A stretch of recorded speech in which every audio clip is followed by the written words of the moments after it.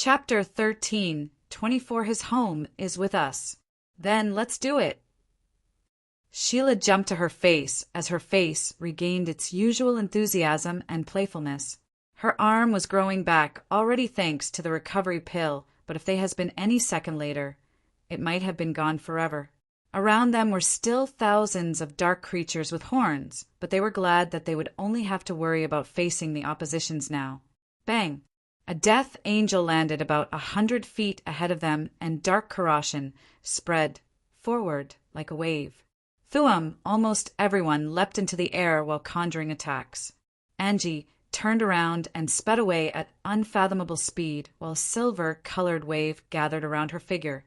On the other side of the second disc, Gustav happened to have a death angel hand in his grasp as he dodged the claws of another one of them. A trail of dark energy cut across the air, slicing buildings into multiple parts he dodged. They were incredibly fast and powerful, but Gustav was a tiny bit faster. Slash, the Jiko Hakai katana in his grasp, tore through the belly of the one in front of him, completely splitting him in two.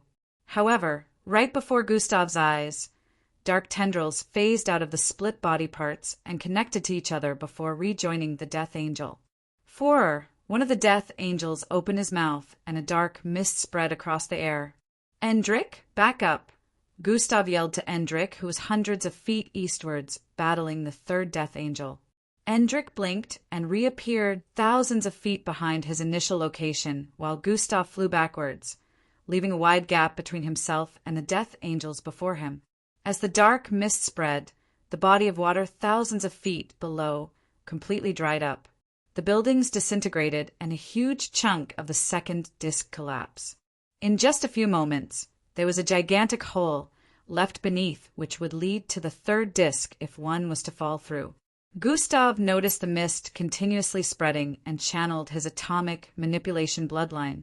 He stretched forth his arm, and a milky glow coated his hand.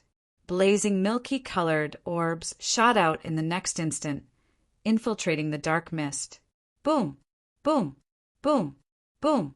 The orbs exploded forth with milky waves that spread across the entire vicinity in a bid to disintegrate the mist of darkness. Gustav's face lit up with an expression of confusion as he stared ahead. What happened? Endrik questioned with a look of bafflement as well after noticing the dark mist was unaffected. Ka! Ka! Ka! Ka! Ka! A weird laughter drifted across the place as the three Death Angels charged forward. Gustav's eyebrows furrowed. Death Angels, eh? The mist most like destroys everything, including abilities. But Gustav's eyes twinkled as he shot forth the milky orbs once more.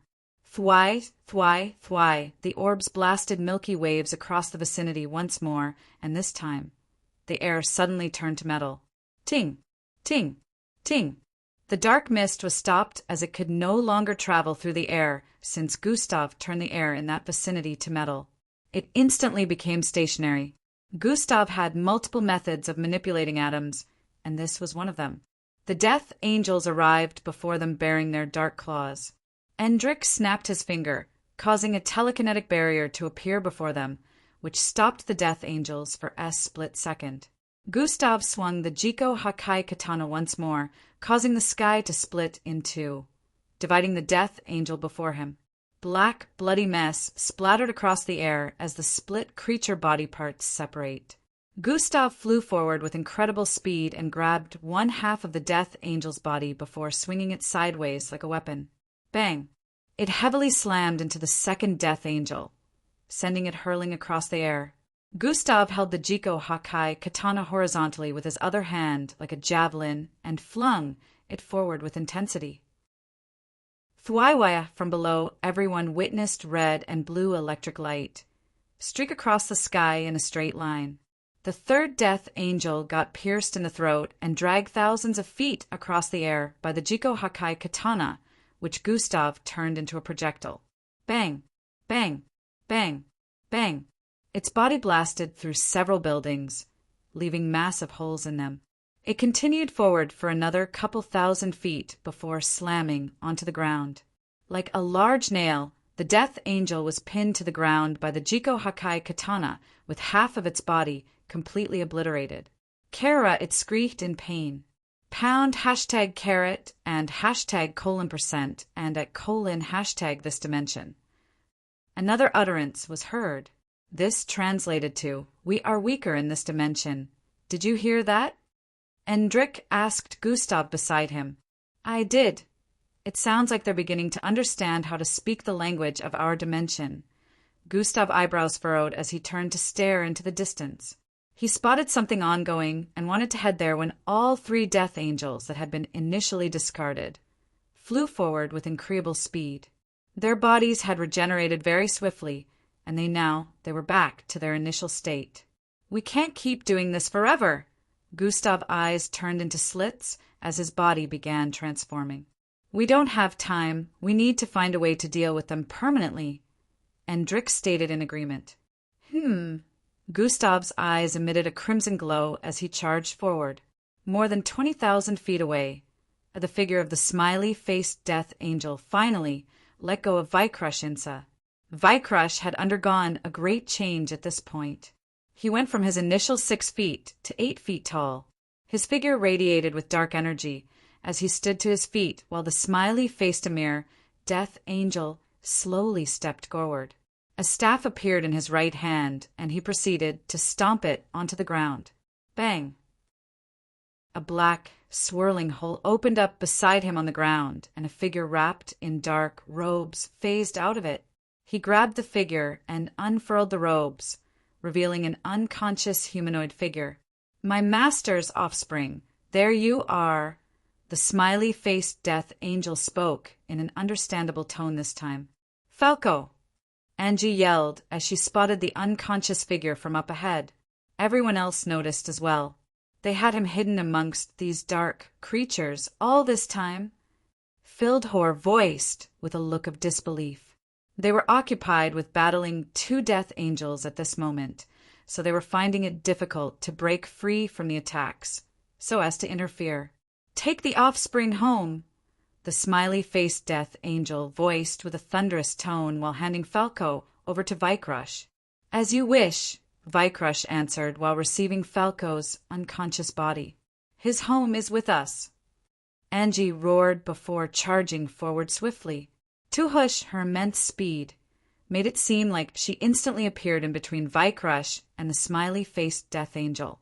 In Angie's eyes, it looked like the world had come to a standstill. Vikrush was still reaching out to grab Falco's unconscious body, but he hadn't made contact yet. The Death Angel's smiley face remained glued in a particular direction, and not even her teammates behind seemed to be moving at this moment due to her high speed. Angie grabbed Falco's body from his grasp and turned around to flee, but at this moment, the hollow gray eyes of the Death Angel shifted to peer in her direction. Angie thrust her right leg forward in a bid to move away when she felt a tug behind her. "Not so fast, Earthling." The smiley-faced Death Angel's thunderous voice reverberated across the vicinity as he lifted Angie like a helpless chicken. "Let me go." Angie noticed her entire body weakening as dark corrosive marks spread from her neck where contact was made. Her right horn suddenly gleamed with a mysterious light as she prepared to use an ability she had only used once out of desperation. Angie was about to rewind time around her. The Death Angel suddenly reached out with his other hand and grabbed Angie's horn. "Perchii!" A loud ripping sound rang across the air as he yanked Angie's horn out of her forehead, causing her to release a painful and blood-curdling scream. "Arr!" Why? He flung Angie's figure away while blood streamed out of her forehead like a fountain. Bang! Bang! Bang! Bang! Bang! Her figure spun across the air as she slammed into buildings, tearing through them due to the force at which she was thrown. "Angie!" Everyone who had witnessed this only saw Angie charge forward and suddenly got thrown away. They had not been fast enough to witness everything that happened, but one thing they were sure of was that this Death Angel had injured their teammate. "You bastard!" Matilda, E, and Elevra charged forward. leaving the others to deal with the two death angels behind. Vicrush, who thought he had received Falco's body, only came to a realization after he noticed Falco's unconscious body on the ground beside him.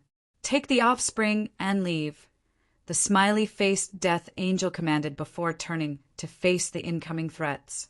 Follow current novels on Top Novel Fool. Come. Chapter 1325. Get off. Do not unlock. Take the offspring and leave, the smiley-faced death angel commanded before turning to face the incoming threats. Vicrush Insa nodded and grabbed Falco's body before turning around to head in the direction of the 500 feet large dark hole up ahead. Meanwhile, a bald figure had headed in the direction of Angie's catapulting figure. He turned into a 3-headed silver and golden scale dragon. Fwaiwiaya, he arrived before a building and caught Angie in his boss son the moment she blasted through one of its walls. Her entire face was coated in thick scarlet liquid, which kept dripping down, and a finger-sized hole could be seen on her forehead. Her neck along with half her body had dark marks on them, and she continuously writhed in pain. "Gustav, it's bad," he voiced like he was communicating with someone. Close to the edge of the second disc, where the dark hole was located, a battle had ensued. Vicrush Insa leapt forward. His figure flew towards the hole, which was now only a few feet away. Twice, a black bolt suddenly streaked through the air. Bang! One of the death angel's body, which was used as a projectile, collided heavily with Vicrush Insa figure, sending him flying. He subconsciously let go of Falco's unconscious body as he and the dark angel spiraled across the air with loud cracks ringing out. Fwoosh, a figure blurred and appeared below Falco's unconscious body, which was falling from the air. He caught it in his grasp, holding Falco in a princess-style format. "What did you just do to Angie?" His voice boomed thunderously with anguish as his glowing red eyes further intensified the tension in the vicinity. The smiley-faced death angel turned around as he felt the blistering sensation behind him. "You cannot." He was about speaking when Gustav's figure blurred and reappeared before him. "Perish." Gustav's voice caused the entire vicinity to tremble as his glowing fist tore through the chest of the 10-foot-tall death angel. Boom! His fist exploded with a burst of crimson energy, blasting the smiley-faced death angel across the air. "Take Falco to the spacecraft." "You all leave now," Gustav voiced while handing Falco over to eat. "Are you crazy?" "You can't go against all of them by yourself," Matilda yelled. "How long do we have Endrik?" Gustav inquired. "Around 10 minutes," Endrik answered. "So long as we all leave this galaxy, things should be fine, right?" He inquired once more. "Yes, the anomaly will vanish after consuming this planet," Endrik answered. "Good, everyone leave now." Gustav commanded once more. "You must be crazy if you think we're leaving without you," Matilda voiced once more. "There is no time for this. Someone has to hold them back, and none of you have a chance. I can get to the spacecraft instantly, so it'll be fine. You all get to it now and move. I'll get there the moment it takes off." Gustav yelled before charging forward. Bang! He instantly collided with the smiley-faced death angel up ahead. Bang! Bang! Gustav's left fist was stopped by the death while his right hand was wrapped around its left arm, preventing it from slashing him. The grounds quaked immensely as they seemed to be in a stalemate. Make sure everyone gets to the spacecraft safely. Who initially wanted to stay back to help Gustav, got this message in his mind and paused. He let out a sigh as he opened a massive reddish vortex above the group. "What the fuck? You bastard!" Some of them yelled as they got sucked into the vortex. "I am actually a bastard, though," shrugged. The MBO officers and general were reluctant to leave after hearing Gustav would be staying behind. "We are the ones that should face those monstrosities. We are the ones that should sacrifice ourselves for the future generation." The MBO general yelled as he resisted the suction force of ES vortex. Fwaiye bang. Gustav headbutt the death angel before him, causing it to spiral across the air forcefully. The Jiko Hakai katana appeared in his grasp, and he proceeded to fling it forward. Bang! Bang! Bang! Bang! The hilt of the katana slammed into the MBO officers and general, pushing them into the vortexes. A massive golden and silver scaled dragon descended with Angie in his grasp. Take care of her! Gustav spoke out it at Gustav's direction and getting sucked in. Fwy, two death angels, suddenly appeared by Gusta's sides at this moment, brandishing their claws. A wave of blue silvery energy spread across the air at this same moment, and holes appeared in the chests of both death angels before their claws could reach Gustav. Endrik's arm was outstretched as he walked towards Gustav and flayed his hand up. An unfathomable energy lifted both death angels into the air, and their bodies split apart. Ealdris witnessed the scene of the death angels' limbs tearing from their bodies and gray eyes bursting out of their sockets. He heaved a sigh of relief as he got sucked in as well, and the vortex vanished afterwards. At this moment, Gustav and Endrik were the only ones left from the group. SSS. The air of tension and fear that spread across the place. Only one person could be responsible for this. It's not your fault, T. You did your best. I don't regret following you. It was the best venture of my life. Timmy's voiced weakly, while Gustav listened attentively. I certainly would do it again if time was reversed. My only regret is not being able to continue this journey with you all. You guys are family to me. A trail of tear leaked down Timmy's eyes as his blood-soaked hand reached out to grab Gustav. Take my bloodline. I want you to put it to good use. Timmy's voice trailed off after saying this, and his hands fell weakly as he finally let out his last breath. Gustav stared at the massive charred hole in Timmy's chest and then proceeded to touch his corpse. His face was still as expressionless as his fingers made contact with Timmy's blood. Bloodline acquisition has been activated, calculating host compatibility rate with Crimson Matter Bloodline. 0/100%, 24/100%, 52/100%, 79/1000%. Host compatibility with Crimson Matter is 91%. Does host wish to extract this bloodline? Yes/no. Everyone's gaze remained transfixed on Gustav's position. It seemed like they couldn't get their eyes off him as he remained in place for a few seconds before finally standing to his feet. Bloodline successfully acquired. Gustav moved towards Glade's corpse and performed the same action. Bloodline successfully acquired. Host has acquired 2 halves of a bloodline. Does host wish to merge them? Yes/no. At this moment, Gustav was no longer paying attention to the system notifications popping up by the left corner of his eyes. He slowly turned around as a silent rage began building within him. The monolith, which was a structure of great power and strength, trembled as he stared at Orimon up ahead. Now that you have achieved your objective. Gustav began stepping forward slowly. I hope you're prepared to meet your end in the most gruesome, painstaking way you can ever imagine. The more Gustav spoke, the greater the chill that spread across space. Everyone could feel an immense sense of dread spread across the vicinity that had them frozen in place. Their eyes had widened in fear as a dark and horrifying gloom weighed on their figure. Gustav wasn't facing them directly, yet the fear they felt was indescribable. They could only imagine how Orimon, who was the target of all this negative energy, could feel at the moment. I will grant you a such decorative and merciless end that will make even the devil weep in sympathy. Gustav kept speaking as he slowly stepped forward. The sound of his footsteps were incredibly haunting and sounded extremely loud, yet gentle to everyone in the vicinity. Even participants from other groups who were approaching this area had paused in fear because they could all feel it. The fear of death. Orimon's entire body quaked as his transparent skin produced sweat in great number.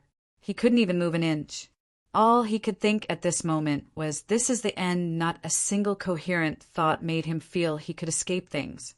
A veil of darkish red aura was being emitting from Gustav's body at this point. It looked like an ancient demon was awakening as it casted darkness across this already dark part of space. Every single participant on the monolith wondered what was happening at this point, since the monolith's quake was increasing in intensity. A veil of darkish red aura was being emitting from Gustav's body at this point. It looked like an ancient demon was awakening as it casted darkness across this already dark part of space. Every single participant on the monolith wondered what was happening at this point, since the monolith's quake was increasing in intensity. Follow current novels on topnovelfool.com. Chapter 1326. Let's go, Universal Merge. The split-second disc began to join back together as incredible telekinetic energy spread forth from Endrick's frame. Dark tendrils began to phase out of the poker-faced Death Angel's split body, but before it could restore itself. "Not so fast," Endrick stated before snapping his fingers. Die-in, two telekinetic prisons instantly materialized and trapped the separate body's parts within, preventing them from merging. Endrick's fingertips were coated in a silvery blue glow at this moment. When he noticed another Death Angel closing in on him, he thrusted his index and middle finger forward. One part of the split body slammed into the Death Angel with a laughing expression, ripping straight through its belly like a spear. Endrick didn't stop there. He casually flicked both fingers downwards. "Fuihai, both halves of the Death Angel." Ascension moved to his front and placed his face on her chest while hugging his body completely to hers. "It's not your fault. Don't blame yourself." She uttered words of comfort while rubbing his hair. She could feel wetness on her chest, but she didn't stop. She continuously stroked his hair while also fighting tears that threatened to spill from her eyes. Timmy was one of the most unproblematic people in their circle asides Eldris. The only times he got mad was when any of them got hurt or suffered any type of injustice. It looked like he was never bothered by anything, but everyone knew this was far from the case. Timmy didn't like to act like he cared, yet he was one of the biggest softies amongst them, going as far to volunteer every time someone was needed to keep an eye on Falco since he got injured. Timmy always stood up for the others every situation where he had the chance, and despite coming from a background of wealth, he had never shown any form of pride. Rhea looked like he had taken the biggest hit amongst them all as he remained in a kneeling position before Timmy's corpse. They had known each other since when they were little, and although Rhea would mostly call Gustav his rival, Timmy was the person who emotionally held that position. "Didn't we have a bet on who would be stronger when we reached the age of 22? Rhea's tears fell uncontrollably like raindrops. "Why? What? Why have you chosen to let me win?" Rhea's lips quivered as he muttered. He placed his hand on Rhea's left shoulder without saying a word. They had all taken a hit from this, so they could only comfort each other. "I couldn't even move to stop him." E.'s other fist tightened in remorse as he stood in place briefly. He realized how fear had kept him in place, whereas Angie managed to overcome that and stopped Gustav before things got messy. A feeling of shame washed over him. If his friend lost it due to any unexpected situation, it was his job to always be ready to offer assistance in whatever manner that was needed depending on the situation. He felt he had failed by not being able to overcome the fear of death and dread that encapsulated the vicinity from Gustav's wrath. He had also sworn to be cool and collected even in the worst types of situation, since it was the best way he could render assistance, but he realized he had just failed. He decided to stop berating himself in the meantime, since this wasn't the place for self-reflection. He raised his head and stepped forward in the direction of the handlers. What is going to happen to him now? He just killed our teammate. How will you, the handlers, punish him? He questioned in successions with a calm tone. First, we will investigate to discover if the attack was done with the intent to kill or the death only happened accidentally. One of the handlers answered. E.'s face instantly squeezed up the moment he heard that. What do you guys mean by accidentally? He spat. That Zionsi participant attacked with the intention to kill. Matilda yelled from the side as she approached them. What she said? Sheila voiced as well from the side. This hasn't been the first death since Aesop began.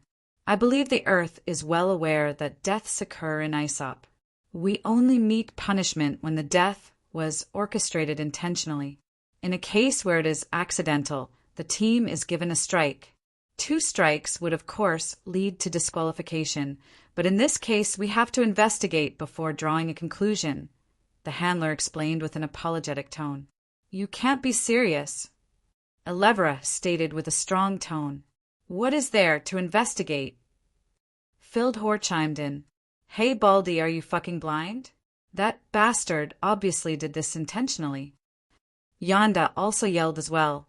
Although he wasn't close to Teamy or Glade, they were still his fellow teammates, and he was getting sick of how things were playing out. This participant had grievances with the 2 who lost their lives here today. We are well aware that this wasn't done accidentally, E said. Investigations will have to be carried out first. That is just how things are done. If Earth participants have statements concerning the issue, they can visit the board to table them after the Monolith Challenge ends. After saying this, the handlers began to vanish, one after the other. What happens now? E asked before the last one vanished. The rest Zionsis get to finish the challenge, but this one comes with us. Zing, after vanishing with Orimon. Everyone had looks of anguish mixed their current mournful expressions. Those bastards! How could they ask them to continue? Almost everyone seemed to have gotten incensed by the handler's approach of the situation. Those bastards didn't show up till after their deaths. How is any of this fair? Yonda stated loudly. 11:23. Those bastards didn't show up till after their deaths. How is any of this fair? Yonda stated loudly.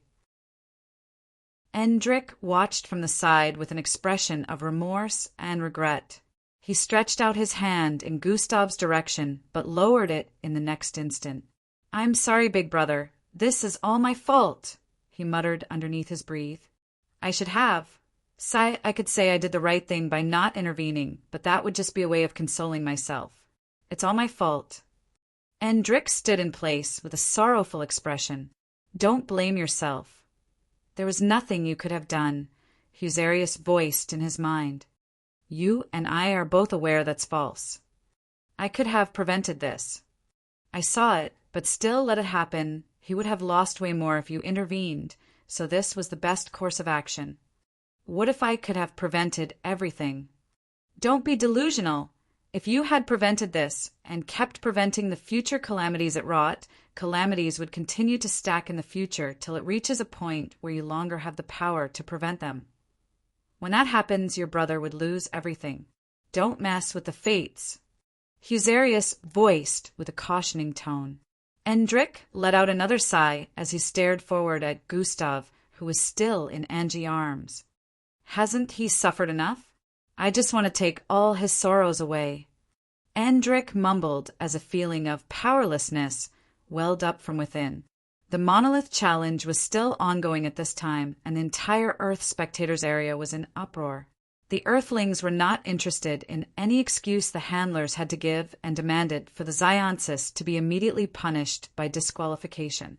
The entire arena was extremely noisy at this point, with loud arguments reverberated across it. Miss Amy was awfully calm compared to the others, especially the high-ranking MBO officers around.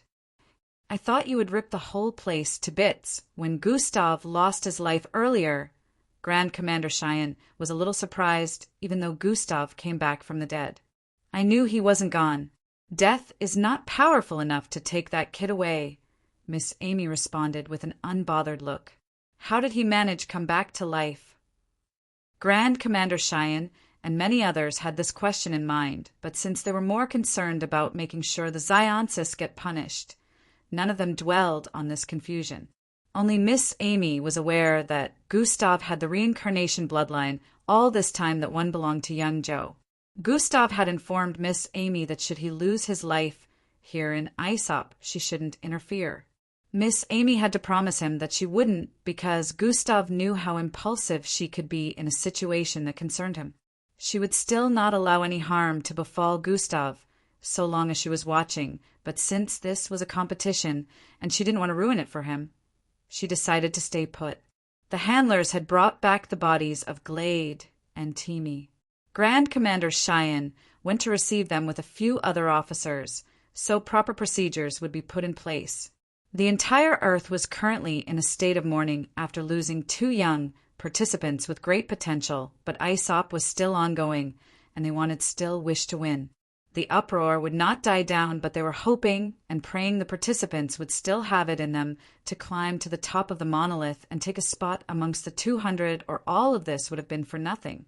Many spectators couldn't believe how Earthlings could be so emotional about losing 2 participants when some of them had lost more than 2 since Aesop began. They didn't understand that Earthlings were very emotional beings. Author's note: please vote for Gustav in the character popularity contest. 7 hours are left before the next preliminary. A lot of time had passed on the monolith and tons of groups had surpassed Earth participants on the monolith.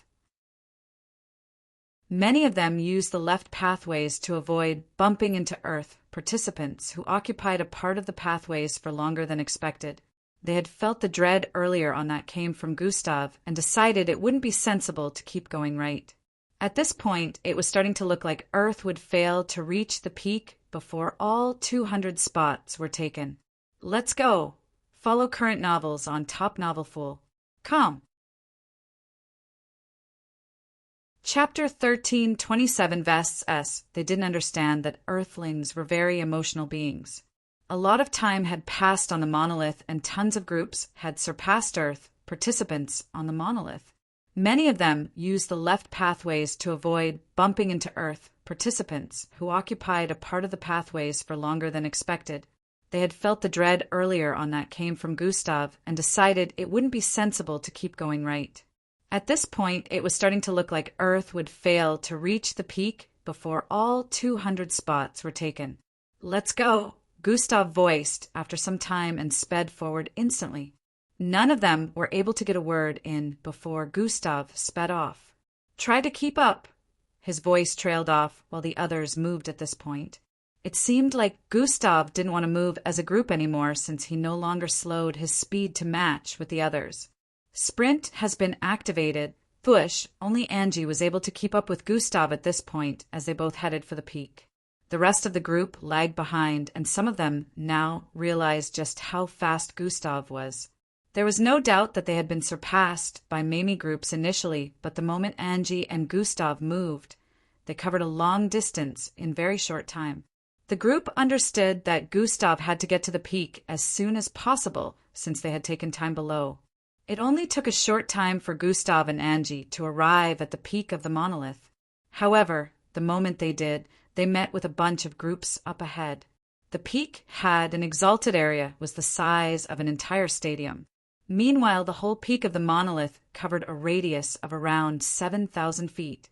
It was as large as a couple of streets combined. The exalted area on the peak was where the blinding glow originated from, and it was also where the 200 spots for captains were situated. One would have to walk through the glow to get to one of the spots. However, to get to the exalted area on the peak, Kriyo! A loud roar reverberated across the peak. Gustav stared at the massive 60 feet tall creatures that were positioned around the exalted area. There were around 20 of them, and no doubt each powerful. These creatures had massive black space helmets covering their heads, so their facial structures weren't visible. However, their bodies were shaped like apes, and they also happened to have 14 dark tentacles strapped to their backs despite their muscular frame. The captains would have to get past them to gain access to the exalted area.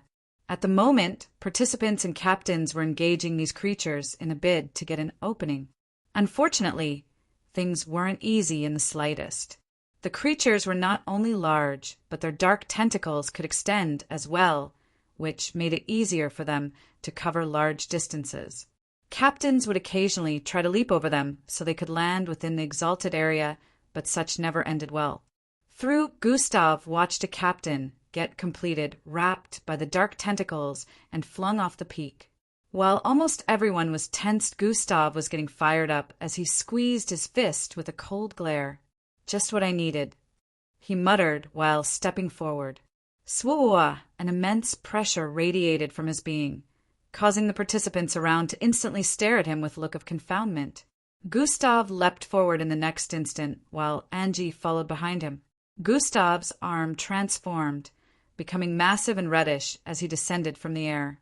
Thwai-weh, thwai, thwai. Gustav's body twisted and flipped multiple times in midair, dodging the multiple tentacles that shot at him while he descended.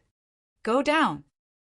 The surroundings trembled as his powerful fist landed on the heads of one of the creatures. Boom! A loud crash reverberated across the peak of the monolith, sending shockwaves across space that pushed everyone back.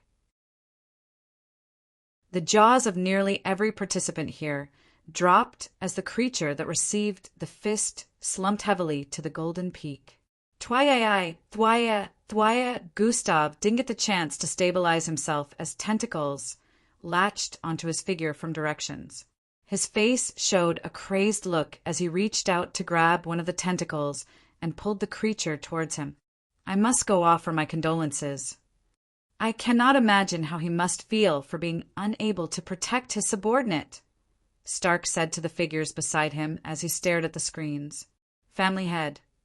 I know you're going to say I should stay away from him, but I will not watch him suffer such without at least offering support in form of condolence. It isn't up for debate, Stark pointed out clearly, causing the figures beside him to keep quiet.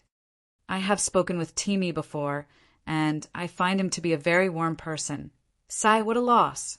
Even with all that, Gustav still managed to finish the challenge. Stark felt both sympathetic and respectful at the same time. Currently, the Earth spectators' areas was still in shambles. A bittersweet feeling arose within them. Timmy had been lost, but Gustav managed to claim a spot amongst the 200, getting Earth 1125 to the next stage. Timmy, Timmy, Timmy, Timmy. At first, it was a little chant from one person, but soon other Earthlings began to join in. Timmy, Timmy, Timmy, Timmy, Timmy. Soon it became a fully vibrant chant from Earth's audience. It resonated deep from their hearts as they hailed this fallen participant. Even on Earth, as everyone witnessed Aesop on the big screens, the chants had overtaken the sound of vehicles. Almost every single person chanted Timmy's name. It was like a memorial while the monolith challenge had come to an end with the end of his life. Zing, zing, zing, zing, zing. The groups that made it began to appear in the middle of the arena one after the other. In a bit, all 200 groups that passed had appeared in the arena. Cheers mixed with chatters rang out from the spectators' corners, while Handler one moved to address them. Aeldris, Abestos, and Sharama, who didn't get to the peak with the others since there were sacrifices, were just hearing about Timmy. Aeldris was in disbelief for some time after hearing the full gist of things from E. He couldn't comprehend how such a thing could have taken place with everyone right there. I should not have been away from them. I should have let someone else been sacrificed. Aeldris blamed himself internally, but at the same time he felt he might have still failed to protect Timmy, even if he was present since Gustav also became a victim. It felt like a dream, but unfortunately this was the new reality of things. Timmy was gone, and they would have to continue without him. They made it too. Matilda said while pointing at the group of transparent-skinned beings hundreds of feet away. Not for long. Gustav's gaze was laced with absolute coldness as he stated. The Xiansis could feel his gaze of coldness penetrating their skins and instantly felt uncomfortable. They couldn't even stare back and had the urge to sink into the ground upon noticing Gustav's penetrative gaze. Captain Alumo was the most conflicted of the bunch, as he didn't know whether to approach Gustav and apologize for Oromon's actions or just stay put. The major problem was how the apology would be perceived. If he apologized, he risked putting the Zionsis in a state where he is supposedly admitting that the act was committed intentionally. This could also lead to a disqualification for them and be thought about how far his group had come since the start. No one thought they would make it this far, and now he had to proceed with decisions in the best interest of his planet. I am sorry, Captain Crimson. I really wish I could admit that it was done intentionally, but I cannot. I cannot jeopardize the progress of my group after they have worked this hard to get here. I will put everything into making sure we are only given a strike and not disqualified. Captain Alimo let out a sigh as he came to a conclusion in his head. Earth participants continued staring daggers at them while waiting for Handler One's briefing to be concluded. The next challenge will hold in 5 days from now, and the participants shall be split into 4 groups, Handler One voiced. Everyone paid more attention as Handler One got to this point. These 4 groups will each have 50 planets within under a particular color. Handler One went on to explain the 4 groups would be named after colors: red, blue, green, and yellow. When the time came, participants would be given colored vests that represent the groups they fall under. Follow current novels on topnovelful.com. Chapter 1328, there it is. When the time came, participants would be given colored vests that represent the groups they fall under. Handler One went on to add that only 1 out of the 4 groups would win the next challenge, and that 1 group would be the last participants left. Other participants under losing colors would be disqualified. He mentioned a few things more without going into heavy detail before the briefing finally came to an end. The participants were not completely aware of what the next challenge was about, but at the very least Handler One had given them a bit of information. The ISOP was truly coming to a finish, since the next challenge was going to be the second to the last before the challenge that would finalize everything. The champions of ISOP would be crowned soon. The next couple of days were fraught with mourning and gloom as the group tried to recuperate after the loss of a loved one. As mentioned previously, the handlers went on to investigate Timi's death, so as to determine if it was done intentionally or accidentally. The MBO leaders let out their complaints and stated that even if it was done accidentally, it was an attack that killed not 2, but 3 of their representatives, Gustav included. They advocated that should the Zionsis be given strikes, they must be given 3, which should also lead to their disqualification. The Zionsis, on the other hand, were also not willing to throw in the towel and claimed it was just a single accidental attack, and their representative didn't think it would be capable of taking the lives of 3 participants in one go. It had turned into a court case of sorts, with either side not willing to back down. The investigation was taking longer than expected, since the handlers claimed they couldn't find a reason for Orimon's sudden spike in strength at that moment. A lot of things weren't adding up, and Gustav was, of course, not going to let this slide, so he began personal investigations. One thing that had been concluded from the onset was the fact that Oromon was not powerful enough to conjure up such an attack on a regular basis. Sure, the Zionsis were strong since they managed to become top 200, but their strength wasn't close to that of the mixed blood participants. Earth was currently first place after all. Now, since he wasn't powerful enough, where did the energy come from? Gustav already drew a bunch of speculations, but arriving at a definite answer would require proof. Investigate this ring. I have a feeling it has something to do with his energy buff, Gustav reported to one of the handlers while displaying an holographic image of a trinket with a beast-shaped mouth on its surface and chain like necklace dangling from the sides. It is our jobs to decide what we deserves to be investigated and what doesn't, Handler 128 stated with slight tone of arrogance. It felt like he was insulted that Gustav thought he had figured out something they hadn't. You seem to be doing a poor job, Gustav stated without a hint of intimidation. This discussion is over. Only come back when you have a statement about things you remember during the incident or proof of your claim. Handler 128 showed Gustav out of their building afterwards. Gustav didn't get mad or triggered in the slightest. Instead, he had an entire outlook on the whole issue. Being unable to take the suggestion of a party involved means either of two things: pride, or he's receiving bribes from the Zionsis. Gustav didn't want to hinge on the latter, but he couldn't entirely put it off.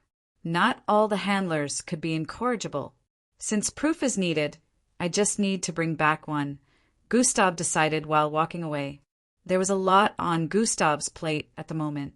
Falco's transitioning, Timmy's death, and investigating the Indulus Prime.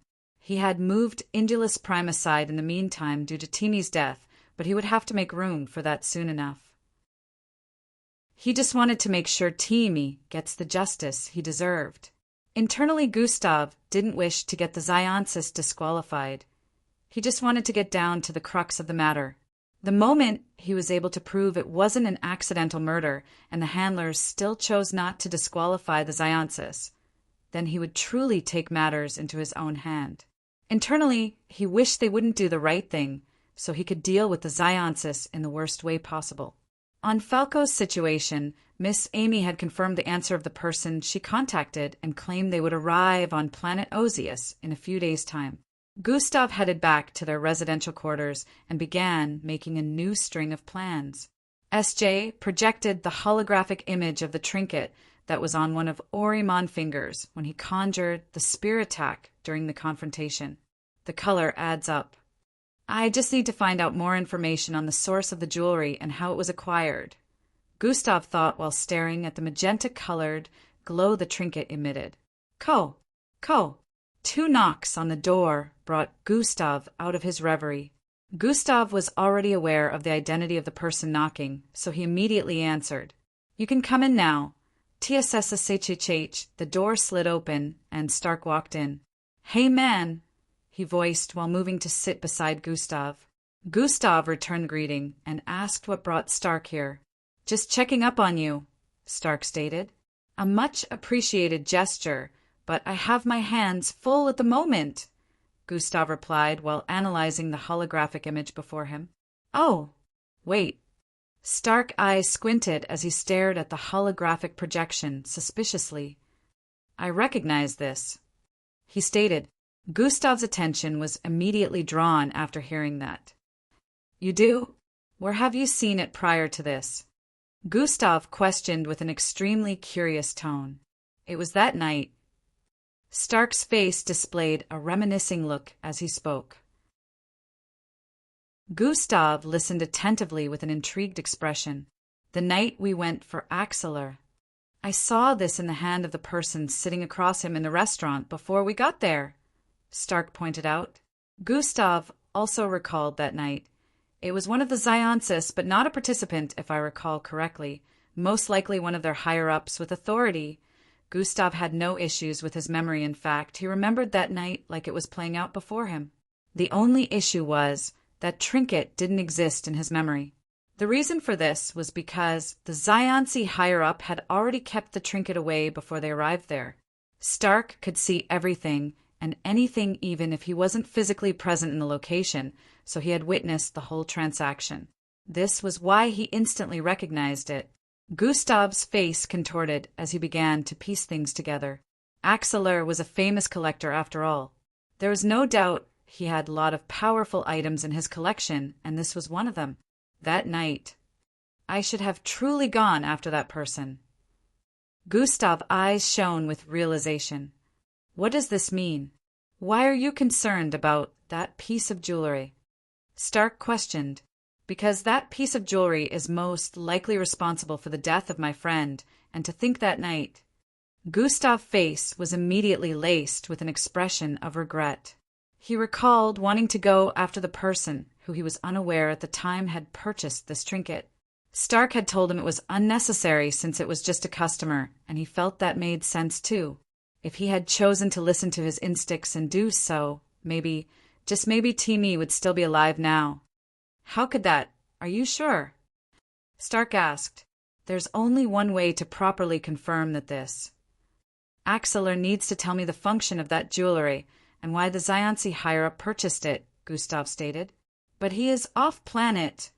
Gustav realized this might be more difficult to clear up with proof than he expected. Silence reigned for a few seconds as Gustav thought of a way out of this. I might be able to contact Axeler, Stark voiced from the side. Are you sure? Gustav's voice was laced with a shimmer of hope. I have the means to do so, but it might take some time. It just depends on if he is in the position to accept dual interdimensional communication or not, Stark explained. Thank you, Stark. Let's try contacting him right away, Gustav voiced. So long as Gustav was able to get a statement from Axeler about selling the trinket and confirming its uses, he could use this against the Zionsis. SS without a doubt, these planets were automatically disqualified while the battle challenge went on. Gustav had only fought a single battle today, since no one challenged him. After he won the battle, he took note of the fact that he had acquired enough points to challenge a certain opponent without having to worry about them declining. Tomorrow is the day, Gustav muttered underneath his breath as the image of a participant with multiple limbs appeared in his mind. At the end of the day, Handler 1 addressed the entire arena again. Follow current novels on topnovelfool.com. Chapter 1329 Lost in Deep Space. Looks like we're good now, Endrick voiced. Not quite. Grand Commander Cheyenne shook his head as they exited the control room. What is it? Endrick inquired with a look of concern. I said there was a problem, Grand Commander Cheyenne reiterated. At this same moment he spotted Eldris, Matilda, Elevra, and the others approaching from up ahead with dejected looks. What happened, guys? Endrick realized that this so-called problem wasn't related with the darkness following them into the spatial tunnelway. It was something different. We lost Angie and Falco, Eldris announced. Endrick's face fell the instant he heard this news.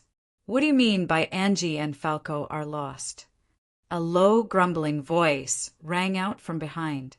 Everyone turned around with guilt-filled expressions as Gustav slowly sat up with a fatigued look. Big brother! Endrick exclaimed before stepping forward to help Gustav sit up. I'm fine. Gustav muttered with a disgruntled tone. What did you say happened to Angie and Falco? He questioned while glaring at everyone intensely. We lost them. Eldris responded with a low tone. How? What happened? Gustav tried to stand to his feet at this moment, but his trembling legs prevented this. Endrick tried to help him sit down, but he grabbed his arm, preventing contact. I said, tell me what happened. Gustav's voice rose in anguish. She went after Falco. He got pulled out of the spacecraft the moment we flew into the spatial tunnel, Elevra spoke. It happened when we heard that heartbeat sound twice. It was like Falco's body got moved by an unknown force. Before any of us could react, his body had blasted a hole through the spacecraft and was getting sucked backwards. She stepped forward before proceeding to narrate the turn of events. Elevra mentioned that Falco's body was already heading back towards the entrance of the spatial tunnel when Angie sped out of the spacecraft, through the same hole created from Falco's body. Since Angie was extremely quick, she had turned debris and solid matter from a ninth disk floating across space into a ladder. She reached Falco very swiftly, but at the same moment, the linked barrier surrounding planet Osius shattered. Angie and Falco were swallowed up by the darkness before they could retrieve either of them. We tried, but we couldn't get to them. They're gone. Elevra's voice shook as she softly spoke. The vicinity turned silent for a few seconds as Gustav's face displayed a myriad of expressions. How did Falco get pulled? Before Gustav could complete his question, his face lit up with an expression of realization. The call. Gustav turned to face Endrick as he recalled what happened to his body after he merged with the Death Angels. Endrick nodded in response. Did you know it would happen to him too? Gustav inquired while lowering his head. I was only capable of saving one of you, and I chose you, big brother. Endrick stated without a shred of remorse. You saw it. You saw the premonitions. You could have at least informed someone. Gustav yelled. There was no time. I had to act in the moment. I knew what would happen. I had to pick between you or them. Andric voiced once more, but this time there was a subtle hint of regret. If he was powerful enough, he could have tried to save all three of them, but he really wasn't. In that moment, he only had two choices presented before him: save Gustav or save Angie and Falco. He chose to the former. "Shit, this is all my fault," Gustav mumbled with a tone of guilt. "I should have been more careful using the dimensional bracelet. The Death Angel wouldn't have gotten into this spacecraft in the first place if it wasn't for me. No, big brother. If anyone is to blame, it's me. I didn't see this coming. The second premonition was not supposed to go this way." Andric shook his head. "Second premonition. What are you two talking about?" And Matilda questioned with conflicted expressions. Everyone else looked confused as well, except for Miss Amy. "It's a long story, kids." Miss Amy's feet made low tapping noises as she moved towards Gustav. She placed her hand on his head and carried his hair gently. "Don't beat yourself up about this. This was the best possible conclusion. Things could have been way worse. They're gone. Things are already way worse." Gustav spoke with an obvious guilt-filled tone. He couldn't believe he had once more failed to protect his loved ones, and this time Angie was included. What would he tell her parents? Her brother?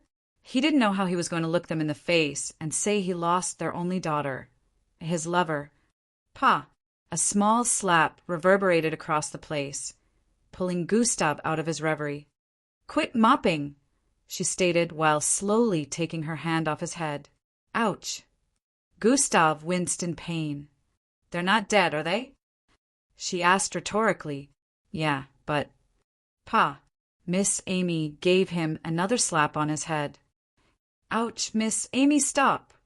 Gustav held his head while drawing back. "Since they're not dead, it means you can get them back. Quit feeling sorry for yourself and start making plans on how to get them back," Miss Amy stated once more. "But they're literally in another dimension now. It's not going to be that simple," Gustav voiced in response. "Pa." Miss Amy landed yet another slap on his head. "Stop!"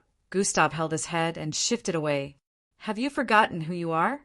Did losing one battle turn you into a coward that is unwilling to do everything it takes to turn an impossible tide around?" Miss Amy pointed at Gustav while speaking. Gustav's eyes shimmered after hearing this. "You're right. They're not dead. So long as they're alive, I can save them."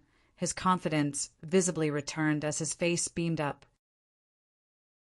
"They're still alive," he muttered once more while standing to his feet.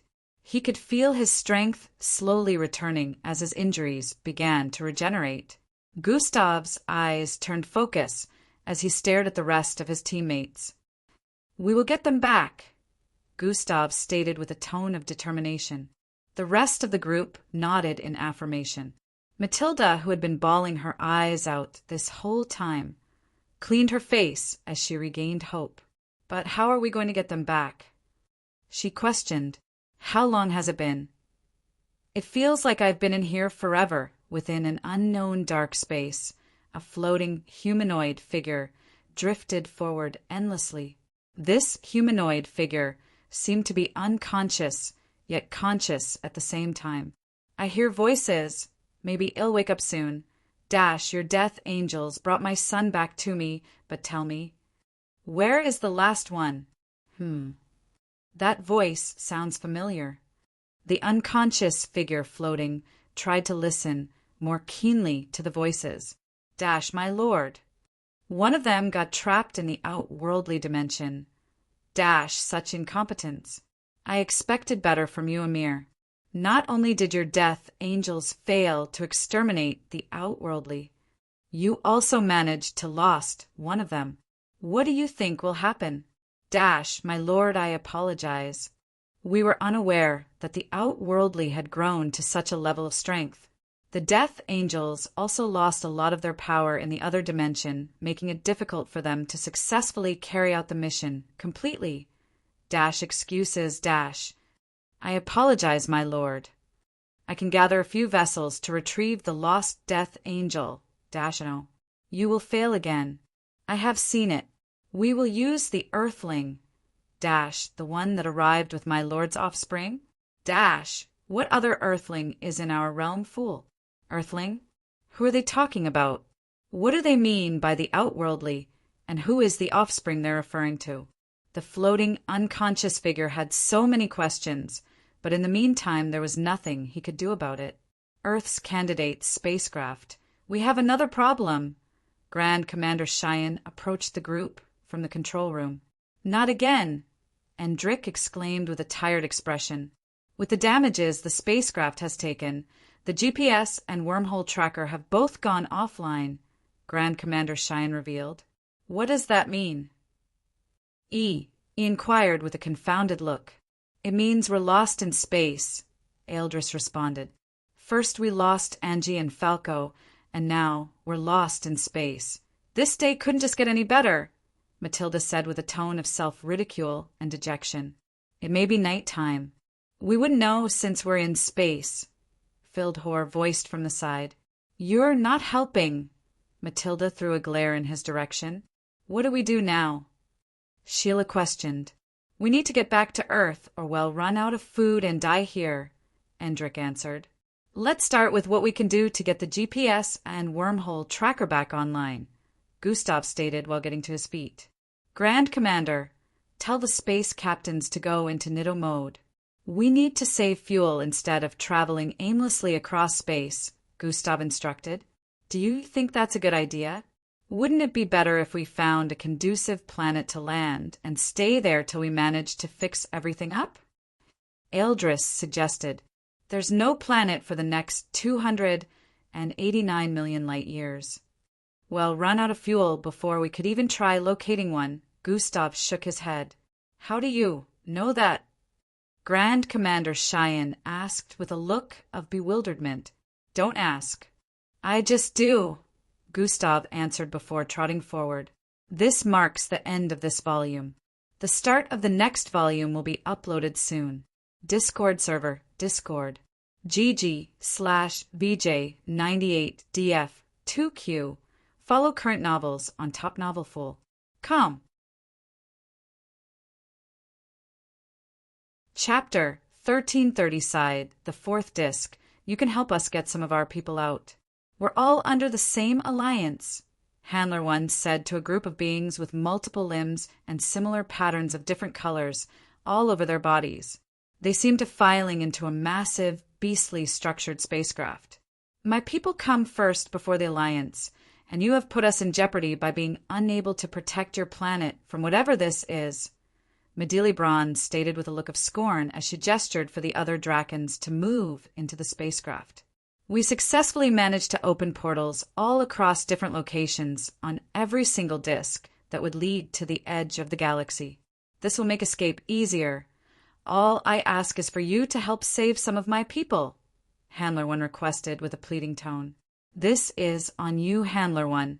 We the Drakons are not obligated to help, Braun's Medili voiced sternly before turning around to leave. The entrance to the spacecraft closed up, and it soon lifted into the sky before flying off. Don't you think we should have helped them?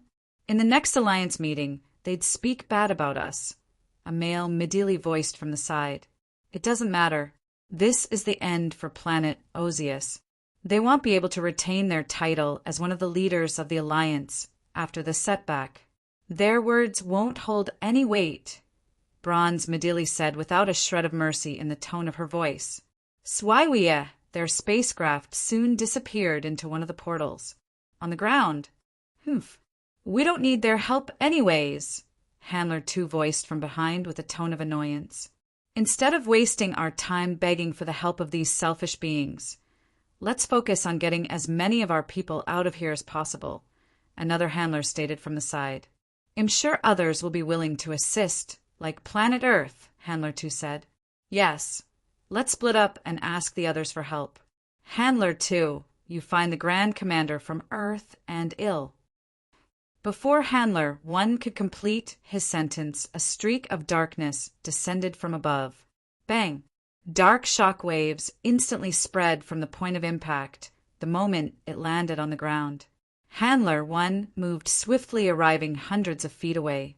He stabbed his insect-like fingers forward, piercing into a side of the dark shock waves, and it suddenly stopped. The dark wave of energy which was initially spreading suddenly began to box in and reduce till it turned into a small, round cloud of darkness. "Go!" he yelled to the other 2 handlers behind who stood in place, awestruck. "H&M!" They both nodded before turning around and flying off. Up ahead was a 10 feet tall dark silhouette with 2 massive horns and 4 large wings connected to its back. It had a frowning expression on its face that stuck like a glue. The expression was never changing and extremely eerie due to its grayish hollow eyes. It came from above. Could it have infiltrated from outside somehow? Handler 1 wondered out loud as he grabbed the circular dark cloud before him. "Grrrhhh." The Death Angel growled. A dark aura spread across the place, causing the ground and structures in the vicinity to tremble. Handler 1 could sense the same energy the darkness outside gave off, coming from this being. "Whatever it is, I can't let it wreak any havoc here," as Handler 1 muttered. Another dark streak shot downwards from a different direction. He turned around with an expression of concern, but the streak continued shooting downwards, descending past the 4th disc. Another one? It must be heading to the low. Before Handler 1 could complete his sentence, the Death Angel arrived before him. The eyes on Handler 1's antennas widened so fast. He voiced while raising the dark circular ball of energy in his grasp.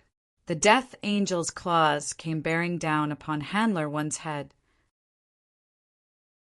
Thry, the circular ball of darkness in Handler 1's grasp, turned into a 2 feet dark thorn that looked incredibly sharp, which he proceeded to stab through the neck of the Death Angel. Pukiki dark blood jetted out like a fountain as the Death Angel's neck tilted to the back the moment the massive dark thorn pierced through its neck. Handler 1 let out a sigh of relief as he let go of the thorn, causing the Death Angel to slowly fall backwards. That was dangerous, he muttered, but in the next instant, the falling body of the Death Angel suddenly paused. With incredibly swift motion, its arms moved. Handler 1 uttered as the Death Angel, which was supposed to dead, wrapped its arms around his body. Krryychhhhh. Bone-cracking sounds rang out as it squeezed Handler 1 tightly to its figure before charging forward. So-wish they traveled at very fast pace across the air, as the Death Angel held Handler 1 before it like a shield. Bang! Bang! Bang! Bang! Bang! It slammed Handler 1 into a lineup of buildings, crashing through them and causing structures to crumble like they were made of cheap wood. Ugh! Handler 1 groaned as their figures repeatedly tore through buildings. He gritted his pointy set of teeth before sneaking his left arm out of the Death Angel's embrace. He grabbed the dark 2 feet long thorn and pulled it out of the Death Angel's throat. Krr! The Death Angel shrieked in pain, but Handler 1 wasn't done. The dark thorn transformed into a sharp blade teeming with destructive energy. Swii Handler 1 sliced upwards, immediately separating the Death Angel into 2 halves. Swih, swih, swih, swih, swih, swih, swih, swih. He swung the dark blade 100 times more in an instant, cutting the Dark Angel into tiny little pieces before it could realize what was going on. Black goo blasted across the vicinity as Handler 1 flung the blade forward. Boom! On the 6th layer, Handler 2 and 3 were flying downwards at a very quick pace. Will he be okay? That creature felt very powerful and chaotic, Handler 3 questioned with a troubled tone. Handler 1's strength is close to that of the Sacred One. He can divinely hold his own, Handler 2 answered without worry. He is that powerful. Handler 3 seemed surprised. He isn't number 1 for nothing. Although if the Great Elders had not perished with the first disc, they could have gotten everyone off the planet immediately, Handler 2 pointed out with a distraught look. I still can't believe they're gone, Handler 3 said. I spot the Orions up ahead, Let's ask them for help, Handler 2 stated while pointing forward. Fuhush, the entire planet was currently in shambles, since every species was trying to get out as quickly as they could. At this point, a number of alien species that visited due to ISOP had already left. The Ozus, on the other hand, were in the billions, so they of course had more difficult getting their people out compared to the other species, who only had a paltry sum here. Spacecraft were loading as quickly as they could, but when billions of living creatures had less than an hour to evacuate a planet, difficulties are to be expected. Handlers were taxed with reaching out to other species to help in getting their people off as well. Earth, of course, had no issue with loading some of the Ozus into both their spacecraft. A couple of other planets helped as well, and the handlers did all they could to save their people. The Ozus reduced more in population the longer they remained due to the Death Angels wreaking havoc across the disks. A single attack from a Death Angel would wipe out hundreds of thousands of Ozus. The high number of casualties threw the handlers in a frenzy, and they faced the Death Angel on the 9th disk alongside the MBO officers. On the 4th disk, Handler 1 faced the frowning expression Death Angel all by himself, preventing it from escaping and wreaking more havoc on the planet. Handler 1 managed to hold it back by himself, but the Death Angels, being manipulators of death, would not die no matter what. The battle was unending. Get into the emergency pods now. The handlers in charge of directing the crowd of Ozus yelled as loudly as they could. They were starting to run out of emergency pods, and there were still hundreds of millions of Ozus left. At this point, only a few minutes were left to the end of the timer countdown Miss Amy gave them. "You all look up!" A loud voice came from the sky. Everyone looked up and could see a massive shiny surface that bore semblance to a mirror. Tiny, silvery rays engulfed every single Ozus on the 6th disk, and they got beamed up. The Ozus reappeared on the surface of the mirror like reflections in miniature versions. The being who had just performed this feat had a mask on, but seemed to possess a cylindrical-shaped head. They proceeded to keep the mirror-like item in the internal part of their jacket before flying off in the direction of a portal. On the 4th disk, Handler 1 continuously battled the Death Angel. Multiple injuries could be spotted on his figure, but he still managed to hold the creature in place. "I do not care if I lose my life today, so long as I can keep you here," Handler 1 grunted as he manipulated threads of dark energy to blanket the 10 feet tall abnormality. He had converted every single energy-based attack the Death Angel had used into his own. At this point, less than 5 minutes were left. All of a sudden, the Death Angel turned into a dark streak and ascended very swiftly. "What the?" Handler 1 quickly followed after it, but wasn't fast enough. This was the last he saw of the Death Angel, since it was being summoned by the smiley-faced Death Angel to merge. Handler 1 happened to arrive at the 1st disk just after the merged version of the Death Angel vanished with Gustav. Let me know in the comments if another side chapter is needed to display scenes from other locations during the ongoing saga of the second premonition.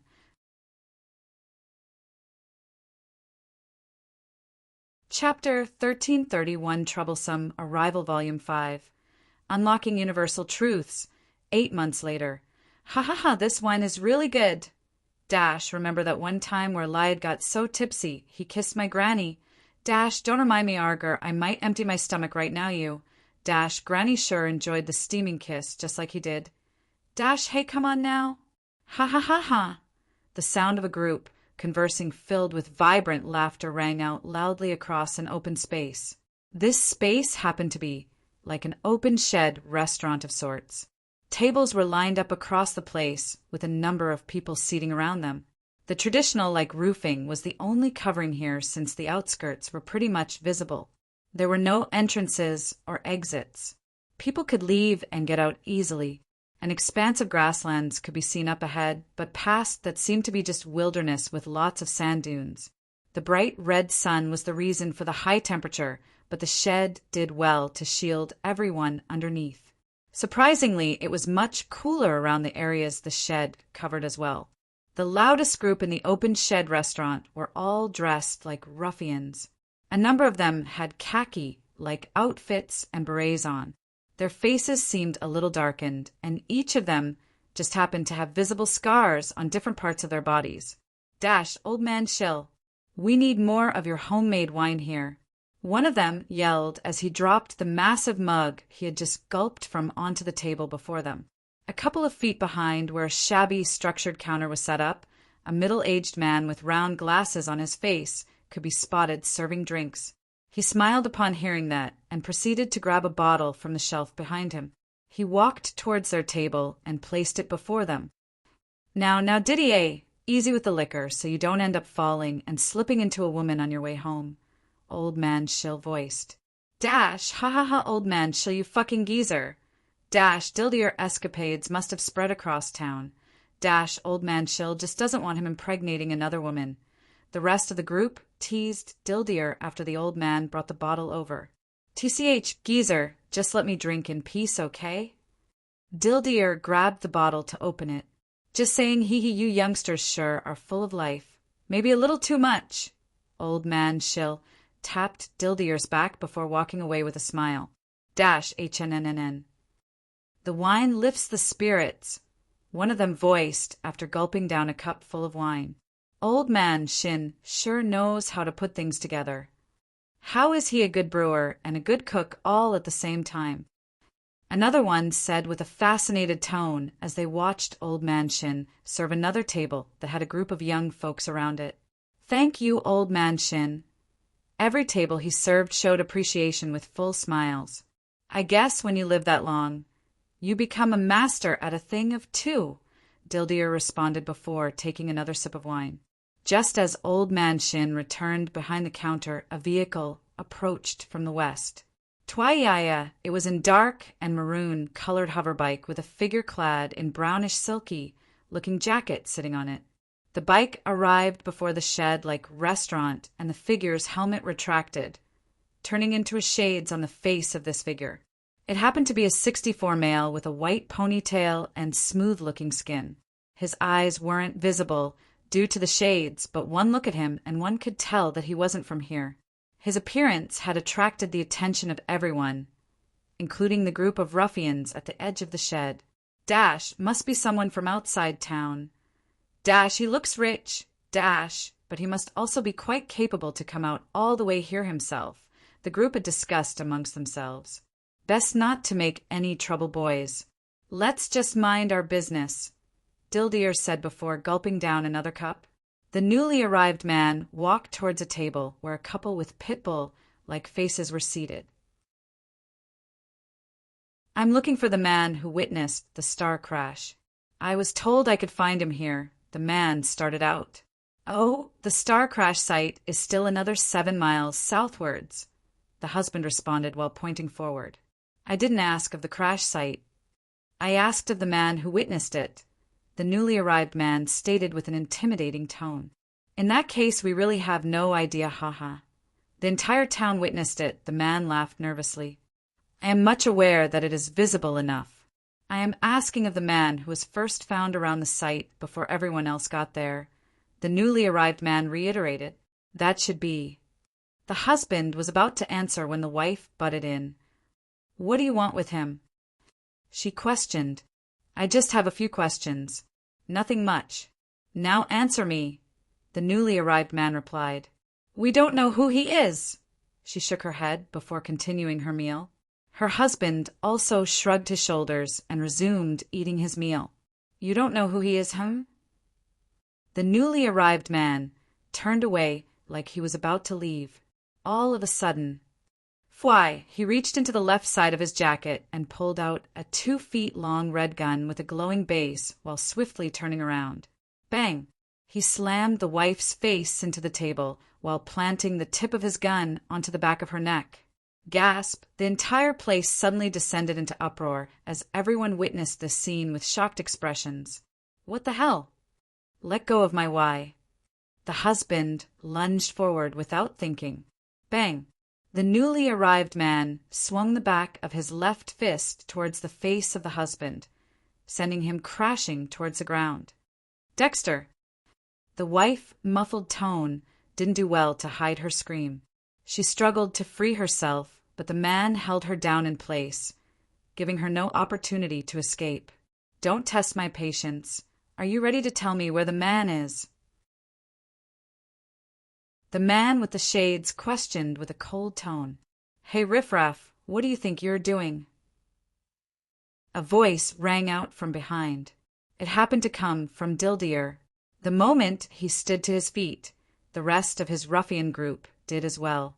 All 10 of them stepped forward till they arrived before the table. No one has to get hurt. Once she gives me an answer, I'll let her go, the man with the shades voiced. Your parents must have failed in teaching you manners, pretty boy. You don't just go around pointing that thing at people. Dildir responded with a look of visible irk. Let's teach him some manners, boss, haha, someone from the group voiced. You're spot on, Despar, but I'll take his jacket as compensation, another one stated. Dovstar, you can have that. I call tabs on those shiny sunglasses of his.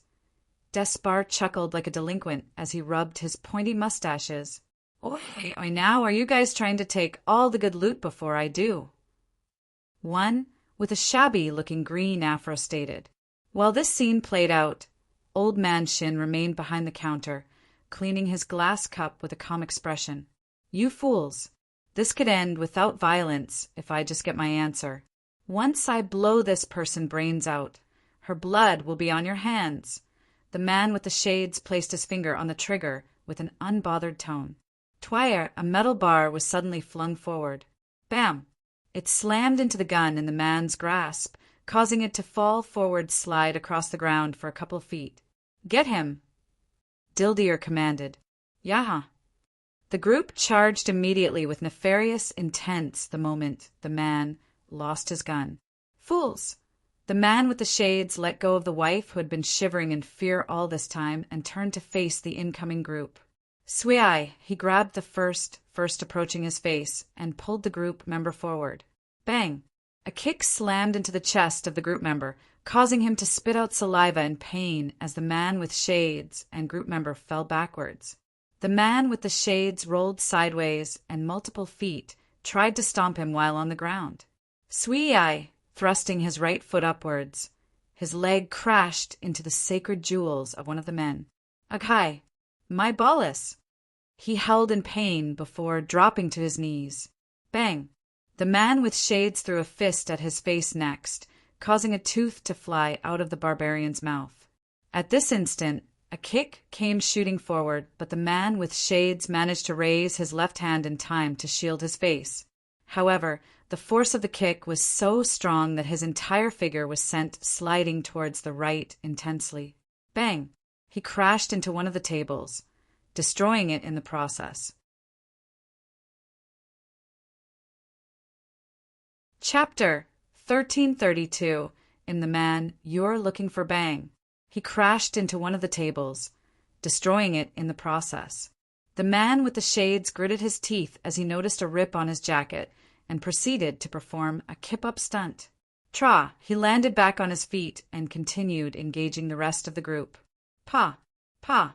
Pa! Bam! Fists and kicks were exchanged continuously. Tables continued to crash as well, since bodies were sent flying across the place. At this point, everyone else around had fled the area in fear of being collateral damage. The man with shades happened to be winning the fight and had laid out most of Dildir's men. At this point, everyone else around had fled the area in fear of being collateral damage. The man with shades happened to be winning the fight and had laid out most of Dildir's men. At this point, only Dildir and 3 of his group were left. The others were sprawled out across the place with all sort of injuries. I grow weary of this. The man with shades, who was bleeding from the side of his head, already pulled back. Dildir, who also had a black eye at this point, saw this as surrender and charged forward, only for the man to pull out another gun from the right side of his jacket. Oh! Dildir paused as the tip of the red gun rested against his forehead. You had that all this time? Dildir questioned while gulping down saliva. The other 3 behind also paused their steps as they spotted the second gun. I wanted to avoid killing today, but you leave me no choice. the man stated with a slightly regretful tone as his finger rested on the trigger. "Wait," a voice called out from the side, causing the man to pause in his tracks. Old Man Shin slowly walked forward and placed his hand on the gun in a bid to lower it. "You wanted the man that witnessed the crashing star, right?" he asked with a calm tone. "Yes. Will you tell me where he is?" The man with the shades questioned. "He's right here," Old Man Shin answered. "Here where?" The man with the shades voiced with a confused tone. "In the man you're looking for," Old Man Shin clarified. The man with the shades finally lowered his weapon. "You bast." Dildir wanted to attack the moment he lowered his weapon, but Old Man Shin stopped him. "That's enough, Dildir. I'll handle it," he voiced while pulling Dildir away in the direction of the counter. He proceeded to hand Dildir a bottle of wine. "For you and the boys," he patted his back afterwards before walking towards the man with the shades. "Who are you and why are you looking for me?" Old Man Shin inquired. "The name is Didi. Will you come back with me willingly, or will I have to bring you back with force?" The man with the shades inquired. "Didi, someone sent you after me?" Old Man Shin asked. "I'm sure you already know the answer to that. My employer has asked me to bring you back alive, but he didn't say unscathed, so I won't be penalized for ruffling you." "Huh? What is this PR?" Dildir, who was about leaving with his wounded boys earlier, paused upon hearing the dialogue between both of them.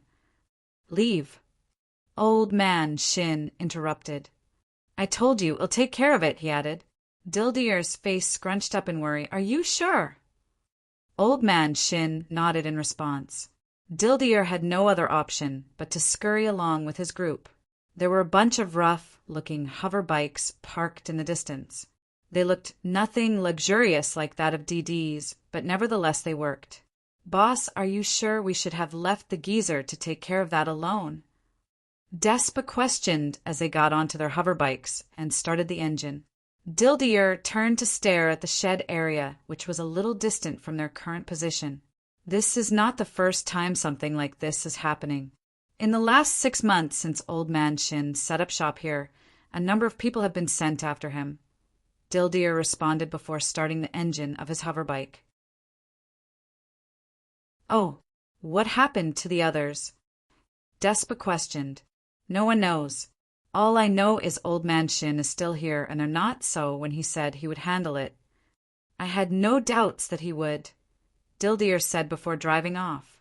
The others also started the engines of their hover bikes and sped forward to catch up with their boss. Old Man Shin sure is mysterious since he appeared here 6 months ago. This thought appeared in Dildir's mind as a cloud of dust was formed behind them while they sped off. 2 days later. We have acquired new ammunition now. Within a dry-looking mountainous area surrounded by sand dunes, a group could be spotted. A crate was positioned in their midst, and within the crate were some high-grade weaponry. Laser guns, a bazooka disintegrator, and all that. "Good. Now we can look out for our people more," Dildir stated Beffer, dropping a cigarette onto the steaming sand. Shhhhchhch. Low sizzling sounds rang out since the sands were so hot they burnt the cigarette. "Let's check out Old Man Shin's place," Dildir suggested. "Do you think he would have opened up shop back?" "For all we know, it may be deserted," Despa said with a bothered tone. "Boys, do you want to check out Old Man Shin's place?" Dildir yelled, "Yeah." The others cheered and proceeded to mount their bike. Dildir chuckled before mounting his bike as well. "Let's hope the geezer is okay." The crates got strapped to the sides of 2 hover bikes, which moved together to bear the weight of the weapons. Swaiwaya, swaiwaya, swaiwaya, swaiwaya. The hover bikes soon zoomed into the distance, stirring up clouds of dust. The red sun in the sky happened to have another yellow sun poking out from its left corner. It was currently only a little visible, since it was in a crescent-shaped format.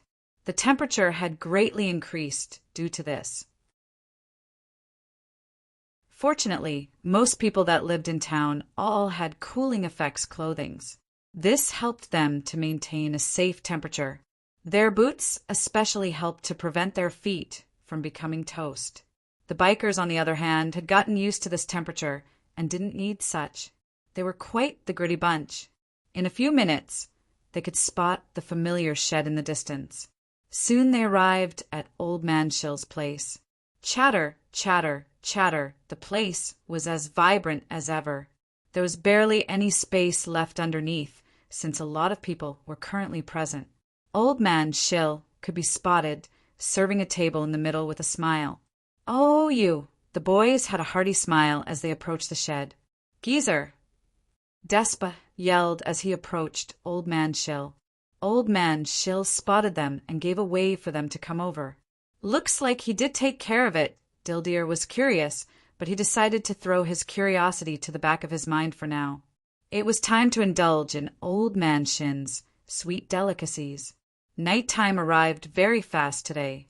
Old Man Shin could be seen waving to a family that was leaving. The restaurant was empty right now, and Old Man Shin began closing up. He really did look like an earnest, middle-aged man with the way he cleared the tables. Soon enough, he was done cleaning up the entire place, and now it was time to leave. He touched his glasses, properly fixing them above his slightly pointy nose. He grabbed a small plastic bag in which he stored food that he was going to have as dinner. Afterwards, he turned around to head eastwards. Old Man Shin didn't have a vehicle, so he walked. The sandy terrain was soon in view. True, true, true! His legs sunk into the sand as he continuously made his way forward till a settlement could be spotted. He was currently walking down an exalted sandy slope, so the flickers of light in the distance looked like scanty fireflies. The houses did not look well structured and were mostly bungalows, but nonetheless the people around seemed satisfied. Old Man Shin soon arrived within the settlement. As he walked past people, he was greeted respectfully. It looked like the natives here really admired him. "Dash, welcome, Old Man Shin. Dash, Old Man Shin, thanks for the other time. The cooling shack works now. Dash, Old Man Shin, would you like to have dinner here? Dash, hey geezer, welcome back." Old Man Shin waved with smiles on his and turned down everyone who tried inviting him for dinner or wanted to present him with a gift. Old Man Shin always helped people take care of a lot of issues. He had saved a lot of the settlement folks from spending money that they didn't have, so they were always grateful to him. He soon arrived at a bungalow house close to the northern edge of the settlement. He spotted a silhouette crouched beside his house. "Bruce," Old Man Shin said as he approached the figure.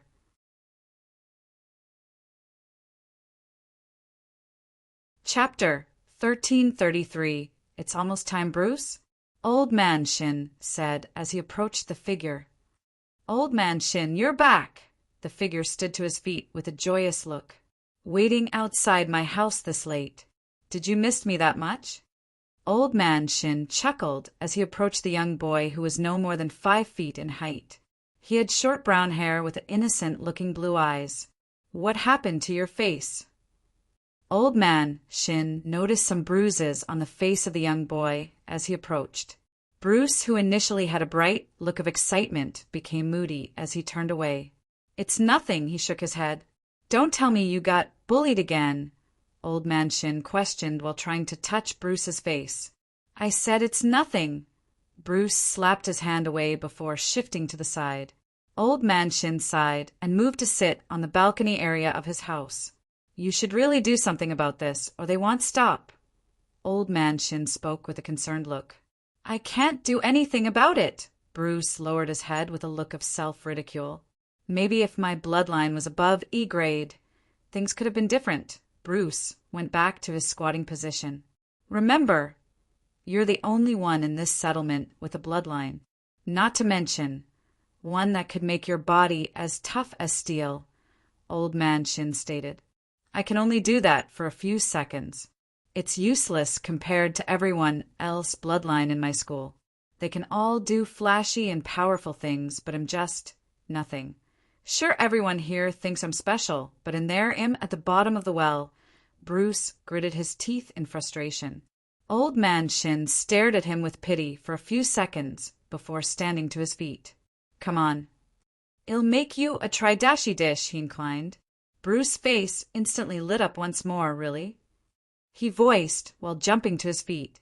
It'll make as plenty as you can eat, and some for your mom, too. Old Man Shin opened his door and moved in. Yay, Mom would be really happy when she gets back from work, too. Bruce galloped after Old Man Shin. Happy chuckles could be heard from within as they chatted on. Midnight, Old Man Shin cleared the table inside his small house and put some food inside a plastic container. He washed the dishes and brought the plastic container back to the living room where a young boy could be spotted fast asleep on his couch. Bruce's mom still isn't back. Old Man Shin muttered before dropping the container on the table. He wanted to head to his room when he suddenly paused and turned to stare at the sleeping boy. A slight glint of guilt flashed in his eyes. I probably shouldn't. He turned back around to head in the direction of his room before pausing again. The voice of a well-respected person played in his mind as he recalled an old advice. It was like his conscience was playing at him. However, he didn't want to perform an action he'd come to regret. He let out a sigh before walking into his room. Things will get better. It's best to operate without risk for now, Old Man Shin mumbled while moving to lay on his bed. Bam! Bam! Bam! Loud knocking sounds woke Old Man Shin from his night's sleep. Is it morning already? He mumbled with a sleepy tone. Bam! Bam! Bam! The sound of the knocking was getting more intense. Who is there? Old Man Shin voiced with a slightly fatigued expression.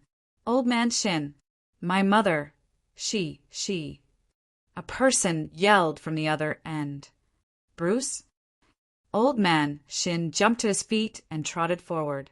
He opened the door quickly, and Bruce appeared before him with tears dripping down his face. What happened? He questioned, and Bruce proceeded to point at the living room entrance.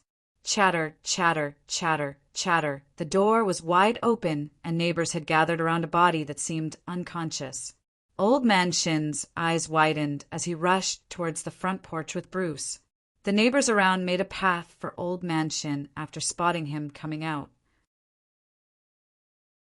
Old Man Shin, she's dying, one of the neighbors stated. Laid out on the ground was a young woman who looked like she wasn't even in her 30s. Her long chestnut-colored hair was mixed with red, which of course wasn't an original color. The red could also be spotted on her tight gown-like outfit, which was torn in multiple places. She was bleeding profusely, and from what Old Man Shin could see, she was stabbed repeatedly. To make matters worse, there was also a deep cut that extended from her neck to her chest area. It was a miracle that she wasn't dead yet with all of these grievous injuries, but nonetheless it didn't seem like she could last any longer. Please save my mother, Bruce begged. What of the town doctor? Old Man Shin questioned. We won't be able to get her to him on time. One of the other neighbors shook their head. Please save her. Please. Bruce kept begging. Please. I know you can. Please. Bruce knelt before Old Man Shin while bawling his eyes out. He had witnessed Old Man Shin feeding a medicine to someone who was sick one time, and they immediately got healed. He knew Old Man Shin definitely had something that could help. I've run out of grade 1 regenerative pills. What I have won't be enough to save her, Old Man thought with a slightly regretful look. I am sorry, I cannot save her.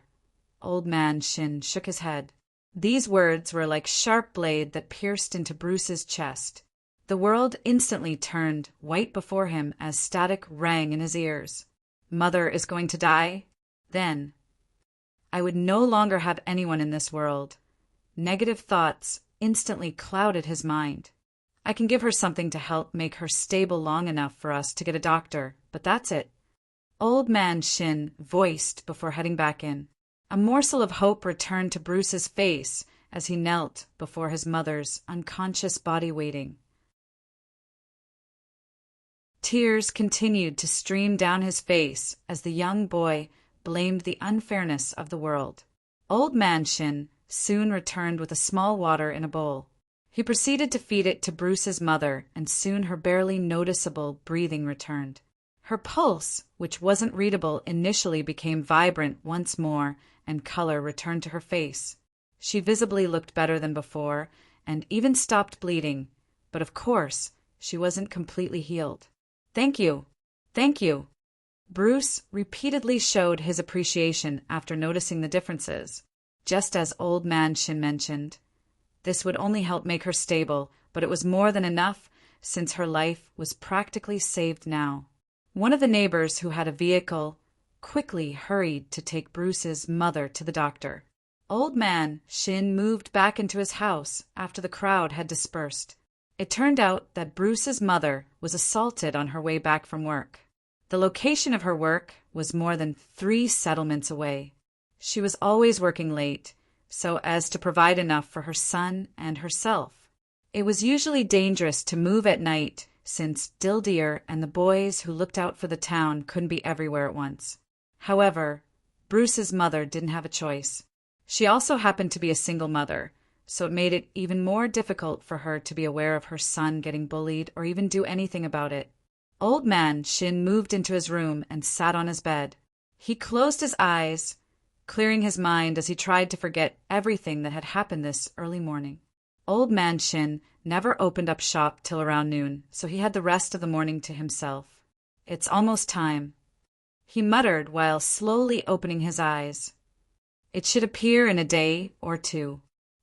I have grown quite fond of this place, but everything must eventually come to an end." Old Man Shin had a little smile on his face as he recalled his memories here. "Also, I've dispatched quite the number of them. Will be best I leave as quickly as I can so as not to cause trouble for this poor people." Within a small city surrounded by lots of sands and barricaded by a large white wall, people could be seen moving to and fro. The roads seemed better structured, especially those that led outside the small city. However, it seemed to be a mix between urban and medieval. Nevertheless, it looked better than the settlements. Within a 10-story building at the center of the city, a domineering figure sat in a large hall. On his right-hand side was a feminine figure clad in all black and a ski mask. On his left-hand side was a chubby-looking male with mean-looking eyes and bald head.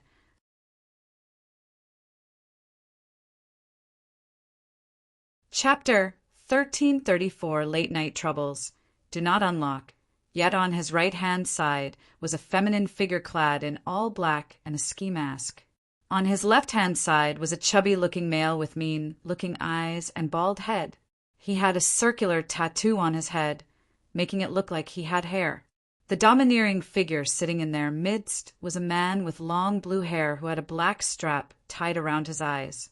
He was clad in dark robes with golden star patterns all over. He was currently crossing his leg with an unreadable expression and a laid-back posture as he listened to the report of the person before him. The man before him was in brown trench coat, a small hat and gloves on his hand. He had a small scar above his left brow and looked quite nefarious. He never came back, just like the one before and the one before and the one before. This man spoke. "Another failure, The domineering man sitting in their midst voiced. "Did you not assure me that DD would get the job done?" He questioned while leaning his chin against his fist. "Boss Foghorn, DD has a mission success rate of 99.9%. He was much more expensive than the previous ones, yet he somehow vanished too." The man in the brown trench coat voiced out. "Talks are enough. You failed once again. I will pass you a benefiting punishment later," Boss Foghorn stated with an irrefutable tone. "Yes, sir," Toxer said with a tone of defeat. As you have said, this person somehow managed to evade capturing time and time again. We can no longer use hired hands." Boss Foghorn spoke while separating his legs and sitting upright. "Circe," he turned to the feminine figure on the left in all black. She instantly knelt with a respectful expression upon hearing her name. "Yes, my lord." "Gather our top men. We're doing this ourselves." Nighttime had arrived very quickly, and soon it became time for Old Man Shin to close up shop. Dildeer and his group didn't show up today. "Maybe they're busy," he muttered while packing up to leave. The night was pretty quiet around these parts. Only the sound of rolling sands being carried by mild winds could be heard. After a few minutes, Old Man Shin was ready to leave. He began trekking in the same direction as usual. After walking for another couple of minutes, he could spot the small settlement in the distance. He paused and took in a breath of fresh air while he admiring the night sky. The beautiful night sky had a mixture between the shade of black and dark red, for completely blue moons were aligned diagonally from each other up above, each one larger than the other. They painted the sky with stark contracting colors, yet it looked extremely enthralling. Other orbital bodies could be spotted in the sky as well, and everywhere happened to be really cool right now. After the brief pause, Old Man Shin resumed walking forward till he got into the settlement up ahead.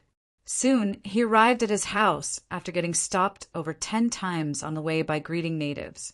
He turned to stare at the house just a few feet away from his and noticed it was shut completely. Looks like Bruce is not back, he analyzed before walking into his house.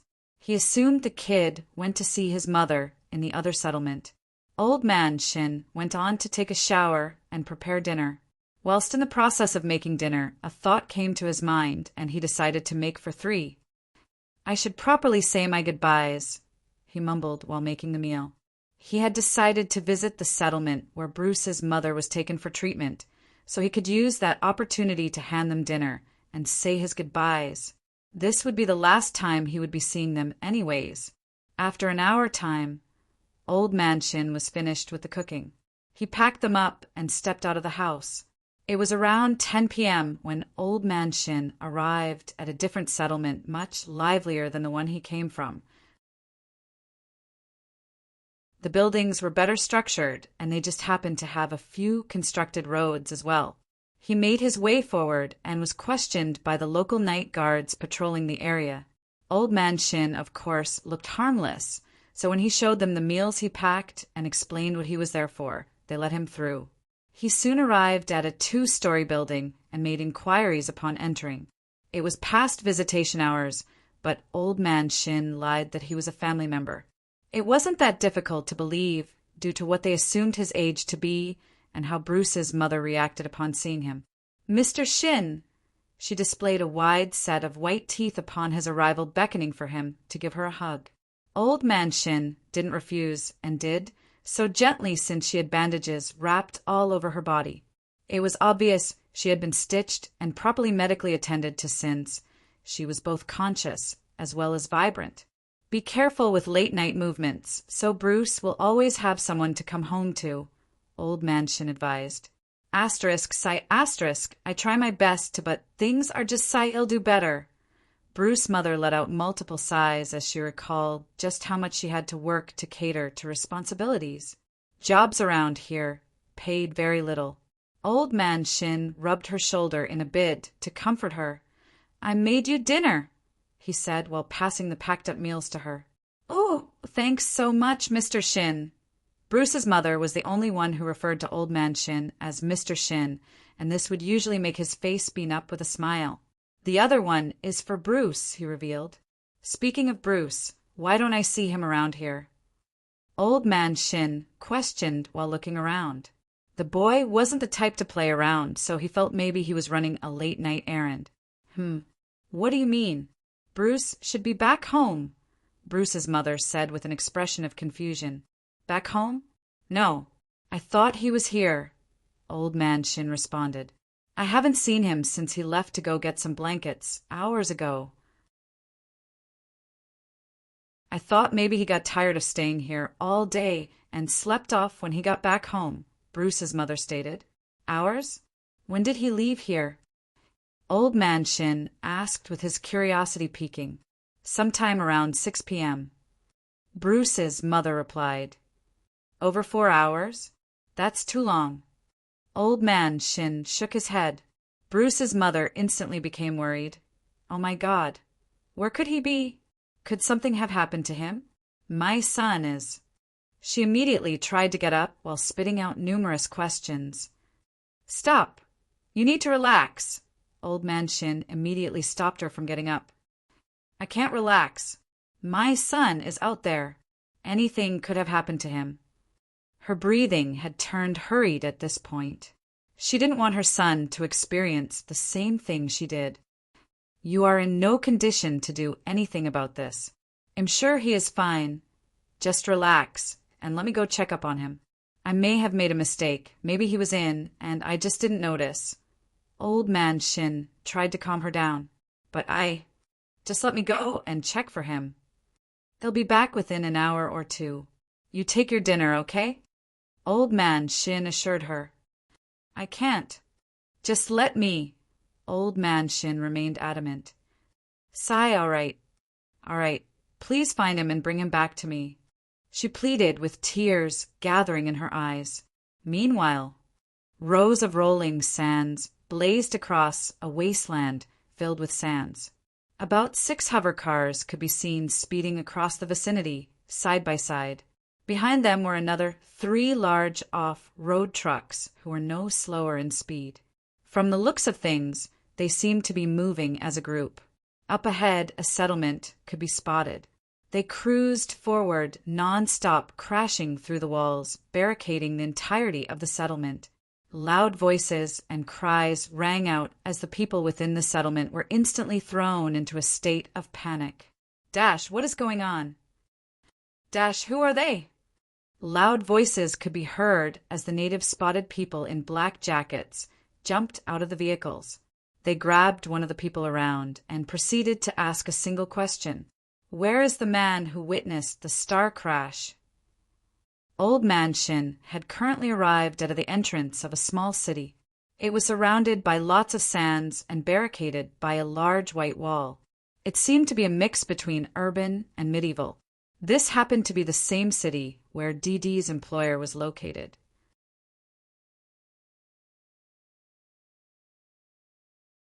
Chapter 1335. Set ablaze. It seemed to be a mix between urban and medieval. This happened to be the same city where DD's employer was located. Old Man Shin managed to bypass the guards and was now heading towards a particular direction. The direction of the mixed blood school in this small city. It didn't take much time before he found it. A school gate that had the sign Gifted Mixed Blood Academy. The streets around the school were deserted due to this being nighttime, so it made it easier for him to get in. It wasn't much of a sight for sore eyes, but compared to a lot of poorly structured areas, this school was very well to do. Multiple 3-story structures were scattered around the place, and they just happened to have a lot of recreational centers as well. Not like Old Man Shin cared about all of that. He was here for one reason alone. The school had a very large space behind that was still under construction. This was precisely where Old Man Shin was headed. After a few seconds, he could spot some rows of uncompleted buildings and a massive field like space with nothing but smooth land. There were also a couple of trees at the edge of the smooth land and tall grasses. Old Man Shin walked towards one of the uncompleted buildings on the right and infiltrated it. He climbed to the top and could see construction materials scattered across the place. Piles of bricks and sands could be seen all around. Old Man Shin walked till he arrived before a 5-feet-tall pile of bricks. He moved around it, and that was when it came into view. The battered-looking body of a young boy, sprawled on the ground right behind the pile of bricks. Bruce. Old Man Shin squatted with a disheartened expression. It happened to be Bruce, whose upper half was leaning against the pile of bricks. His cheeks were swollen, and he had bloodstains all over. He was currently unconscious, as he seemed to have taken a heavy beating. His clothes had been torn up, and multiple cuts could be seen on his chest and abdominal region. "Hey, Bruce." Old Man Shin shook him while taking out a handkerchief to clean his wounds. Bruce's eyes weakly fluttered open as he heard his name multiple times. His eyes were also swollen, so he could only open them a little. "Oh, LD. Man. Hin." He weakly muttered before coughing a few times. "You don't have to speak. I'll get you to a doctor now," Old Man Shin voiced while reaching out to grab the young boy. He, cough, cough. Bruce's light laughter caused Old Man Shin to pause for a bit. "IFO, up back th. His time." he voiced before passing out once more. Old Man Shin's face dropped as he instantly realized what happened here. He's just 13. How could they be so cruel? Old Man Shin suddenly recalled a memory, and his face turned even darker. It's the same everywhere, eh? He was mostly appalled because, even when Bruce came back with injuries, it was never this bad. It turned out that when he decided to resist his bullies this time, they decided to inflict even worse physical injuries on him. What Old Man Shin didn't understand was why Bruce would be here instead of back home where he was supposed to get the blanket. Why would he come to school so late? Bah, dump. Bah, dump. Bah. Old Man Shin's eyes suddenly widened as he noticed something. His heartbeat is slowing. He's DYNG. Old Man Shin noticed that Bruce's heart was about to stop beating. He was sure that in less than a minute Bruce would be dead. He couldn't imagine how Bruce's mother would feel if she lost her only son. It would all be too devastating. Old Man Shin knew he had no medical aid with him, so it was practically impossible to save Bruce, since he couldn't be gotten to a doctor in less than a minute. The timing couldn't be any worse. Old Man Shin said internally as he racked his brain to find a way out. GRRRRHBBBLLL. His figure suddenly trembled a bit as he felt something. He slowly held his right hand up. I'm not sure that's a good idea. He tried to go against the thought in his mind. He recalled Bruce's mother pleas before he left the hospital. Please bring my son back. How cruel would it be to bring back her son's corpse? He muttered while slowly lowering his hand. He placed it on an injured area while muttering, Bruce, wake up! The sun had begun peeking out the night sky, slowly chasing the darkness away. However, the slowly rising red sun wasn't the only source of illumination in a particular area. A couple of settlements had been set on fire, and everyone around could be seen running helter-skelter in a bid to save their homes. Nobody leaves until you tell us where he is. A group of people in black jackets blocked the natives from escaping. We told you he's not here. One of the natives cried as he held onto his little daughter. Liar. Bam. One of the men in black jacket kicked the father to the ground and yanked his daughter from his grasp. Felicia. He screamed while grabbing the feet of the man. Bam. Bam. Bam. Bam. Kicks rained upon him from the subordinates of the one holding onto the kid. They soon gathered all the settlement people together and held them captive so they could watch their homes get razed to the ground. Amongst the 30-plus men who were clad in black jackets, one of them who seemed to be a superior had brown trench coat on, his small scar above his left brow making him look quite nefarious. It seemed like there were still a few others in the luxurious hover cars parked up front, but right now the one in brown trench coat seemed to be controlling the black jacket men, wreaking havoc upon the settlement. The little girl was handed to the man in brown trench coat. Since all of this isn't enough motivation for you people to give him up, maybe I should turn it up a notch, Toxer said while holding the girl up like a helpless chick. Felicia. Her father kept screaming and tried lunging forward, but he was continuously held back. Toxer placed the little girl before a blazing wood from a house by the side. He slowly brought her face closer to the fire, causing the girl's eyes to widen in horror. Papa! She cried out and struggled to free herself, yet the callous Toxer kept pushing her face towards the flames. All of a sudden, roaring engines blared loudly across the vicinity as a group of 12 sped in the direction of the blazing settlement on hoverbikes. That's them, one of the biker yelled. Fire! Dildir instantly screamed out. Bang! Bang! Bang!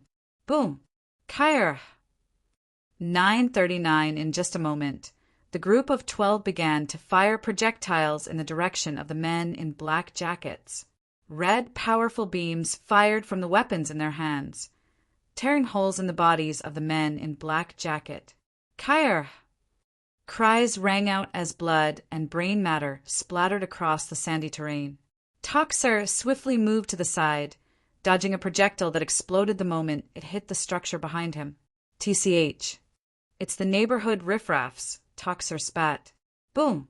Be careful not to hit our people. Dildir yelled as they arrived before the settlement and jumped off their hoverbikes. In just a minute, more than 7 black jacket men had been downed, but this was only due to the fact that they had been taken by surprise. The moment they understood that they were under attack, they armed themselves with more powerful weaponry than that of Dildir and his men. Bang! Bang! Boom! Boom! Ballistic shots were exchanged as the bloodshed increased. In a few more minutes, Dildir's men had managed to take down several more men from the other side, while only losing one from their side. Dildir wasn't trying to play a game of attrition here since he didn't want to lose anyone else. So he decided to end everything in one fell swoop by using a high-grade, destructive bazooka.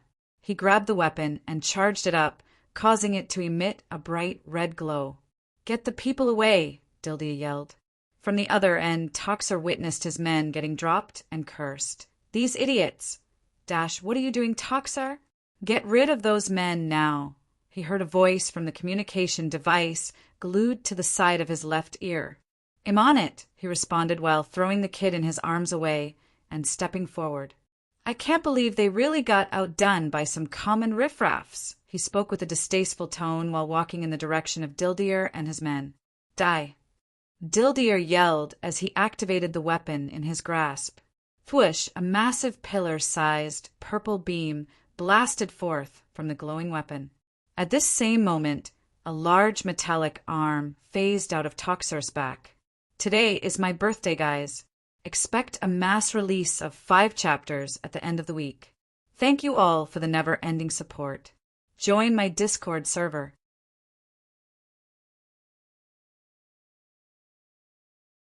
Chapter 1336. What the hell? Thwoosh, a massive pillar-sized purple beam blasted forth from the glowing weapon. At this same moment, a large metallic arm phased out of Toxer's back. The arm drove a fist forward with incredible force, clashing with the beam. Boom! Upon contact, Toxer's metallic fist completely repelled the massive beam, sending it flying back in the direction of Dildir and his men. "Oh shit!" Boom! A loud explosion rang out up ahead as Dildir's men got blasted sky-high across the vicinity. A large hole was instantly formed in the sandy terrain up ahead due to the destructive force of the blast. This attack was all it took to lay waste to almost every single one of them. The metallic fist protruding out of Toxer's was steaming red at this point, but there didn't seem to be any issues as he stepped forward till he arrived before Dildir. "Mix, Ed Blood." Dildir coughed out blood as he stated with a weak tone. Toxer grabbed his head with the steaming metallic hand, causing a part of Dildir's face to burn as he got lifted up. "Aha!" Dildir cried out. "You're their boss, right? Once you die, I'll kill every single one of the people you fought to protect." Toxer stated with a bloodthirsty tone. "I'll kill." Dildir struggled to talk as he kept coughing out blood. "Shut up and die," Toxer spat before throwing Dildir up. Dildir's body ascended across the air and began to drop after reaching a particular height. At this point, Toxer's metallic arm was arched to the back while his hand tightened into a fist. He swung the large metallic fist forward, in the direction of Dildir's descending body. He had properly calculated the timing so that his fist would smash into Dildir's face and crush his skull instantly upon impact. FYI, SSS before this arc could completely decimate the battlefield again. Captain Vilax appeared before the rest of it. Bang! He placed both arms before the massive red arc, and dark arrows began to appear all across it. "Vilax is going to be a problem," Gustav muttered the moment he noticed the arc had been stopped. Vilax slowly joined his hands together, and upon performing that action, the massive red arc of destruction shrunk. "I do not need to inform you that your days are numbered." Captain Irond appeared behind Gustav in mid-air like a puff of black cloud. Swee-eye, Captain Irond reached out to grab Gustav and held him in place. "No," Gustav voiced while Vilax pushed his hands forward. Fwye-eye, the reddish arc went sent back in Gustav's direction, increasing immensely as it shot towards him. "But yours are," Gustav grabbed Captain Iron Arms while increasing in size and proceeded to fling him in the direction of the oncoming massive reddish arc bam. Gustav landed on the ground and dashed towards the left, while the arc rammed into Captain Iron's figure, sending him flying across the battlefield. Bang! The reddish arc of destruction vigorously slammed into the barrier Gustav and reconstructed around the medallion, causing it to quake. Gustav, on the other hand, charged towards the participants the moment he landed while conjuring massive red sickles. The captain of the Gundabolts was holding onto some greenish ribbon-like weapon, which she swung towards Gustav the moment he arrived before her. Gustav grabbed one of the massive red sickles in mid-air and hacked down at her figure. Swyish, the ribbon collided with the first red sickle and turned greenish before sending off a powerful explosion. Gustav had vanished and reappeared behind one of her subordinate. He slashed at the back of this Gundabolt with another sickle, spilling blood on the battlefield. Gustav had gotten surrounded in just a moment again, as many of the captains tried dealing with him. The red sickles floating in mid-air swum around him, slashing at their figures very quickly. It looked like a blur of reddish blades whirring around Gustav's figure, like chopper blades, ag this moment. Only faster and more powerful. Bam, bam, bam, bam, bam. Lightning Blitz has been activated. His figure turned into a lightning streak before he was caught in an inescapable entrapment and he reappeared on the other side of the barrier. He is too fast. We need to find a way to trap him, the captains voiced with looks of frustration. No, we need to destroy the barrier. That's the only reason he is out here, to deter us, Captain Vilax yelled. It seemed like the western part of the barricade got a little breathing space after Gustav appeared on the other end. The other end had been raining attacks on the barricade when Gustav was busy dealing with the other side. With his sudden rampage, he had truly taken a huge load off the barricade. However, Gustav was still one person going against 3,000 participants. He couldn't deal with every single one of them at the same time.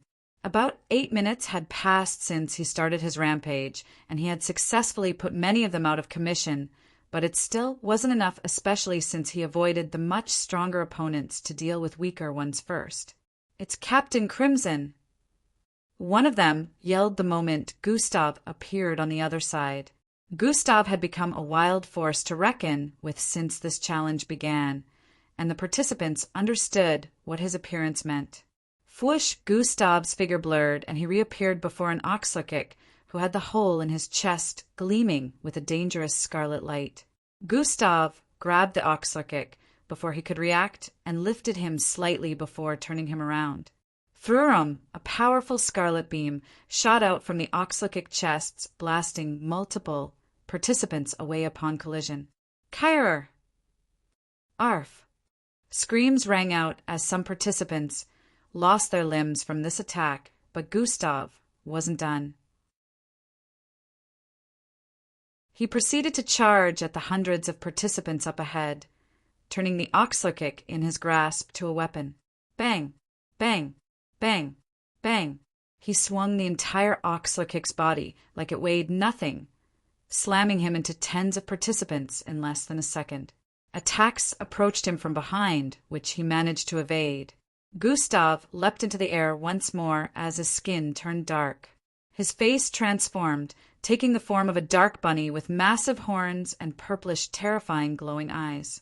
Kyr! Gustav opened his mouth, and sonic waves shot out of them, decimating this part of the battlefield. Many participants closed their ears in pain while bleeding profusely from different orifices of their bodies. The sonic scream didn't just affect them physically. To them, it felt like their internal organs were turning to mush. What the hell? Just how many supernatural abilities does he possess? He's a monster. The participants that were still active stared at Gustav's figure above in disbelief. Gustav just kept using abilities upon abilities. It almost felt like their numbers were useless against him. It had been 10 minutes since he came out here, and in that short time frame, he had taken out around 2,000 participants, single-handedly. This wasn't to say he hadn't taken any damage, but Gustav was moving so fast and precise that it made it difficult for anyone to successfully land a hit on him. Even the fastest species had been unsuccessful because it seemed like Gustav was able to predict their movements. They were very fast, but they couldn't fly, so catching up to Gustav was impossible for them. Fwai! Gustav descended with speed, while conjuring an atomic blade. Before the participants could recover completely from the sonic waves, the atomic blade swept across the air. 2 of the Rusians instantly got their legs lopped off. Loud and painful shrieks reverberated across the place as these 2 fell face flat, unable to run. At this moment, 3 of the Rusians arrived on the left and right sides of Gustav, stabbing their arm forward like blades. Gustav raised his left arm and wrapped it around the arm of the one on the left before swinging him to collide with the one on the right. However, the one behind managed to get Gustav. Pucci, Gustav had moved slightly to the side to avoid getting his internal organs penetrated, but the arm cleanly stabbed through his left back area. It shoved through his left chest area, close to his shoulder. The Rusians were still the fastest species in the universe, after all. It was a wonder that Gustav had managed to evade their attacks for this long. The impact sent Gustav catapulting forward, and other participants took advantage of this opportunity to rain down attacks on him. A bolt slammed into him from up ahead, sending him hurling backwards. Once more, fly, fly, fly, fly. Tens of participants crowded his figure, jumping to him and hounding Gustav with barrages of attacks. In just a few moments, he had been covered completely by hundreds of participants. You know, things would be easier if you just used Yarki, the system voiced. Silver scales began to appear all across his body as horns grew out of his forehead. 940, his body turned even more muscular than before as he reached a height of 10 feet, despite the 2 major disadvantages. Everyone would know that I am a cosmic superior being, and it would also affect those within the barricade. Gustav responded while his entire figure was covered in total darkness. You still care about everyone knowing? The system inquired. Maybe I do. Also, I haven't used everything. Gustav said internally as his eyes emitted a silvery glow. Silver scales began to appear all across his body as horns grew out of his forehead. His body turned even more muscular than before as he reached a height of 10 feet, despite the pressure of the hundreds of participants weighing on his figure. The participants could feel tingling sense of danger at this moment, almost like something was building up. Boom! A powerful surge of energy suddenly spread across the entire battlefield, sending every participant within a 10-mile radius flying. Ultimate combination has been activated. Gustav's figure ascended into the air with a participant in his grasp. He proceeded to throw the helpless participant downwards after ascending to a height of 5,000 feet. Bang! Gustav dove forward to deal with the rest of the participants around. Swaya boom! He suddenly paused as a loud explosion rocked the battlefield from far behind him. His perception swept across the place, and he instantly understood what was going on. They got in, he voiced with an alarmed tone before turning around and flying towards the west side of the barricade. At this moment, the screens above displayed that only 2 minutes were left before Red would successfully capture the medallion, but some of the participants from other colors had managed to break through the barricade. Swoosh! Gustav descended upon the west side of the barricade to spot a massive hole where the Irosilk was supposed to be. Bang! Bang! Bang! A battle had already ensued within the barricade. He immediately spotted a figure up hundreds of feet up ahead in green vest who was inches away from making contact with a piece of the medallion.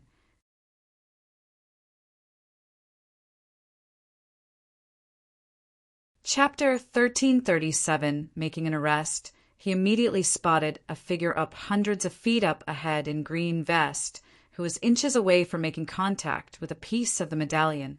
Gustav was no doubt very quick, but there was no way he would get to this participant before they made contact with the medallion. It was literally right before them. One could say they already made contact. Swish, just when the hand was only half an inch from making contact. A silver streak collided with the figure in green vest. Bang! The participant was sent hurling across the air while the silver streak materialized atop the medallion. Angie. Gustav heaved a sigh of relief as he trotted forward. Fleisch, he grabbed a Klaxosate from behind his head and pushed him into the ground. Bang! At this moment, Captain Vilax and Austral were in a battle with each other. Both sides seemed to be evenly matched, but Captain Austral had managed to keep Captain Vilax away from the medallion. However, Captain Vilax wasn't the only captain here. Captains from other planets were engaging the others. Fortunately, Gustav had really managed to take out more than half of the opposing participants earlier, so only around 500 had made it through the hole created on the barricade. The Red still had 1,000 participants on their side, so the opposition was currently outnumbered. Fuhush, Gustav went through the hole and stamped his foot on the ground. Bang! Iroh silk arose from the broken-down part of the barricade and immediately covered it before more participants could get through. He stamped his foot again, and more Iroh silks shot out of the ground, covering the entirety of the barricade like a second layer of defense. Rhea! Gustav yelled. Unfortunately, Rhea seemed to be engaging a couple of participants at the moment. He turned the ground around him to a sinking lava terrain, causing the participants to shriek in pain as their legs got flamed. Covering his entire body in dark rocks, he looked like a humanoid monster as he charged at the participants, landing heavy hits on them. Swoosh! Gustav arrived before him like a phantom.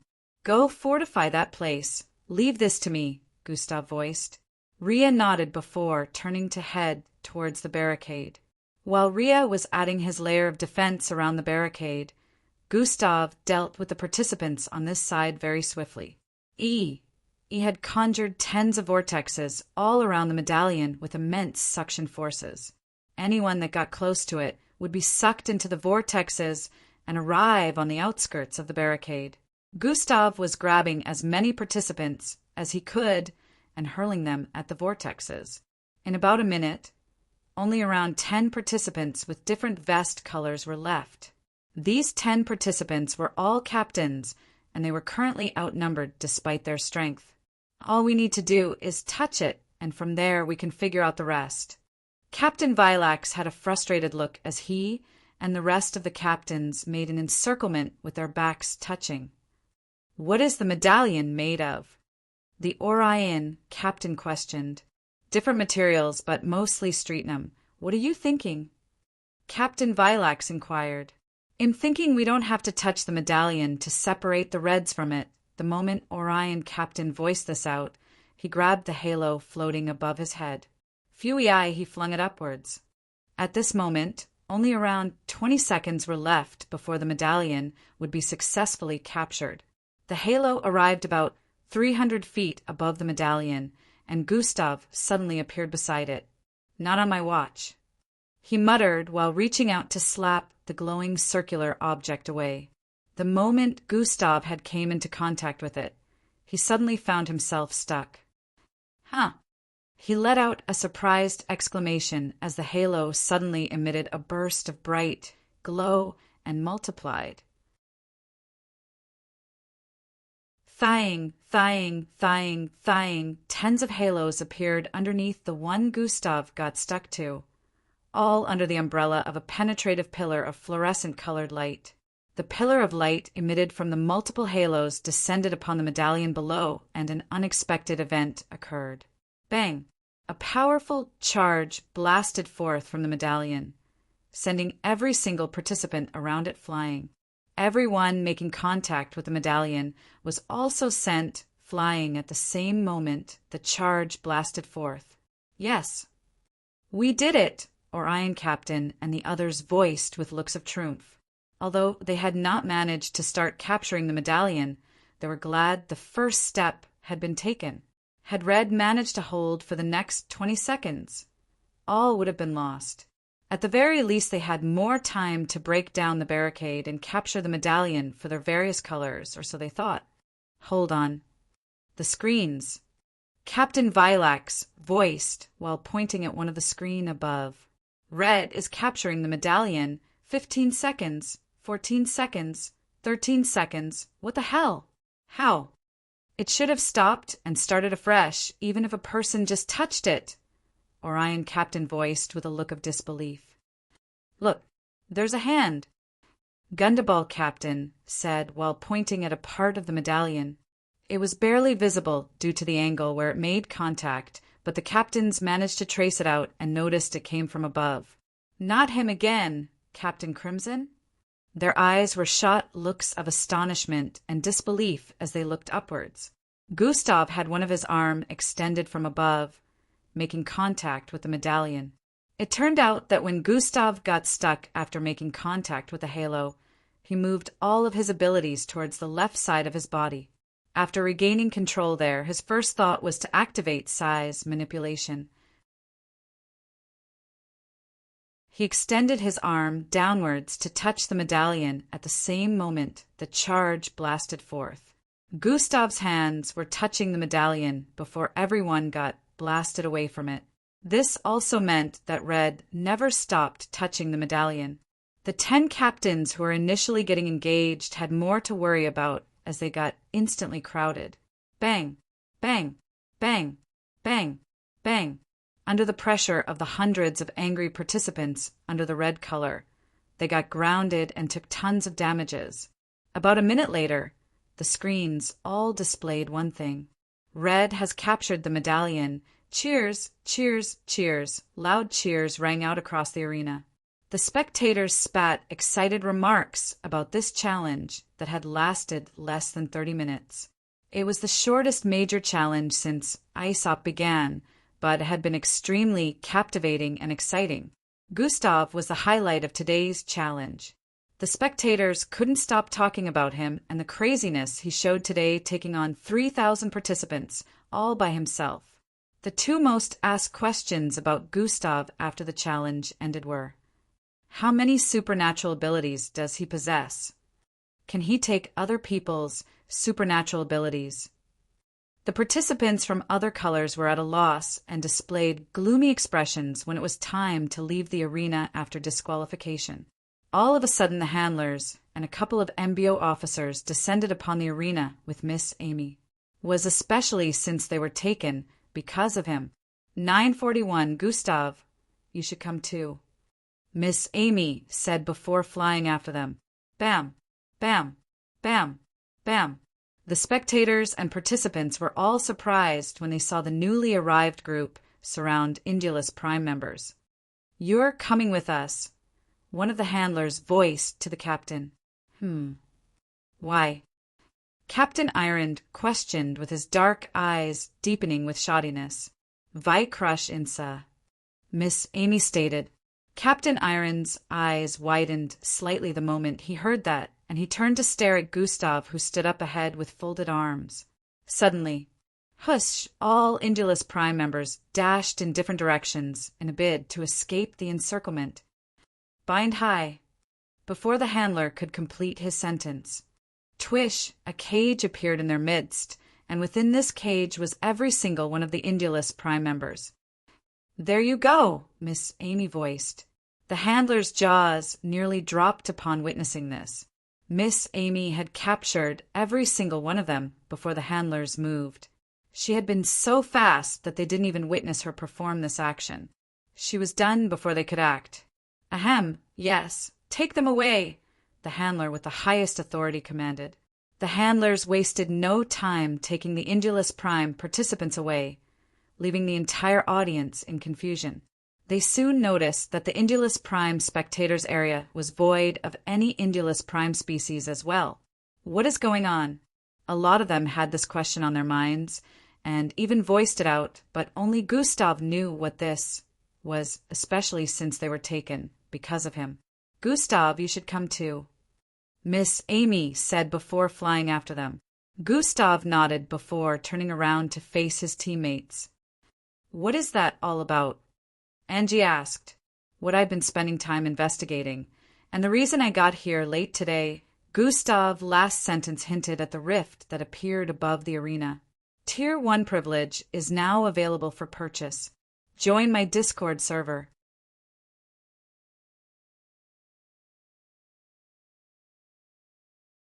Chapter 1338 Exposure. When I sent my men to the crash site that night, nothing except an empty large crater could be found at the site.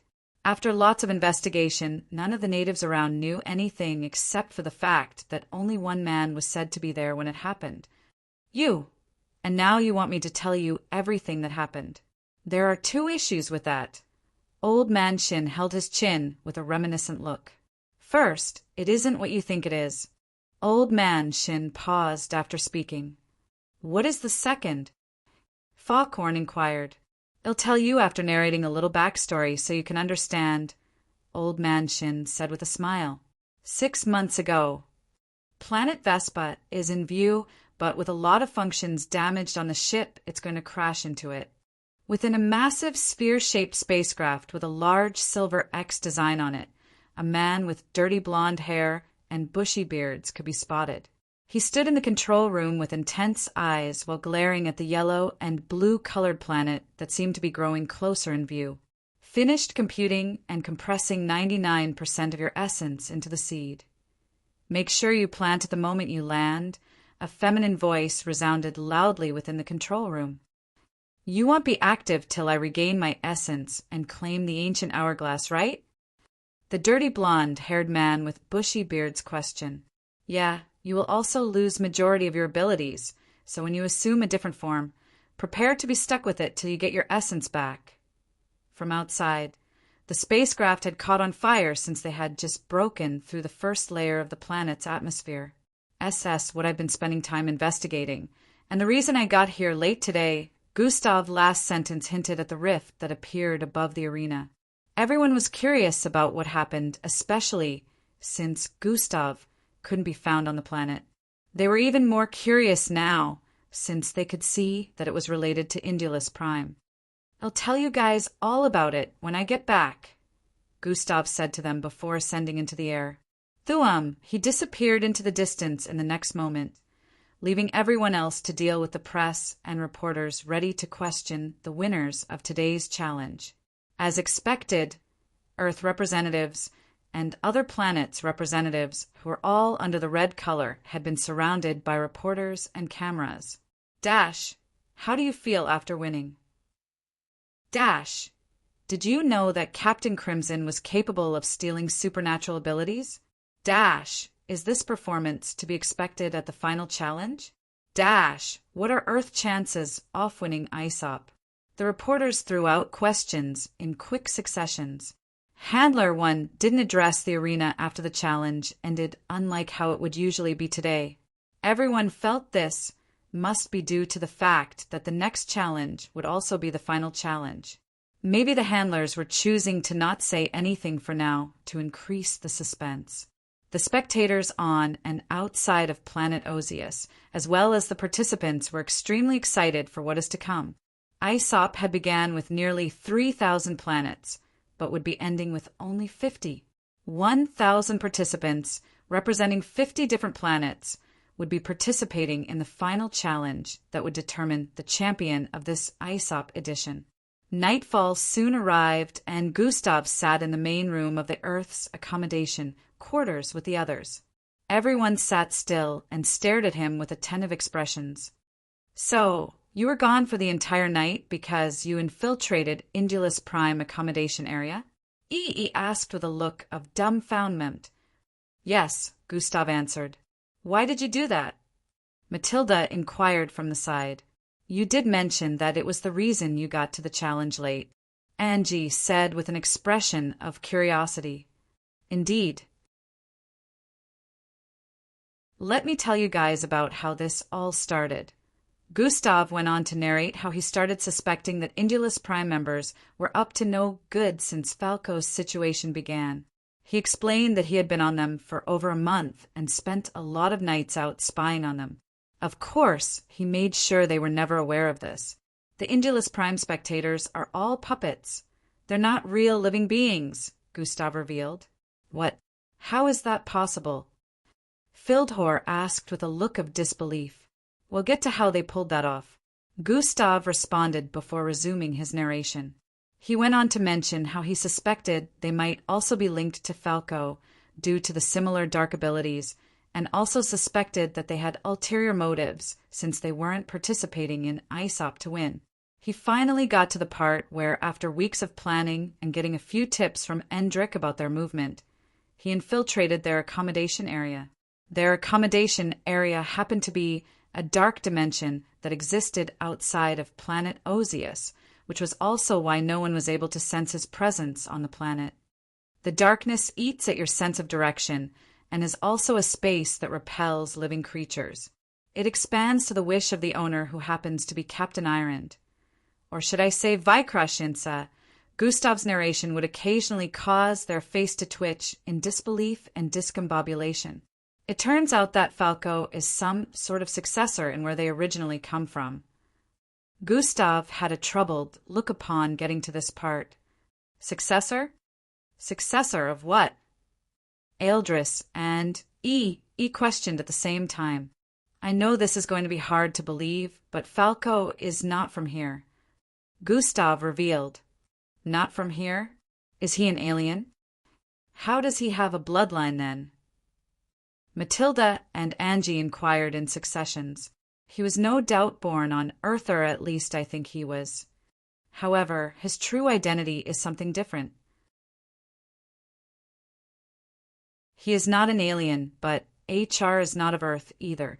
He is to succeed a person Captain Irond and the others refer to as the Lord. Gustav gave a brief explanation. I don't understand. How can he not be an alien if he is not from here? E asked once again. I can't explain it either. I didn't get more information. All I know is Captain Irond is from wherever Falco true origins with the crown lies. I heard them speak about taking him back after achieving their true objective for sending Captain Irond here. They are aware of what he is currently experiencing, Gustav voiced lengthily. If Falco isn't their true objective, then what is? Ealdris questioned with a calm but curious tone. Me, Gustav revealed. Huh. Why would they be after you? Angie questioned with a worried tone. Because I am the outworldly. They are after the outworldly, and once they found out it was me, they began to make preparations according to their original plans, Gustav answered. Outworldly? What the hell is that? E face lit up with confusion. All I can say about that is it's some kind of title which threatens their existence. Gustav replied. So they sent them here to get rid of you? Ealdris asked. Something like that. Also, it's not of them, it's a single person, Gustav pointed out. What do you mean? Matilda eyebrows furrowed. Indulus Prime members consist of just a single person. Captain Irond. The others had never looked so confused before. Hearing Gustav say this made no sense to them until his next sentence. All other 19 Indulus Prime participants are clones of Captain Irond. What? That is insane. I think my brain is falling apart, cos I can't wrap my damn head around this. Angie, Matilda, and E voiced one after the other. Gustav went on to narrate how he discovered this last night, since he took the form of one of the clones without realizing it was a clone. The one known as Prime Vessel G had given it away. He was uncovered very quickly, even though he did manage to get some information. The group now understood that they didn't know Gustav was in their midst at first, and even after figuring out that there was an infiltration, they still had no idea it was Gustav due to his shape-shifting. Gustav got to the part where he struggled to escape the dark dimension after getting discovered, and how he stole memories from one of the clones, which in turn helped him in discovering more about their plans. The real Indulus Prime species were wiped out, Gustav revealed. They wiped off the whole planet just so they could put puppets in place and successfully participate in ISOP to get to me. The plan was to open a small gateway to their dimension that would suck out my essence as the outworldly, so I would no longer be a threat to them. They needed to identify, first before they could put their plans in place. Gustav went on to mention the symbols they had drawn all across the arena. The group was still in shock as to how this whole thing was plotted under the nose of the Alliance, and almost successfully orchestrated. These people had really come close to pulling it off. If Gustav was unable to find his way out of that dimension, who knows what would have happened? So, who exactly are they? Angie asked. They call themselves vessels. Captain Irond, whose real name is Vikreshensa, answers to someone known as Prime Vessel G.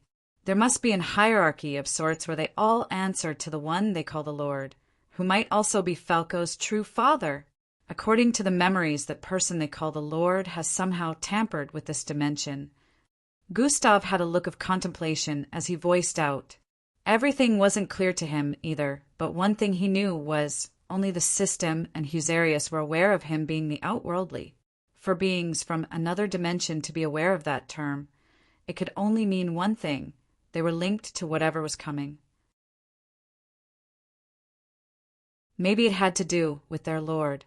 I have to question them personally, Gustav decided. Don't. The more you know, the faster it approaches, the system voiced internally. What? So I was right. They are linked to it. Why didn't you tell me? Gustav questioned internally. You were supposed to discover it yourself. Hence the 2 weeks quest, the system responded. Gustav recalled the quest, which he did completed successfully, but hadn't checked his rewards yet. That is as much information as you are supposed to know.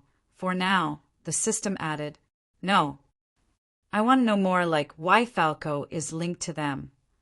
Don't do anything stupid.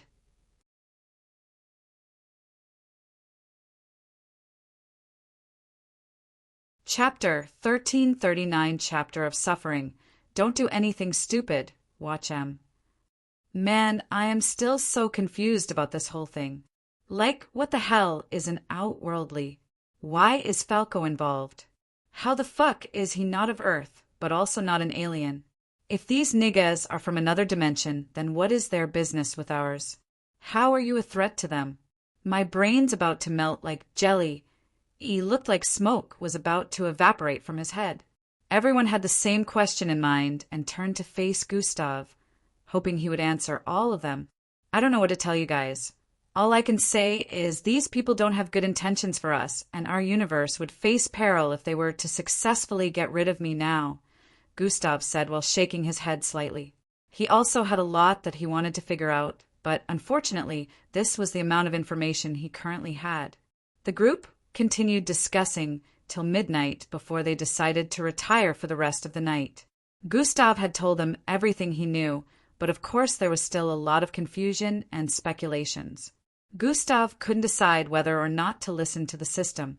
It was currently taking everything in him not to head to where Captain Irond and his clones were currently held to question them. Gustav sat on his bed and stared at the system notifications before him. Quest successful. Uncover what the Indulus Prime participants are up to. Rewards. Plus 10 million EXP. Squinting eyes face.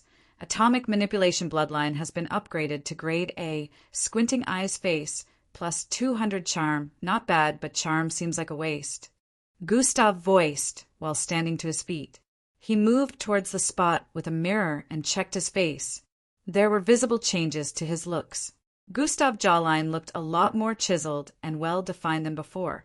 To add to this, his skin was so smooth and milky-looking. One could mistake it for that of a female if they touched him. He was starting to look a little feminine, with very attractive lips and streamlined nose abridged his face. His eyes still remained deep and cold, but he was a whole level more attractive than he was before. Gustav would most certainly be mistaken for a model celebrity if he walked into somewhere with his current looks. Being a male prostitute would suit you, the system voiced. I have more things to worry about right now than prostitution, Gustav stated in response before walking away from the mirror. Why do you think charm is useless? It could help you in unexpected situations, the system questioned. It's not like other planets' standards of beauty are the same. I may look good to an earthling, but look ugly to a Klaxosape. Not in this case. You will look good to any species because charm is a universal stats, the system responded. Can it help me save Falco? Or bring Timmy back? Gustav asked. No. Then it is useless, Gustav added before taking a seat. How long till disqualified planets begin leaving? Gustav asked after a brief silence. Some leave immediately, some are waiting till ISOP ends, but I know why you're asking, the system replied. They're still undergoing medical procedures, so they will be here for a while, the system added. Good. Now the games can begin, Gustav muttered with a cold tone. The night went by very quickly, and the next morning arrived. Everyone still discussed how the last major challenge went. Earth and Gustav remained one of the major debates amongst these discussions. Some were wary of Gustav at this point and wondered if it was okay for someone who could take others' supernatural ability to be allowed free will and movement. They didn't know if this power affected aliens or was only capable of affecting mixed bloods, but they were still concerned. Others could care less and only spoke of Gustav reverence. A lot of them, who were aliens, had developed a great amount of liking and respect for him. Stories about him began to spread everywhere. His accomplishments as an MBO officer, even before ISOP began. Rumors about him being a cosmic superior being had also started escalating. Cosmic superior beings were extremely rare to the point that the last time anyone ran into one was over 200 years ago. It was unknown how many cosmic superior beings existed at the moment, but it was estimated that there might not be more than 10 of them in this vast universe. A new cosmic superior being was unlikely, but based on everything Gustav had done so far, a lot of people believed the rumors. This was happening despite the fact that Gustav had used Yarki at a moment where time was being manipulated. No one except people like Miss Amy should have been able to witness him use it, and yet the rumors had spread. Still, there was a lot of back and forth, especially with many people saying, if he was a cosmic superior being, he wouldn't even need to fight. There was no doubt that Gustav and the Earth would be a topic of debate for the next couple of days unless something else arose. In an ISOP medical center, a group of 5 people laid on a bed of sorts. These 5 were positioned close to one another as they seemed to be suffering from the same ailment. They had wrinkly, transparent skins and very thin figures.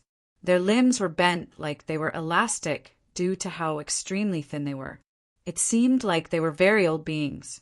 Technological medical equipments were strapped to their bodies, seemingly preventing them from kicking the bucket. An Osis in red medical outfit walked in and began examining these beings one after. How are you feeling? Much better? She questioned. I am trying, doctor. My back aches and I feel joint pains. The wrinkly being the other. It seemed to be a female Osis. She spoke to them one after the other with a kind tone, asking how they feel and generally showing concern. They answered one after the other, and she did her examinations till she arrived at the last one on the far left end. How are you feeling? Much better? She questioned. I am trying, doctor. My back aches and I feel joint pains. The wrinkly being answered feebly. Sorry about that. I will administer a drug that will ease your pains, she said while whipping out a massive tool that looked like a syringe. Thank you, doctor. The moment he uttered these words, he suddenly felt a small sting. Document. Tor. He voiced weakly while looking up at the doctor, who displayed a sinister smile after stabbing the syringe like tool into his wrinkly arm. He caught a glimpse of the purplish liquid the tool held before it completely penetrated his body. It hurts. It was at this point he realized that this wasn't the doctor. A sharp pain assaulted his senses as he felt a burning sensation spread across his body. Erf! He yelled in pain while the doctor quickly covered his mouth. Wobble her. His entire body shook as he experienced pain unlike anything he ever felt before. I told you I'd make you suffer, he. The doctor whispered in his ear while covering his mouth.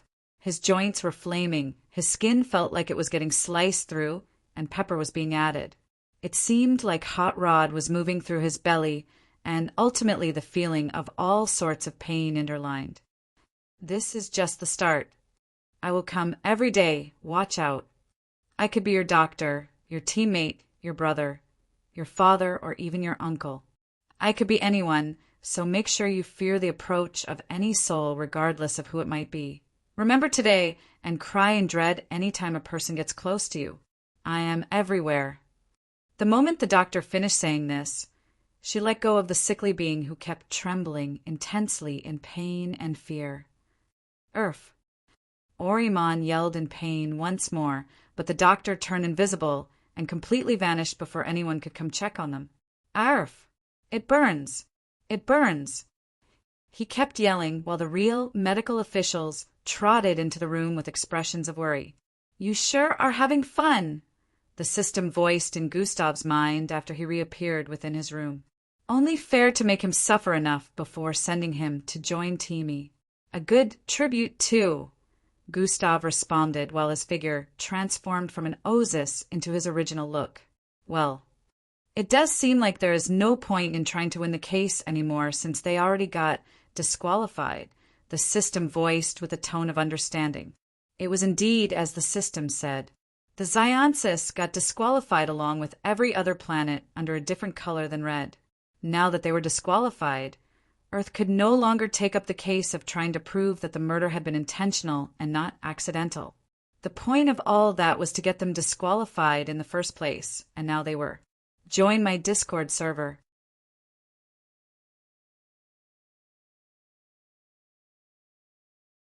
Chapter 1340, The Most Wanted. "Didn't you mention that manifestation will expend a lot of energy?" Gustav questioned. "Yeah, but you have enough energy now," the system voiced with a light chuckle before stepping forward. "Wait, what? Are you sapping energy from me? You thief!" Gustav yelled, but the system galloped forward with a happy expression, causing her red long hair to dance in the wind. "You won't even feel it," she said. "That little." Gustav had the urge to bend her over and spank her like a little child. TCH. "Come on, let's go. It's time to leave this planet," the system yelled from up ahead. "Not yet. There are a few more things I need to take care of before we leave," Gustav said while snapping his fingers. The hourglass and the pair of bloody eyeballs vanished instantly. Hours later, Gustav stood before a sphere-shaped spacecraft with a silver-colored X on its exterior. This spacecraft was the size of a building, but its shape made it seem as though it could fall at any time. A teenage girl with an extremely cute face but expressionless face walked out of the spacecraft.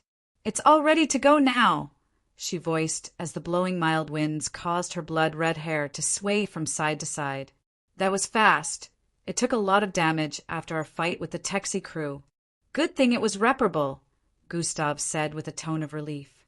"Did you finish taking care of your business?" THS system asked. "Yeah, I can leave this planet Vespa in good faith now," Gustav voiced while reaching down to grab an unconscious female figure on the sand. "Are you really bringing her with us?" The system inquired. "Yes. After I free her, if she chooses to return to this planet, I'll send her back," Gustav responds while walking into the spacecraft with the unconscious female figure on his right shoulder. You might be putting her in jeopardy by having her come with us. You're wanted, remember?" The system didn't seem to agree with Gustav's decision. "So long as I don't use my cosmic superiority, no one will be able to locate me," Gustav voiced after walking in. Ting, ting, ting, ting. THS lights within the spacecraft came on as footage of the world around them got displayed on the internal walls of the spacecraft. "Didn't stop them the last time," the system reminded. "Only because my face was spotted. I learn from my mistakes," Gustav stated. "Clearly you don't. Relax. No matter how many of them come after me, they'll fail." Gustav cut the system short before it could say anything else. "I am already on the power level of an alpha, remember?" He proceeded to drop the unconscious feminine figure and strap her to one of the seats. "Strap in. We need to rendezvous with Matilda at the Turavian Star," Gustav said to the system before taking a seat before the control panel. "We're 3 weeks late," the system voiced from behind. "Yeah, but it's not like we had any other choice besides genocide." Gustav pulled a lever, and the spacecraft began levitating. After pushing a couple of buttons, it rose into the sky and streaked out of the planet's atmosphere at very quick speed. A bluish hole opened within the invisible barrier surrounding the entire planet, and they flee through it, disappearing into the intergalactic space in only a few seconds. They began journeying through space again for the first time in 6 months. Gustav stared at the coordinates and calculated the amount of time it would take them to get to the Turavian star. With the use of illegal wormholes, we should get there in no less than 8 days, Gustav announced. If you weren't so soft, maybe we'd be there by now, the system said from behind. Just because Earth abandoned the humans and native species in planet Vesper to cater fod themselves doesn't mean I would slaughter them all. They're not responsible for the ancient hourglass hiding itself in the core of their planet, so they don't deserve to be punished for it. Gustav shook his head. What would you have done if Endrik told you that was the only option? The system inquired. Gustav paused for a bit. This whole mission to retrieve the outworldly sacred items, so as to prepare him for what was to come, had began since. Endrik had acquired one in the past, but to make things quicker, he informed Gustav of where one of them would be located. Endrik was on a mission himself to acquire a different one, so he left the ancient hourglass to Gustav. There were so many problems attached to that. Some included the fact that Gustav had become a most wanted fugitive across galaxies, so he had lots of people looking for him, aliens and earthlings included. The second issue happened to be with the location of the planet and its origin. It was a planet that got colonized by Earth centuries back, but eventually got abandoned after Great War. The planet got sealed, restricting entry and exit, so every single Earthling who was there at the time was unable to leave. There were more of humans than any other species there, which was why mixed bloods were extremely rare. On the bright side, Gustav had a way to bypass the seal, but he would have to be very careful not to attract the attention of everyone who was trying to get him. The third issue with the fact that Endrik informed him of only 2 ways to retrieve the ancient hourglass. One was to destroy the planet where it was located and acquire it. The second was to input his essence into the soil of the planet through a weird technique, and after doing that, his essence would make its way to the planet core by itself.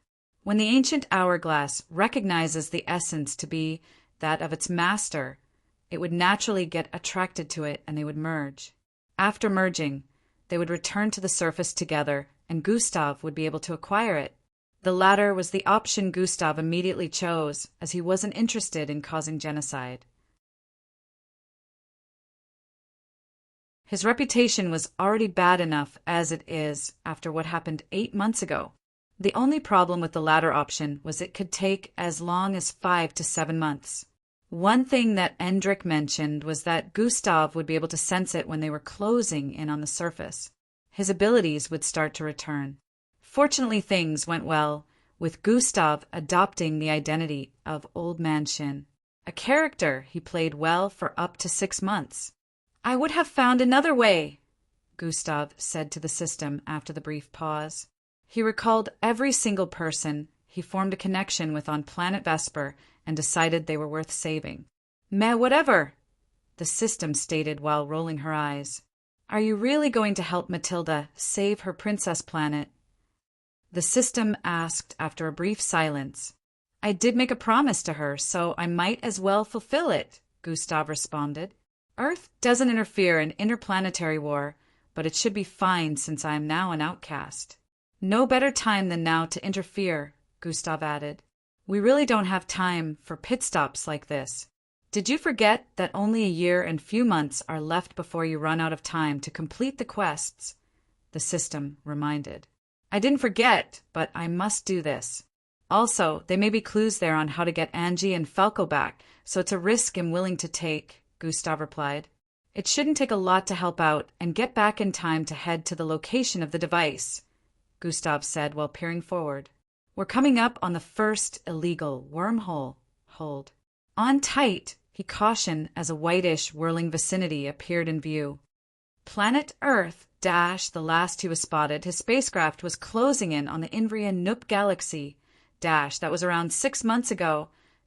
We have sent forces to comb through both the outskirts and within the galaxy, but to no avail. Dash, there have been no new reports since then.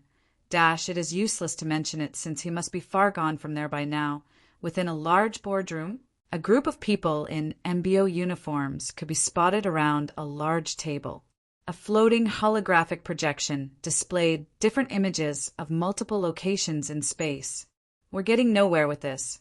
The longer this takes, the stronger he becomes, and the tougher it gets to capture him before any of the other alien forces across the universe do.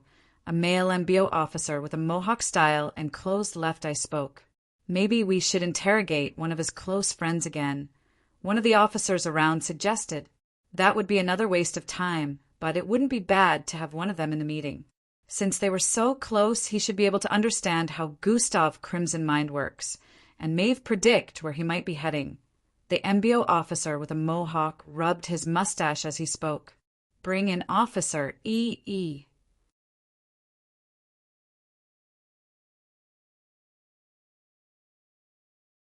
Chapter 1341 Gustav, the scapegoat. That would be another waste of time, but it wouldn't be bad to have one of them in the meeting. Since they were so close, he should be able to understand how Gustav Crimson Mind works, and Maeve predict where he might be heading. The MBO officer with a mohawk rubbed his mustache as he spoke. Bring in Officer E. Minutes later, a dark-skinned male officer with black, bushy afro and mustache walked in. He was around 62-inch in height and had strikingly handsome, yet mature-looking facial features. His presence instantly attracted the attention of every single officer within the boardroom. So this is the famed Officer E. He is just a kid, yet he survived the collapse calamity. I can't sense his level. Could he have achieved a higher bloodline rank than me? Thoughts flooded the minds of many of the officers present as they stared at E, who happened to have 2 stars attached to the side of his MBO uniform. Welcome, Officer E, the officer with a mohawk said with a strong tone. Thank you, General Dickstrat. E nodded with a look of respect. Let's get straight to the point. We've been stagnant in finding Gustav Crimson for the last 6 months. His last sightings were somewhere on the outskirts of Invria Noop Galaxy. Every search had been futile since then. No traces of him, General Dickstrat explained. Let me guess, you need my help finding where the fugitive may be located. E chimed in. Yes, General Dickstrat stated. General, I already cut ties with the fugitive long ago and informed the MBO of everything I knew about him that would help in finding him. The first time he was successfully captured was due to the information I provided.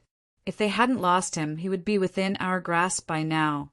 E shook his head in disappointment as he got to the last part.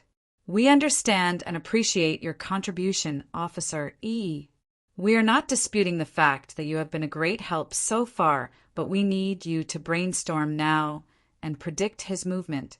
Could there be any place he might have mentioned that you maybe forgot or missed out the last time? Any information that could help? Genfal Dickstrat voiced with a pleading tone.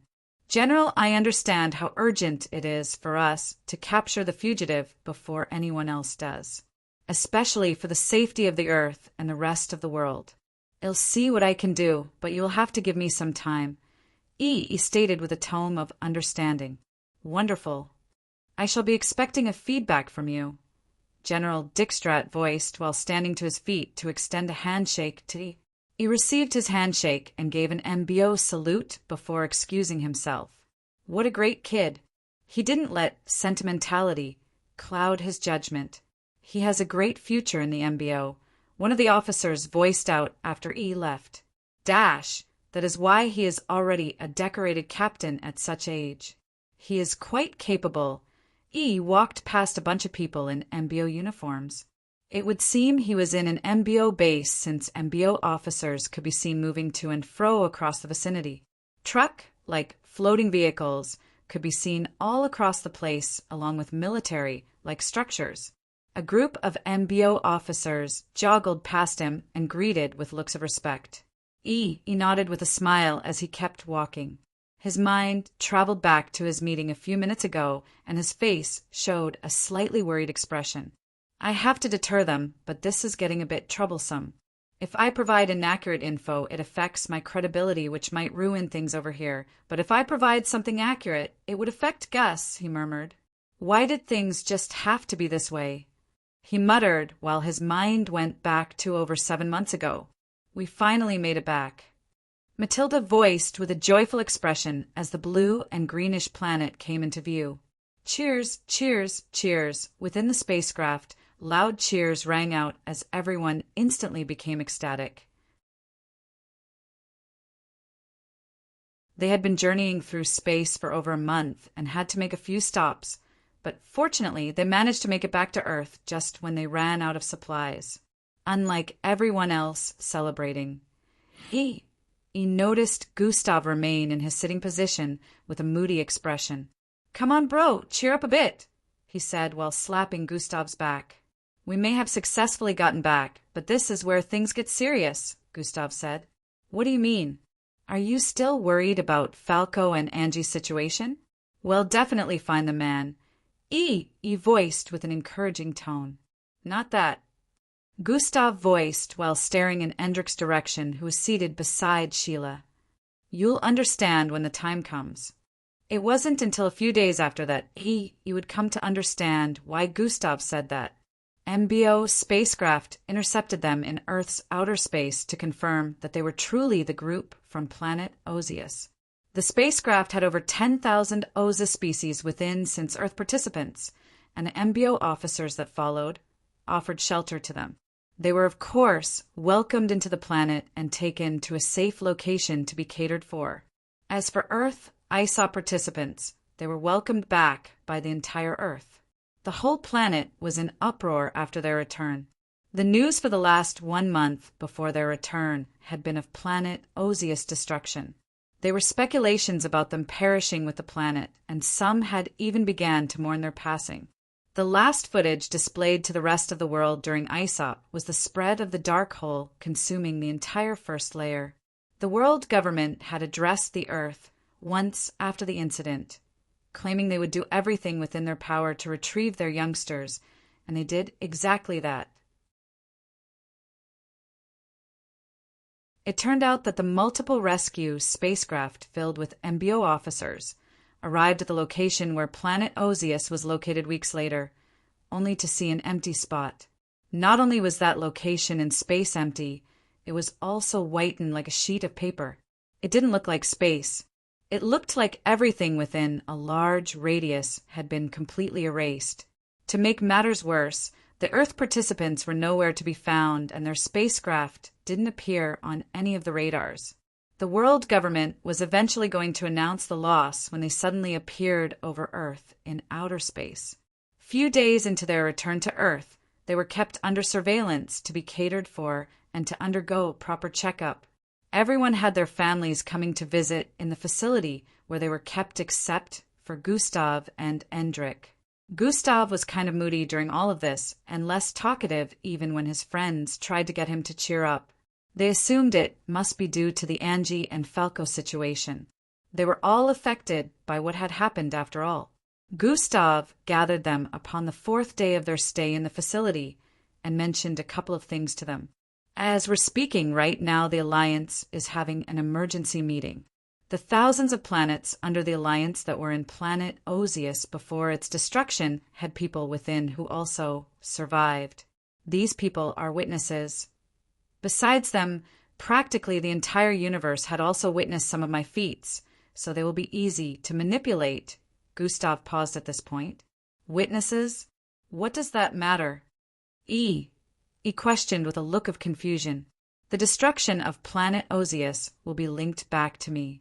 It'll be blamed for it and deemed dangerous to the universe at large.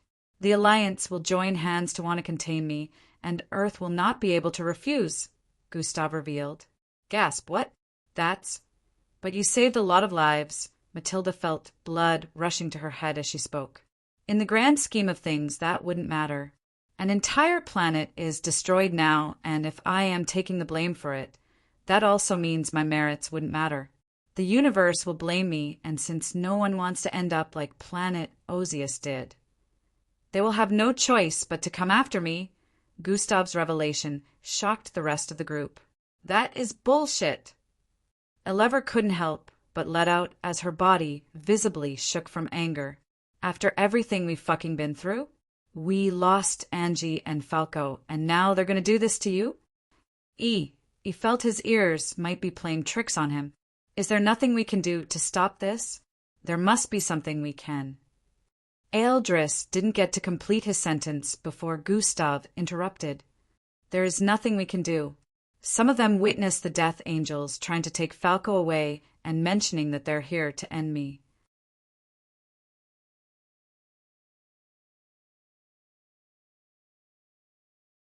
Chapter 1342. We can take the fight to them. There is nothing we can do. Some of them witnessed the death angels trying to take Falco away and mentioning that they're here to end me. Even if that isn't enough to put the destruction of the planet on me, with the power I displayed during ISOP, a lot of them are scared of how I will turn out if I am allowed to continue growing without hindrance. People fear power that is beyond their control. Some of them would also want to acquire me and slice me open to see how I tick. This is the perfect opportunity for them to place a moral reason on wanting to capture me, since they have to hide their innate desires. Not like I didn't predict that this would happen one day. What I didn't expect was for it to be the entire universe. The same universe I am burdened with the task of saving. Gustav let out a self-ridiculing chuckle. The only reason they haven't come at me yet is because Miss Amy is still around. Once she leaves, they'll push forward, Gustav added. Why don't you tell her so she can protect you? Sheila inquired. No, it's better if she doesn't get involved this time. Gustav shook his head. I will be long gone by the time they label me as wanted, so no worries, he added. We're coming with you. He stepped forward. No, the only person leaving with me is Endrick. As for the rest of you, I need you guys to remain here, Gustav refused. But, no buts, you guys are more useful to me here than having to become wanted alongside me. Now, I'll lay out my plan so you guys can properly understand. Gustav stated, now I gotta act as the betrayer to become the most trusted MBO officer and further my ranks. This is bullshit. Gustav shouldn't have to run. He couldn't help but grit his teeth in anger as he thought. Everything happened just as Gustav told him a day after. The same Earth that Gustav had saved more than once turned against him completely the moment they heard he was responsible for the destruction of planet Osius. Those bastards couldn't even give him the benefit of the doubt. Do they even deserve to be saved? He wondered out loud as he paused his footsteps. The group was aware of the premonitions now, and the Alliance was working to uncover the truths behind what was coming. Gustav couldn't even rely on Miss Amy right now, even if he wanted to, because she was at the forefront of the investigation. She had left her planet to find more clues. The Alliance also pretty much believed that by capturing Gustav they would be able to get more information and maybe prevent it. For the last 8 months, they had not gotten very far with the investigations. Amongst the instructions Gustav gave EE to reveal to the MBO, one of them included the 5 premonitions, and how it happened to planet Osius was supposed to be the second one. At the moment, the world was well aware that a 3rd premonition was coming and would appear at any part of the universe at an unknown time. The questions still remained. Premonitions to what? Who is the enemy? All this time, E had been divulging one information or the other about Gustav, some false to mislead them and some accurate, so his words held credibility. They got close to capturing him a few times due to this, but never did. It was pre-planned, and Gustav was the one who gave E the specific information to reveal, which also made him aware of their coming. All in all, it had really worked out, and he got promoted a couple of times, especially since he was successful in every mission he got issued since their return to Earth. He'll have to contact Gus. E concluded before twirling his middle finger behind his index. A violet-colored vortex opened up before him, and he proceeded to step in. He instantly arrived on the other side, finding himself atop a skyscraper with a view of a night sky and a glowing city before him. Within an underwater lab research center, An elderly-looking man with a diamond shard embedded into his forehead stood before what looked like a three-wall metallic-looking prison. Beside him were a couple of men in laboratory suits and medical-looking equipments by the side. The sea through a moirade glass before them provided them with the view of the creature held captive within the structure. It was a pitch-black, 10-feet-tall being. Its hollow eyes were eerily gray in color, and the massive 12-inch horns protruded out of its head made it look worse than the devil mentioned in folklore. Despite having an humanoid build, it had claws for fingers and talons for feet. This creature had 3 shackles on each limb with massive glowing white chains attached to them, which spread forth in all directions. Any new data? Grand Commander Cheyenne questioned. Yes, Commander. This spectacular specimen you brought to me has opened my eyes to a lot of possibilities. I have sampled parts of its tissue, and it is nothing like I have ever seen before.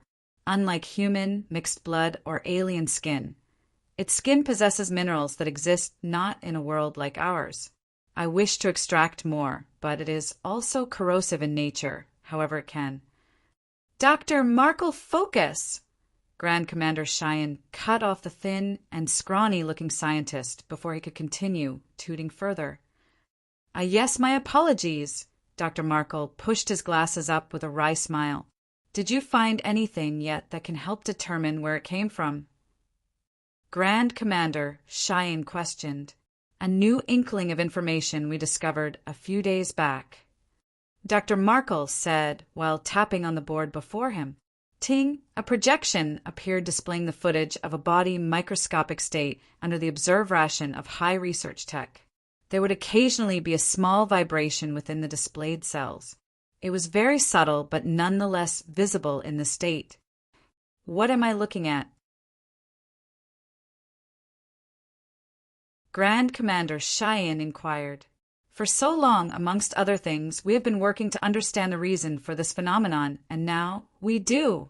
Dr. Markle paused for a bit while tapping on the computerized board before him.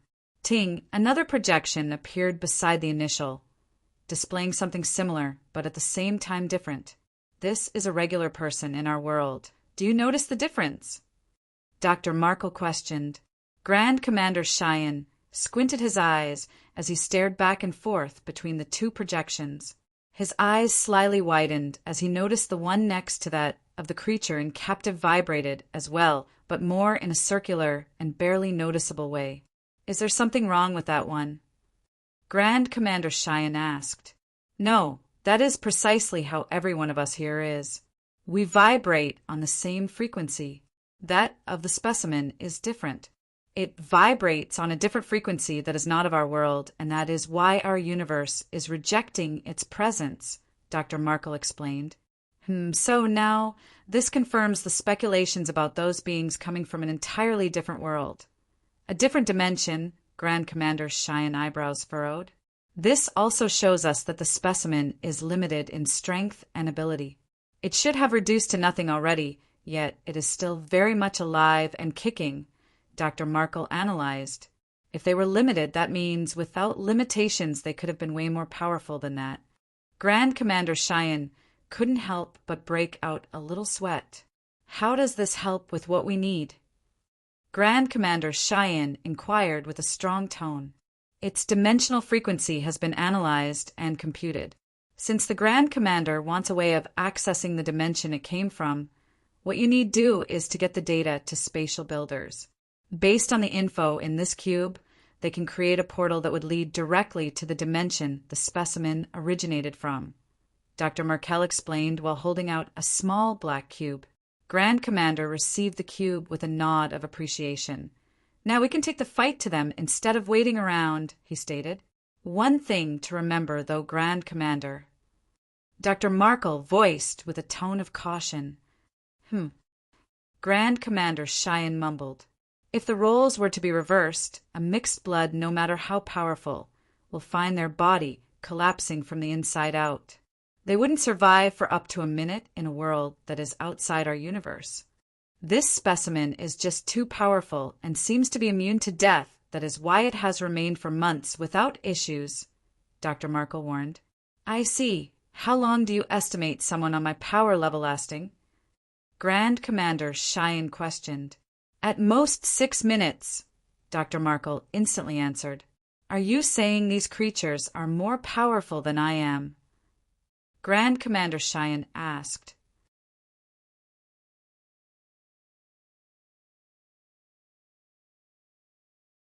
Chapter 1343 Strange Assault. Are you saying these creatures are more powerful than I am? Grand Commander Cheyenne asked. Way more powerful, Grand Commander. If they had come here without limitations, it will take 1,000 people on your power level to contend with a single one of them, and even at that, a win isn't guaranteed. Dr. Markle shook his head. Grand Commander Cheyenne instantly bore a troubled look on his face. On the Earth, there are less than 300 persons on my level of strength and higher. With the Alliance, it is much possible to gather that number and more, but needing 1,000 just to contend with a single one of them? Not to mention that we are unaware of their hierarchy, so this being may not even be the most powerful there. While Grand Commander Cheyenne was in his thoughts, an unexpected phenomenon suddenly occurred. Thryouth, a figure's arm, suddenly materialized before them. What the? Dr. Markle exclaimed as he drew back. Grand Commander Cheyenne instantly became alarmed and dragged Dr. Markle by the collar before jumping backwards. Thryouth, it looked like the figure was cutting through the air as the rest of its body appeared the moment it drove forward. An palpable and incredible overpowering energy suddenly permeated the entire vicinity. Beep, beep, beep, beep, beep, beep. Alarms began blaring continuously upon the appearance of this figure as the laboratory swiftly went into lockdown mode. Who the hell are you? Grand Commander Cheyenne yelled as he subconsciously shrunk back. The figure had a half-white, half-black feminine structure with a horn on the whitish part of her head which curved downwards, a completely whitish eye in the dark side of her face, and a completely black eye in the right. The choking energy in the air was so overpowering that it pushed even him backwards. Dr. Markle had fallen to his knees and was currently gasping for breath. KRRRYYCHHHH. Cracks began to appear all across the walls and armored see-through glass. I can't let this person cause any damage here and risk freeing the creature. Grand Commander Cheyenne maintained his calm composure while channeling his bloodline. The shard and forehead instantly lit up as he fired an intense, destructive beam forward. Threa, at the same moment, a massive blade appeared in her right arm which she proceeded to swing diagonally. Swai-hi-wai, it was like the entire world got cleaved in two as a searing silver line, slashed through the destructive beam easily. Grand Commander Cheyenne eyes widened as he grabbed Dr. Markle in the last moment before the entire structure got divided into two separate halves from the attack. Gruelish sea waves instantly flowed into the vicinity as cries and yells got drowned out by its intensity. The feminine white and black figure remained in place, unfazed by the intense wave that had just washed everyone away. She turned to stare at the metallic prison where the dark creature was imprisoned and reappeared within.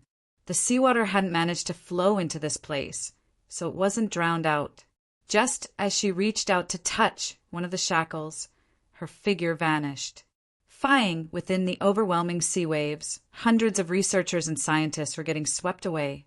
Grand Commander Cheyenne was currently holding on to Dr. Markle with his left arm while his entire shoulder from his right down to his ribcage area was missing.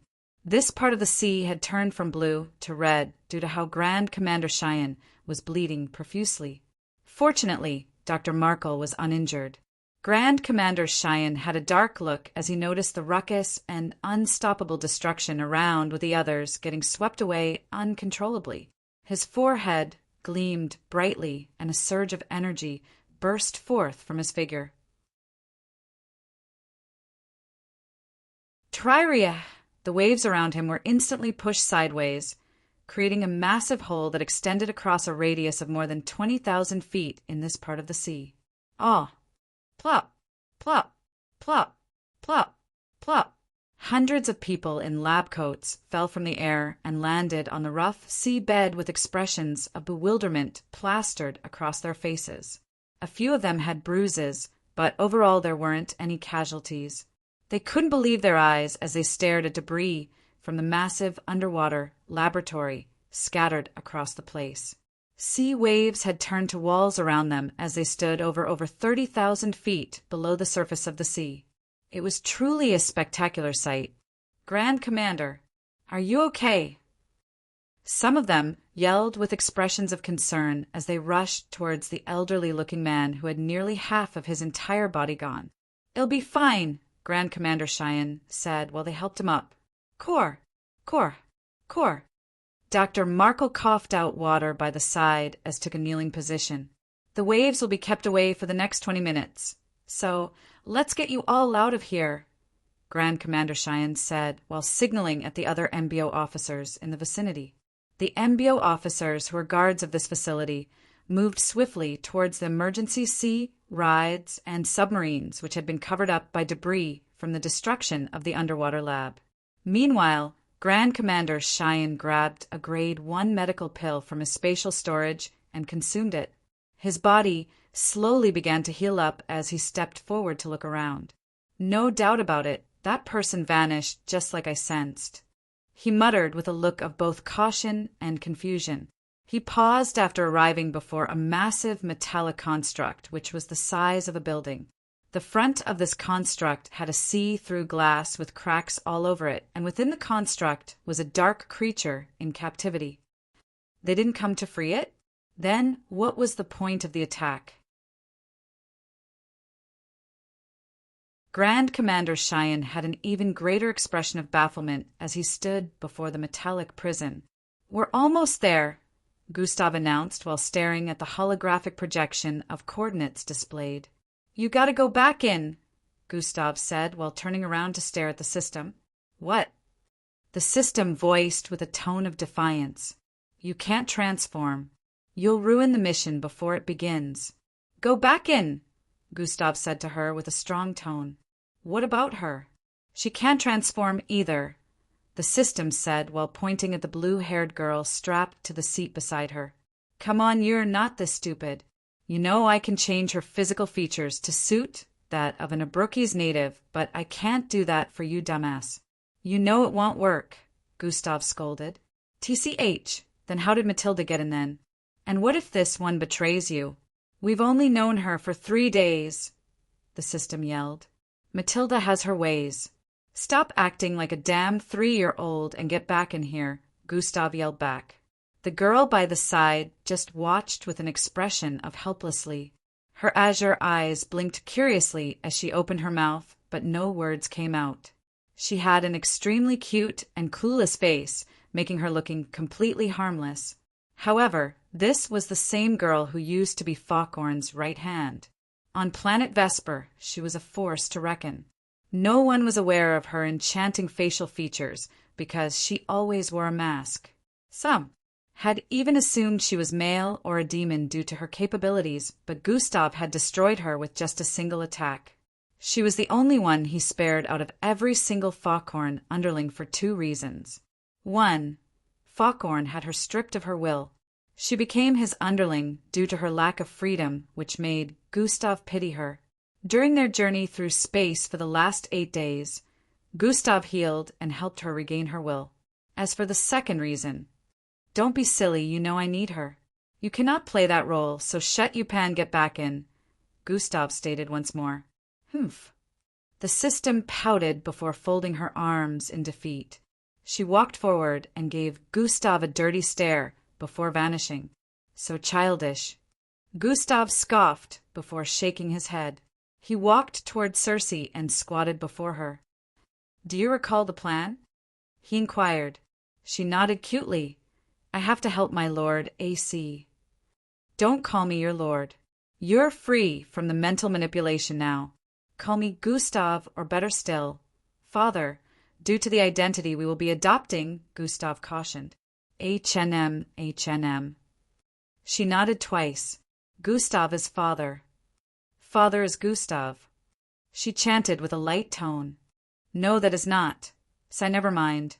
Just make sure you don't call me Gustav when we get down there. Gustav cautioned with a serious look. H&M. Gustav is only Gustav here. Gustav is father down there. She nodded once more. Exactly. Gustav voiced with an expression of relief. Now for a quick recap. Watch this, and remember you are to act like she does, Gustav said while tapping a couple of buttons on the left side of the wall.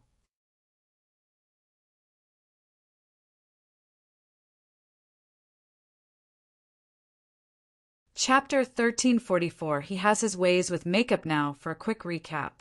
Watch this, and remember you are to act like she does, Gustav said while tapping a couple of buttons on the left side of the wall.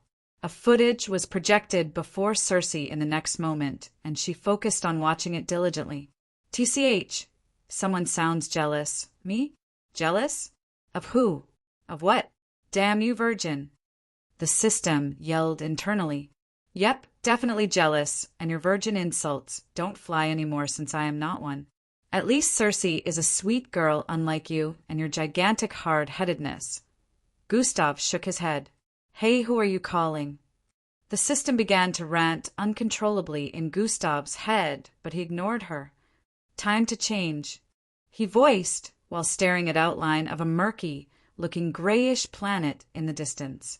It was still a very small outline, which meant it was millions of kilometers away, but with the speed of their spacecraft, they would arrive there in only a few seconds. Within a vicinity with buildings erected on tips of what looked like massive spikes that extended from beneath, haggard-looking figures could be spotted moving to and fro. The tips of these massive spikes, scattered across the place, were each no less than 50 feet distance from one another. The spikes seemed so massive that the buildings constructed on them were perfectly balanced. Some of the buildings also happened to have what looked like massive fans constructed above their roofs. Thin metallic bridges with cube-sized holes were erected from one spike to the other, each all connected like transport networks that helped the people around move from one place to another. One would have to be careful when moving on these metallic bridges due to how thin they were. However, there was no other means of movement around these parts since the ground level couldn't be seen from up here. If one was to fall from the bridges, they would keep falling till their figure disappeared into the sea of grayish mist that loitered beneath. These grayish mists below were thick that they made it impossible for anyone to see how deep the spikes extended. Every figure moving around here had contour like marks on their faces with teal-colored skins. The clothes on their bodies were like furs. They seemed almost primitive, but at the same time modern. One thing that seemed quite visible around this parts was the layer of gloom that hung in the air. It hit like a physical existence with how unhappy the expression on the faces of everyone moving around looked. The dimly lit sky did not help matters. The air also happened to the cold with a mixture of strange soil-like odor. One of the figures had a cloak around them which they used in covering the entirety of their face, revealing only a pair of eyes. They walked in the midst of the crowd, moving to and fro, and arrived before a square-shaped structure far east of this area. This place had lesser number of people moving around it and none moving into it. This figure walked towards the side of the structure, which happened to be a blind view that people using the bridges would be unable to see. They proceeded to knock on the black solid structure in a particular pattern. Come, come, come, come, come. Come, come, come, come, come. Immediately after the knocking pattern was completed, the entrance made a low, shifting noise. Through he hied in. Din, din. The wall rescinded in 3 different ways, revealing a small passageway. This figure proceeded to step in and walked till they arrived at the end. Is Twenvik back? The figure questioned the moment they arrived within a spacious area where 3 other people could be spotted. 2 happened to be working on a piece of machinery, while the third one was seated at the edge, tapping on a keyboard with an holographic monitor before them. Senior Matilda, you have returned. One of the 2 working on the machine voiced with a tone of respect. Just like the figures on the outside, This one also had a teal-colored skin, ragged clothes, and counter-like marks on their face. This one happened to have a feminine look with a tail poking out of her rear. Ula, where is Twenvik? The one who had just arrived pulled the cloak off her figure, revealing her looks. She had a beautiful long white hair, with red rosy cheeks and semi-thin pink lips. She had a 511 figure with slender build. Her looks were much different compared to the others in this space, which looked like a workshop of sorts. Twenvik isn't back yet, Ula shook her head. What is taking him so long? Matilda's face scrunched up a bit with worry. He may not be back, but we have good news. The male teal-skinned figure tapping on the keyboard voiced from the side. Matilda moved towards him. The holographic monitor displayed two figures walking out of a spacecraft and getting welcomed by a bunch of people in clean red and green robes. These bunch of people welcoming the two newcomers also had teal skin and contour marks on their faces, but compared to the ones currently situated where Matilda was, they looked a lot healthier as well as cleaner. They arrived about an hour ago and were welcome without suspicion. The one tapping on the keyboard said with a joyful expression. A smile appeared on Matilda's face. Good job, Toldu. This is really good news. Thank you, Senior Matilda. I am currently decrypting a message he sent before getting out of his spacecraft. Toldu said with a tone of gratitude. Once you are finished with it, show it to me immediately, Matilda instructed. Toldu nodded in response, while Ula approached to stare at the projection, which kept displaying the same footage of the newcomers arriving repeatedly. How do they look exactly like the Baron Diav and his daughter? I can't find any differences. Ula expressed her astonishment. Hi, he has his ways with makeup. No one would suspect a thing, so long as he is able to pull off the character. Matilda chuckled lightly. Wah. I still find it difficult to believe that this is him, she said while focusing on the male newcomer with a cone-shaped head and a singular red shade covering half his face. He was in tight, fitted, white robe covered by a black cloak with greenish markings. The famed Gustav crimson. Ula's tone depicted excitement as she muttered. We finally have a fighting chance. Matilda's face wore a smile as she turned around to face the third person in their group, who was single-handedly working on a rhombus-shaped machinery. He had a tri-monocle and thick strands of scanty black hair on his head. Did you manage to communicate with Her Majesty? He asked while remaining focused on what he was doing. I did. Matilda's smile vanished at this point. What did she say? He inquired. Daria told me. Within a large abode constructed in between two gray-colored rocks, a figure stood within a room. The room was oddly designed with items in places that one would usually find unusual. However, to people of this planet, this would be considered a very luxurious room. This figure stared at his reflection in the liquid-like mirror before him. The shades on his face made the environment look red, but he could see the outline of his 7 feet figure properly.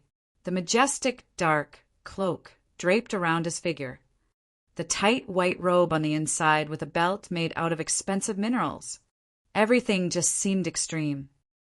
So that Baron Diav guy just walks around in this all day, and every planet he visits fear and worship him. The figure shook his head as he voiced with a tone of ridicule. If only they knew, he added before moving to the side to take a sit on the massive bed.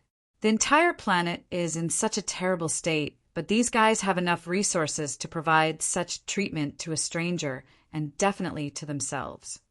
He shook his head once more. They will definitely try to make it look as though everything is all right, since Baron Diav is known to be planet investigator working under the Alliance, who never visits anywhere without his adorable daughter Valeri Diav. But they have no idea that it is me, and the fact that I can scan the entire planet in an instant, so I am well aware that only 20% of places are in a better state than the others. Quite pitiful what they turned this into after taking control. The figure who happened to be Gustav in disguise knew well enough what Baron's job was. It was to make sure the planet was in a good state, under the right authorities with everything blossoming as they should. Natives are also meant to be satisfied with the rulers and living under good conditions. Planet investigators visited every planet under the Alliance and reported back what they noticed. If the planet was deemed to meet the requirements, they would leave them alone. If not, the Alliance would send an army and forcefully take control of the planet to right the wrongs.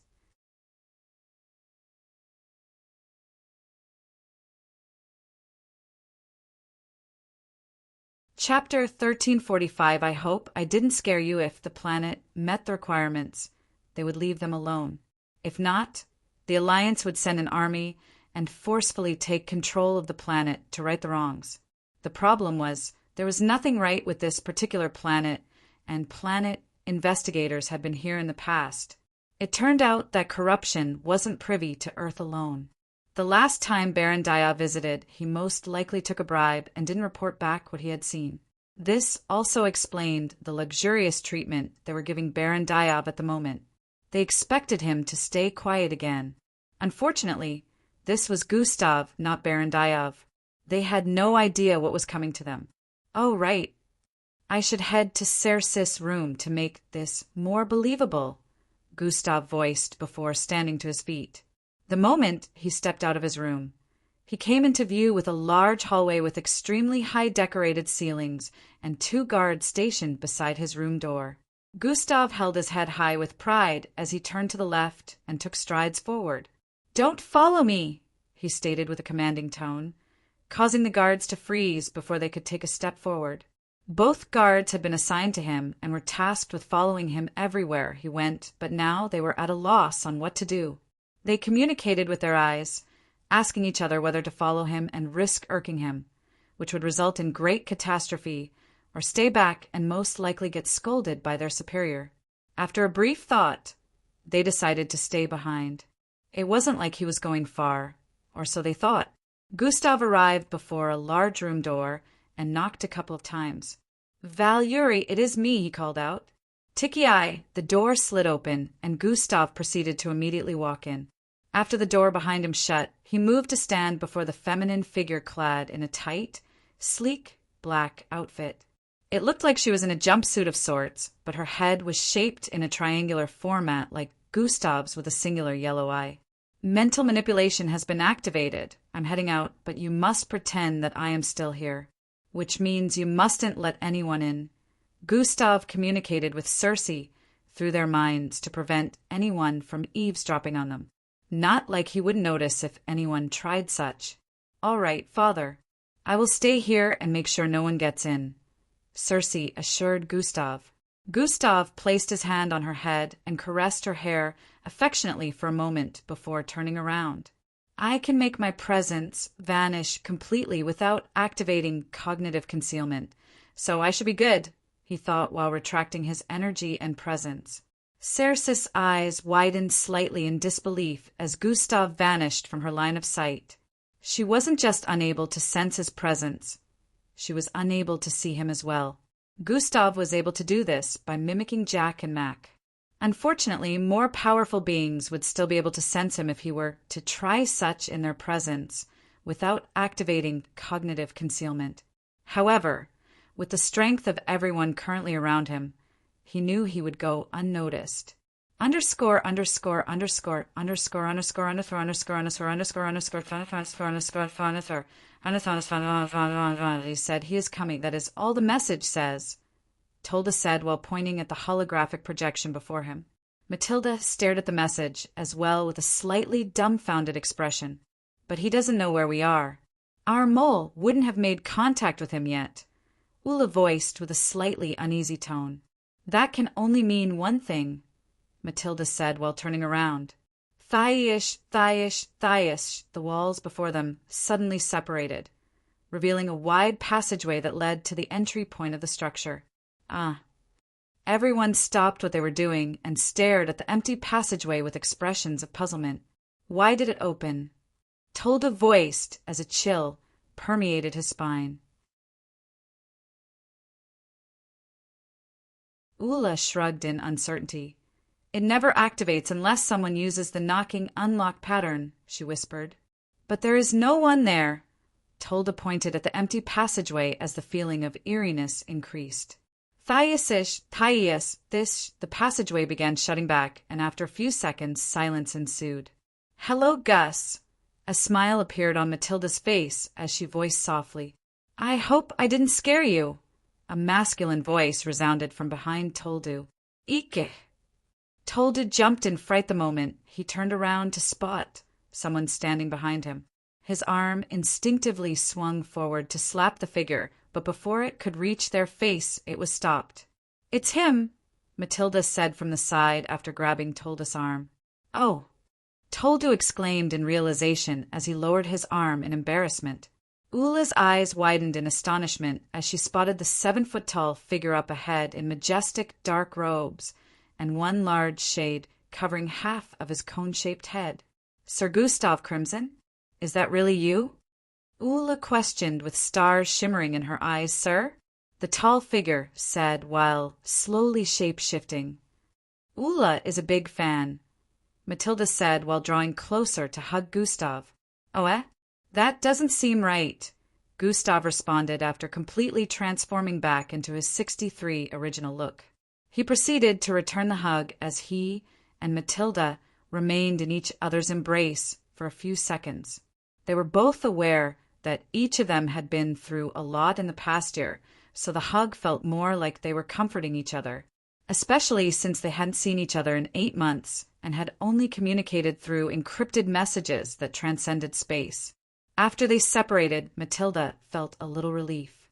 It was like her spirits had been rejuvenated, and she hoped it was the same for Gustav. Pa!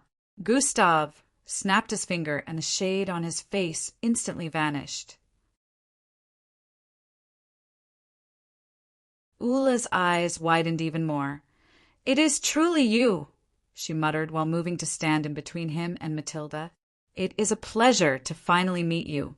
Can I shake your hand, sir? Ula gushed uncontrollably, causing Toldu to roll his eyes by the side. What is with her? Gustav said to Matilda as he stretched out his hand. Ula disregarded Gustav's unsettled tone and held his hand like she was holding onto the most priced piece of material in the universe. So smooth, so strong, so. She was lost in her admiring thoughts while Matilda gave Gustav a little explanation.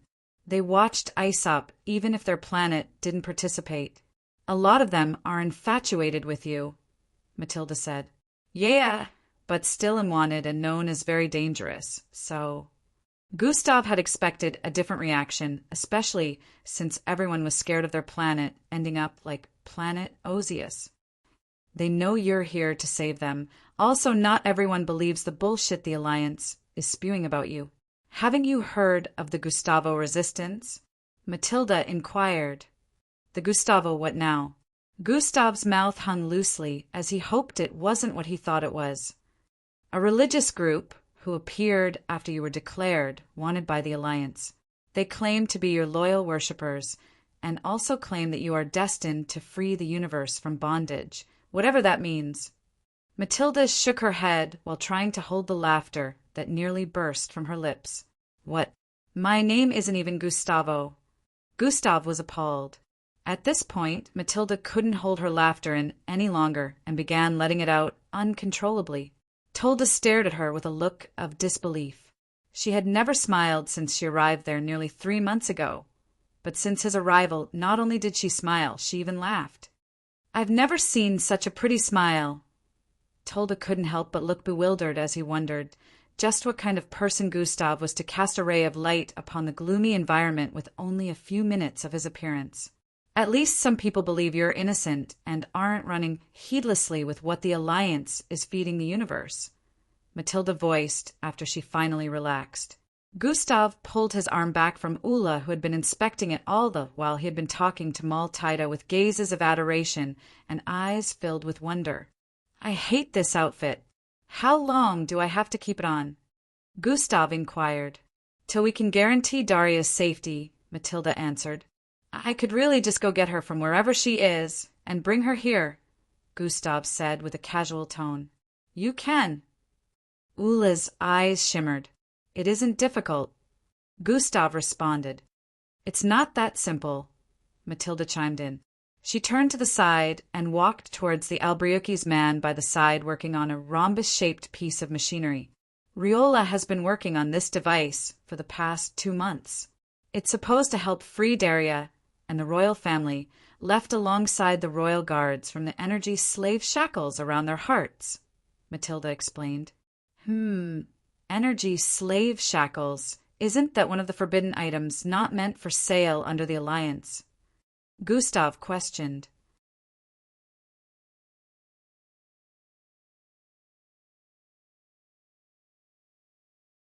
Chapter 1346. An accident, indeed. Yes, Matilda replied.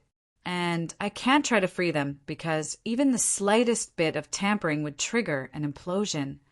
Gustav held his chin as he came to an understanding. Yes, there would be no point in freeing Planet Abrookies if the leaders are gone, since everything would go to shit if there was no ruler. It would all be for nothing if Daria dies. Matilda added, How long before Riola is finished with the equipment? Gustav inquired. 3 days, Riola answered. So long as you lots can learn to be quiet, he added. Grandpa Riola. That's Gustav Crimson. Ula yelled from the side. Especially you, kiddo. Your mouth keeps running like a never-ending stream. Riola raised his head to shoot Ula a glance. Ack! Ula exclaimed like she had just been shot by 1,000 invisible arrows. Humph! Riola readjusted his trimonocle. Told to get me the fenner wheel, he instructed. Toldu instantly moved to grab an odd-looking fan-like tool and passed it to him. We should leave them to it, Matilda said with a low tone before dragging Gustav into a separate space. I'm surprised she's still alive. How long has it been since you two saw each other? Gustav inquired the moment they switched locations. 10 years. Matilda had a teary expression as she muttered. Her mind went back in time as she recalled the message she got from Daria over 5 years ago. For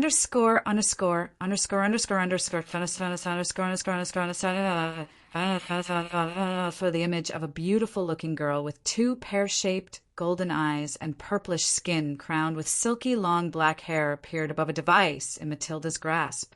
The outline of a square-shaped black mark could be spotted on her forehead along with green contour marks surrounding it. Boom! Boom! Boom! Boom! Sounds of an explosion could be heard coming from the footage, which depicted the chaos that surrounded her. The footage shook severally, and although the visibility in the surroundings was low, one could spot tiny red glowing particles in the surroundings. Matilda, I need your help. I didn't tell you the truth all those years ago, but am actually a princess to the largest empire on Abrookies. We are currently at war. My empire was lacking in forces after my grandfather, the emperor, was assassinated, and my father also went missing, leaving me to cater for the kingdom. I lost over 30% of my forces to bad leadership, and some even defected to the other kingdoms after deeming me unworthy to lead. Tears started streaming out of her eyes as she got to this point. I don't want my people to perish, so I will have to surrender. I know many of them will meet their end because of my decision, but I have no other choice so long as some lives can be preserved. I have repeatedly requested help from Earth, but they ignored my pleas, saying they cannot interfere in interplanetary wars. I do not wish to disturb you with my problems, but if this message does get to you, please, Matilda, get help for my people. I know you, Matilda. You're strong. When you become powerful enough, please try to save my people. If you can't, it's okay too. Just make sure you live your life to the fullest and be happy. Regardless of what comes to be, I have always loved you and I will always love you. I haven't forgotten all the times we spent together. Our fond memories are one of the things that kept me going through the toughest times. Underscore.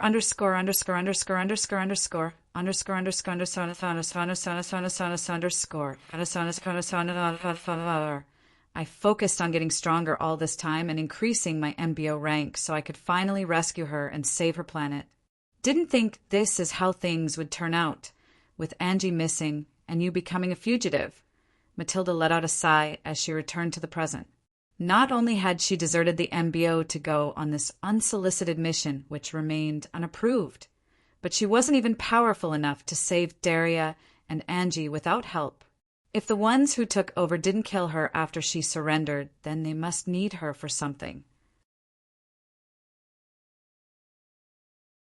They killed her father and immediate family members, but left her in captivity. She must hold some kind of value. Gustav rubbed his chin slightly. The current emperor wants her to bear his kids, Ulla voiced from the side. Oh, couldn't he just impregnate anyone else? Gustav questioned. The royal line has to be continued. They bear a bloodline that will be lost if Her Majesty was to perish without bearing offsprings. Ulla explained. I guess that explains it.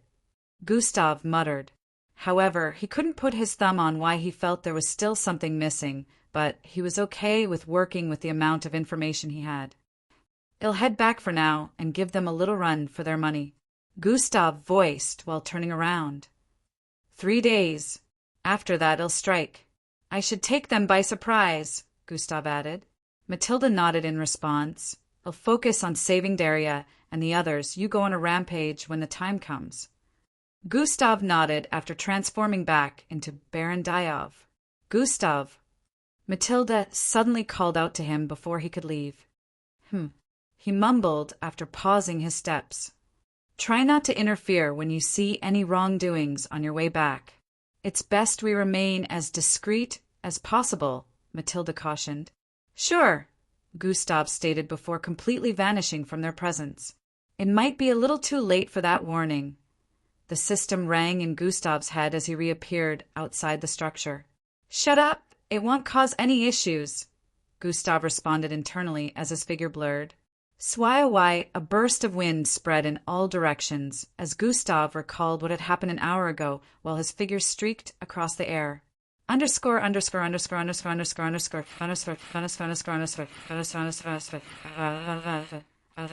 Please, I just need dead were for my son. Bam. Bam. Pa. Am not. Am Enoki not a thief. Bam. Pa. Pa. Please. My son, my Esson would have died of thirst like his little sister and mother. Bam. Pa. Pa. Kiar. Please. I. Bam. Pa. Pa. The sound of kicks and blows continuously rang out as a group of 3 in green and red robes surrounded an Abrukes native in a tattered outfit. They assaulted the blue-skinned individual without mercy despite his heartbreaking screams and pleas. All of a sudden, boom, a loud explosion rang out behind them, causing a large 30 feet tall structure to collapse. The officials immediately stopped and turned around with looks of confusion as everyone ran helter-skelter. You two go check it out, I'll deal with. He was still speaking when he turned his head around to stare at the individual they were beating up a second ago. Where did he go? He asked with a tone of confoundment. The other 2 turned around in surprise. Where did he go? Another one of them asked. Isn't that what I just asked? Just as they began arguing about the tattered man who suddenly vanished, another explosion rocked the vicinity. All 3 of them screamed uncontrollably as a large piece of flaming building descended from the sky. Bang! All 3 of them got crushed before they could get away. It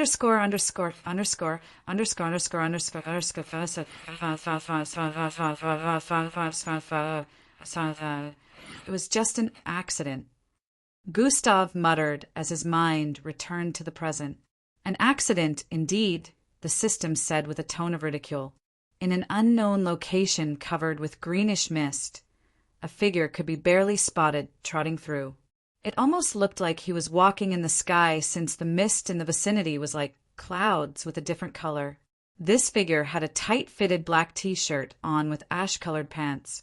His facial hair made him look like he wasn't a day above 26 years of age, and his curly black hair occasionally fluttered due to the mild winds blowing across the place. The vicinity seemed quite serene and spectacular. One would feel like they were on a vacation if they visited this place, but this was far from the thoughts of the person currently traversing the environment. Krura! A roar suddenly rang out as a serpentine-shaped creature, the size of a sky scrapper, appeared within the sea of greenish mist. It was unknown if it had been there all this time, staying unnoticed. But one sure thing was that it had spotted the individual who had just wandered into its domain. Twiwi-eye! It charged forward powerfully, causing the greenish mist in the surroundings to clear a path due to the immense volume of wind its figure generated. The humanoid figure it was aiming for suddenly raised his right arm with an unbothered expression on his face. Pa! He snapped his finger effortlessly, causing an invisible barrier to appear between himself and the creature. Bang! Its gigantic, beastly face crashed into the invisible barrier, causing a loud blast to ring out as powerful shockwaves surged forth from their position. As the greenish mist in the vicinity cleared from the collision, thousands of arm-sized bat-like creatures rained from the air with blood.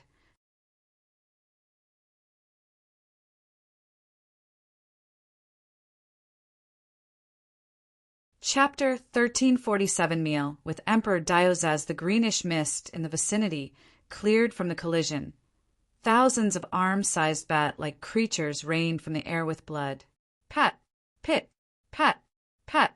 Pat! Pat! Pat! Their lifeless bodies splattered across the ground, changing its color, while the massive serpentine creature tried to contend with the invisible barrier before it to no avail.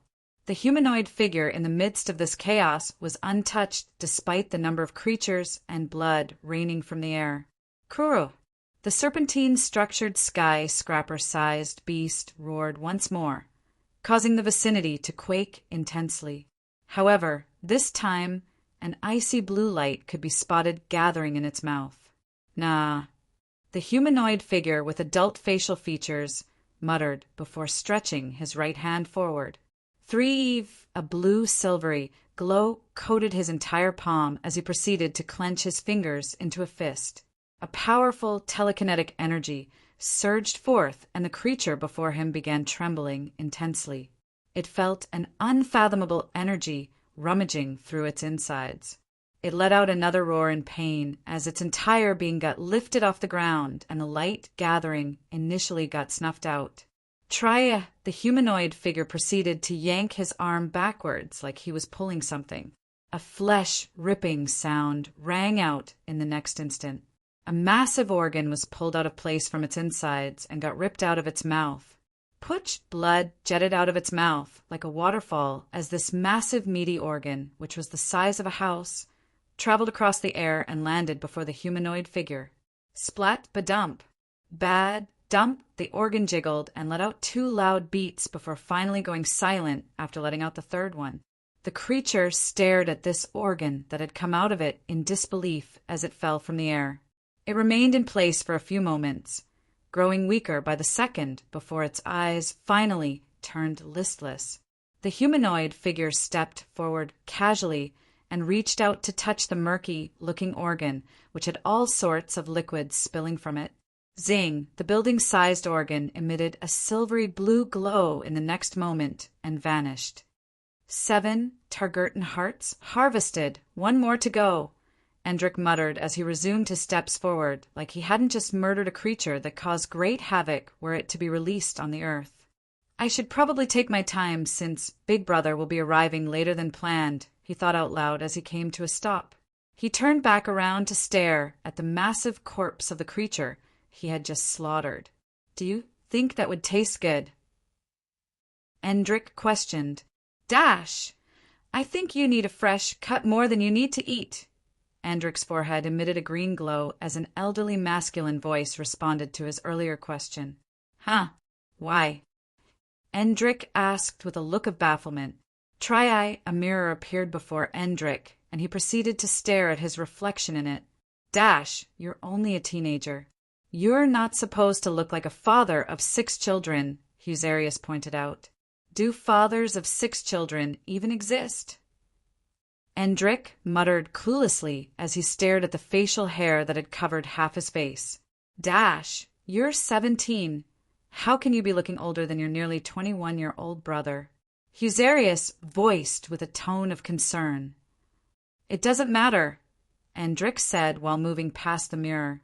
Speaking of Big Brother, I probably should have asked him for cooking lessons. How do I turn this into an edible meal? He questioned with a lost look after arriving before the corpse of the massive serpentine beast. Underscore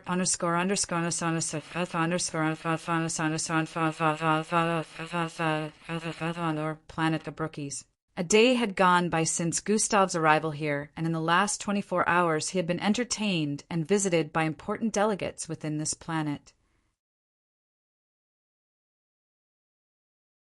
When he left to visit Matilda the other day, someone had come visiting, and since the guards were aware that Baron Diav was with his daughter, they came knocking on Cersei's door.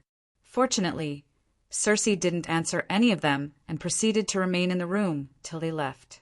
However, there was this one person who knocked twice and voiced some strange words. After that person left, she sensed that a package was dropped at the door. After she picked up what was left at the door, which was disguised as a gift, she went on to shut it back so as not to arouse any suspicion.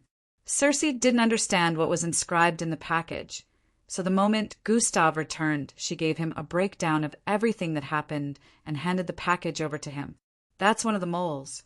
He was to deliver the location of Matilda to me. Gustav had explained this to her at the time. They didn't expect Gustav to figure out Matilda's location and head there himself, just by scanning the entire planet. After the brief meeting with Matilda, Gustav understood that they had moles everywhere. Within the official troops of guards, who were like the police force, within Kingdom Royal Maids, within political offices, and even within the higher-ups.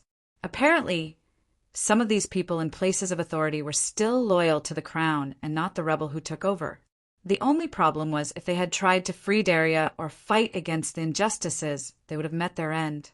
The opposition wasn't someone who they could face on their own. However, now that they had a little bit of help, they could finally try to fight back. Emperor Dios. He is as powerful as a peak beta ranked mixed blood. Almost an alpha, but that's the peak level of strength on this planet, Gustav analyzed as he sat within a dining area. In this large dining area, sitting across from him was a 9 feet tall blue-skinned male with a 1-inch horn protruding out of his chin. He exuded a domineering aura as he sat in place while throwing a strong gaze at the being sitting from across him. On the left was Cersei, who dug into the exotic dishes arranged on the dining table, made of a precious green rock. Opposite Cersei was a young but mature-looking purple-skinned female. She had a pair of pear-shaped golden eyes and silky black hair.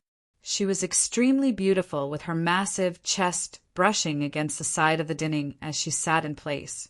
The Emperor finally lowered his gaze to stare at the dishes before reaching to grab a large piece of meat. He proceeded to take a huge bite out of it whilst maintaining a poker face. It was at this same moment that the others finally decided to eat as well. Emperor Dios watched as the 10 feet tall being on the far end of the table dig into the food, just like he did.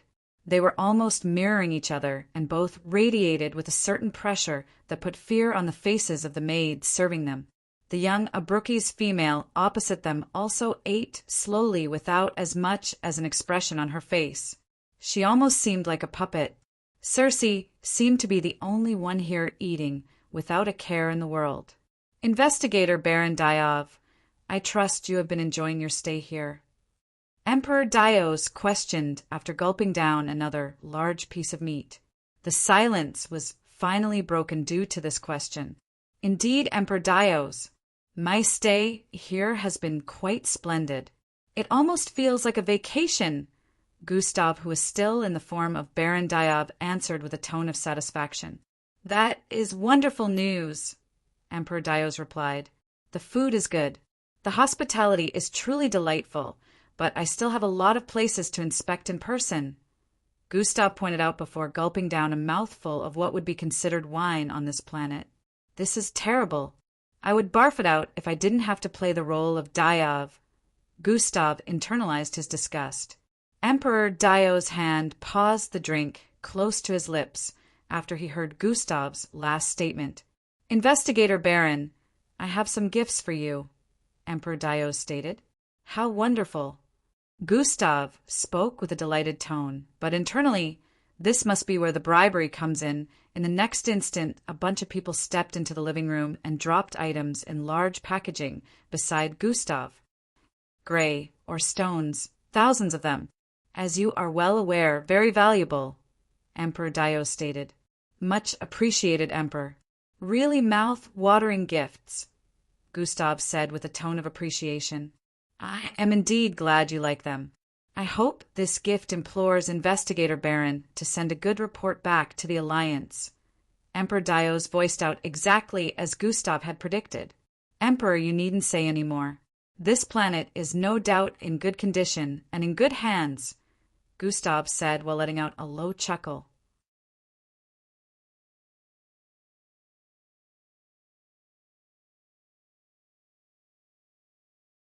Chapter 1348, The Separator Machine, is ready. Then I must implore Investigator Baron to excuse me and my wife, as we have important matters to take care of, Emperor Dio's voiced while getting up. Not a problem, Emperor. I am sure you must be busy, since running an entire planet must be a lot of work, Gustav replied with a tone of understanding. I am sure the investigator is busy as well. Safe travels on your way tomorrow. Emperor Dios reached out to shake Gustav after waltzing over. Tomorrow? He wants me to leave immediately. I guess my presence makes him uneasy, but I cannot leave tomorrow. I need to play this off somehow, so it doesn't get suspicious if I decide to stay. Gustav's thoughts went on a rampage as he got to his feet. As much as I would have loved to leave tomorrow, my daughter wishes to visit the Perking Center, so I would like to take her there tomorrow. It is going to be our last tourist visit before leaving the day after tomorrow, Gustav said while reaching out to receive the handshake. Is that so? Emperor Dios seemed a bit unsettled as he asked with a low tone. Father must accompany me. I want to see the Perking Center. Circe yelled from the side with food in her mouth. Haha, you know how children get, Gustav stated with a light laughter while their hands were still connected. Oh, wait. Does the Emperor not have children? Gustav added, causing Emperor Dios to retract his hand. Gustav could have sworn he had a subtle humph escape the Emperor's mouth. The Emperor stole a brief glance at his wife and turned around to walk away. I hope you enjoy your time at Perking Center. His voice faded into the background as he soon disappeared along with a lot of royal guards. I guess that convinced him, Gustav said internally. The child's statement must have gotten to him.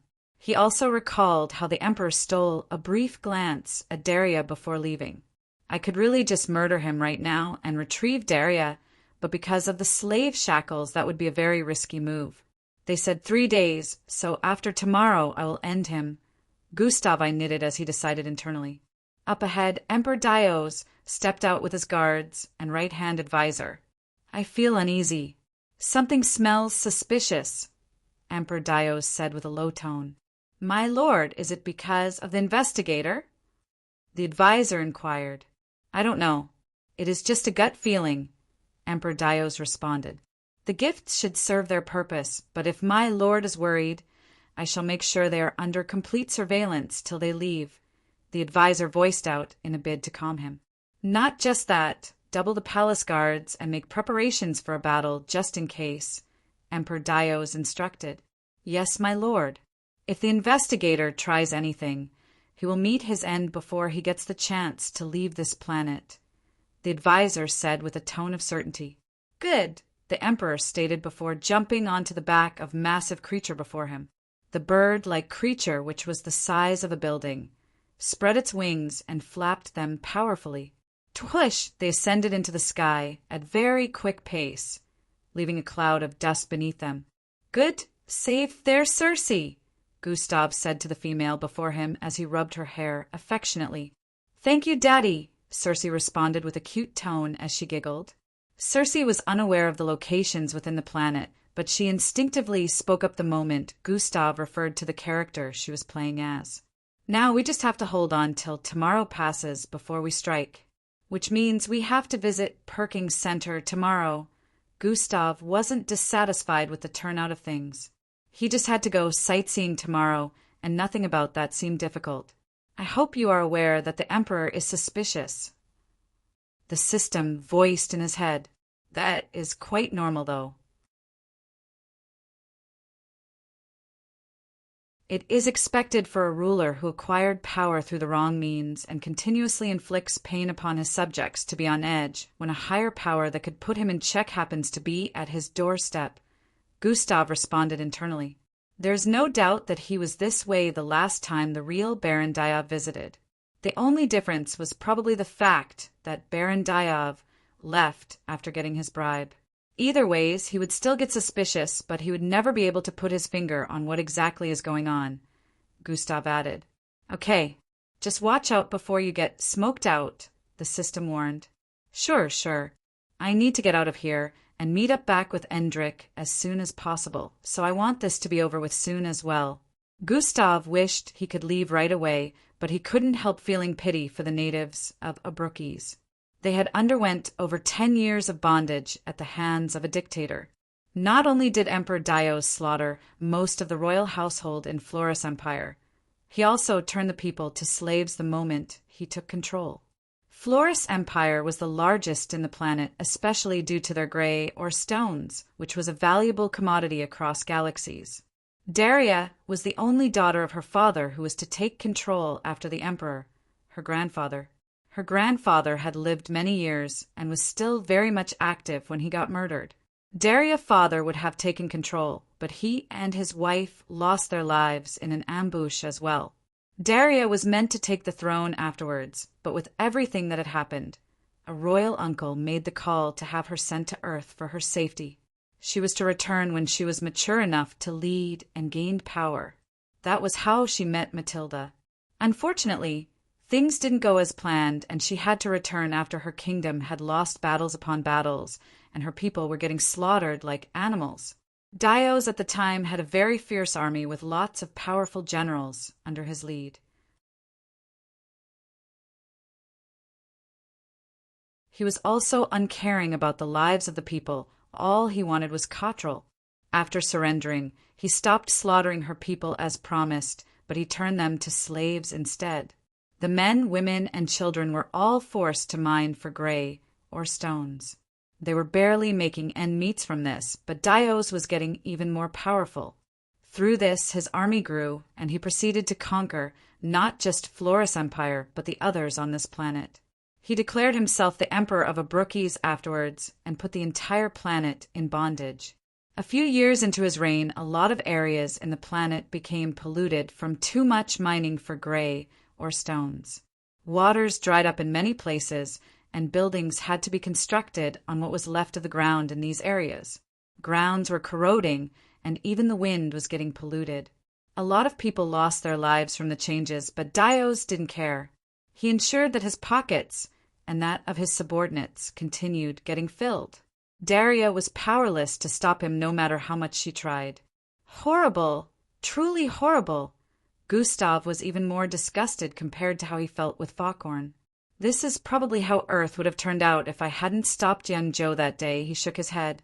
He felt it was even worse that Earth never interfered, even after Daria pleaded so many times for assistance. This explained why she looked lifeless today. She had lost all hope. If I didn't have people I cared about, I would have regretted ever saving that planet more than once. Gustav shook his head. Why don't you just take control of Earth in the future and rule if you don't like the way they do things? The system inquired. What sort of dumb suggestion is that? Gustav asked with an irked tone. Think about it. If you complete the 5 years quest, it should be possible. You will be more powerful than them after all. The system voiced. Not interested, they can go fuck themselves for all I care. Is it finished now? Within a workshop space, a familiar feminine tone rang out. Yes, the separator, Riol answered while tapping the rhombus-shaped machinery before him. One charge of this, and everyone within a 1-mile radius gets freed of the slave shackle, he added. Good. Now we just need Twenvik and Tolda to get it there. Matilda said with a serious expression. We will, Toldu answered from the side. After they are successful, Her Majesty has to be taken out of the premises, so Gustav Crimson can do what he needs to, Riol chimed in. Leave that to me. Ulla, you focus on sending the message to the troops to be ready to storm the place, Matilda instructed.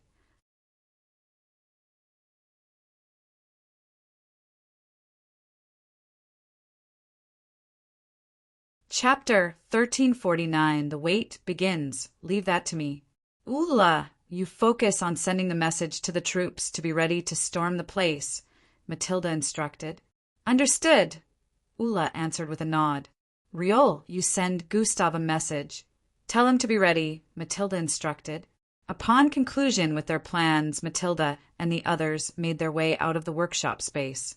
Meanwhile, today was fun, father, Cersei said to Gustav as they returned to their accommodation. Arya Gustav patted her head softly as they sped away on the back of a massive bird that looked like a mix between pigeon and wolf.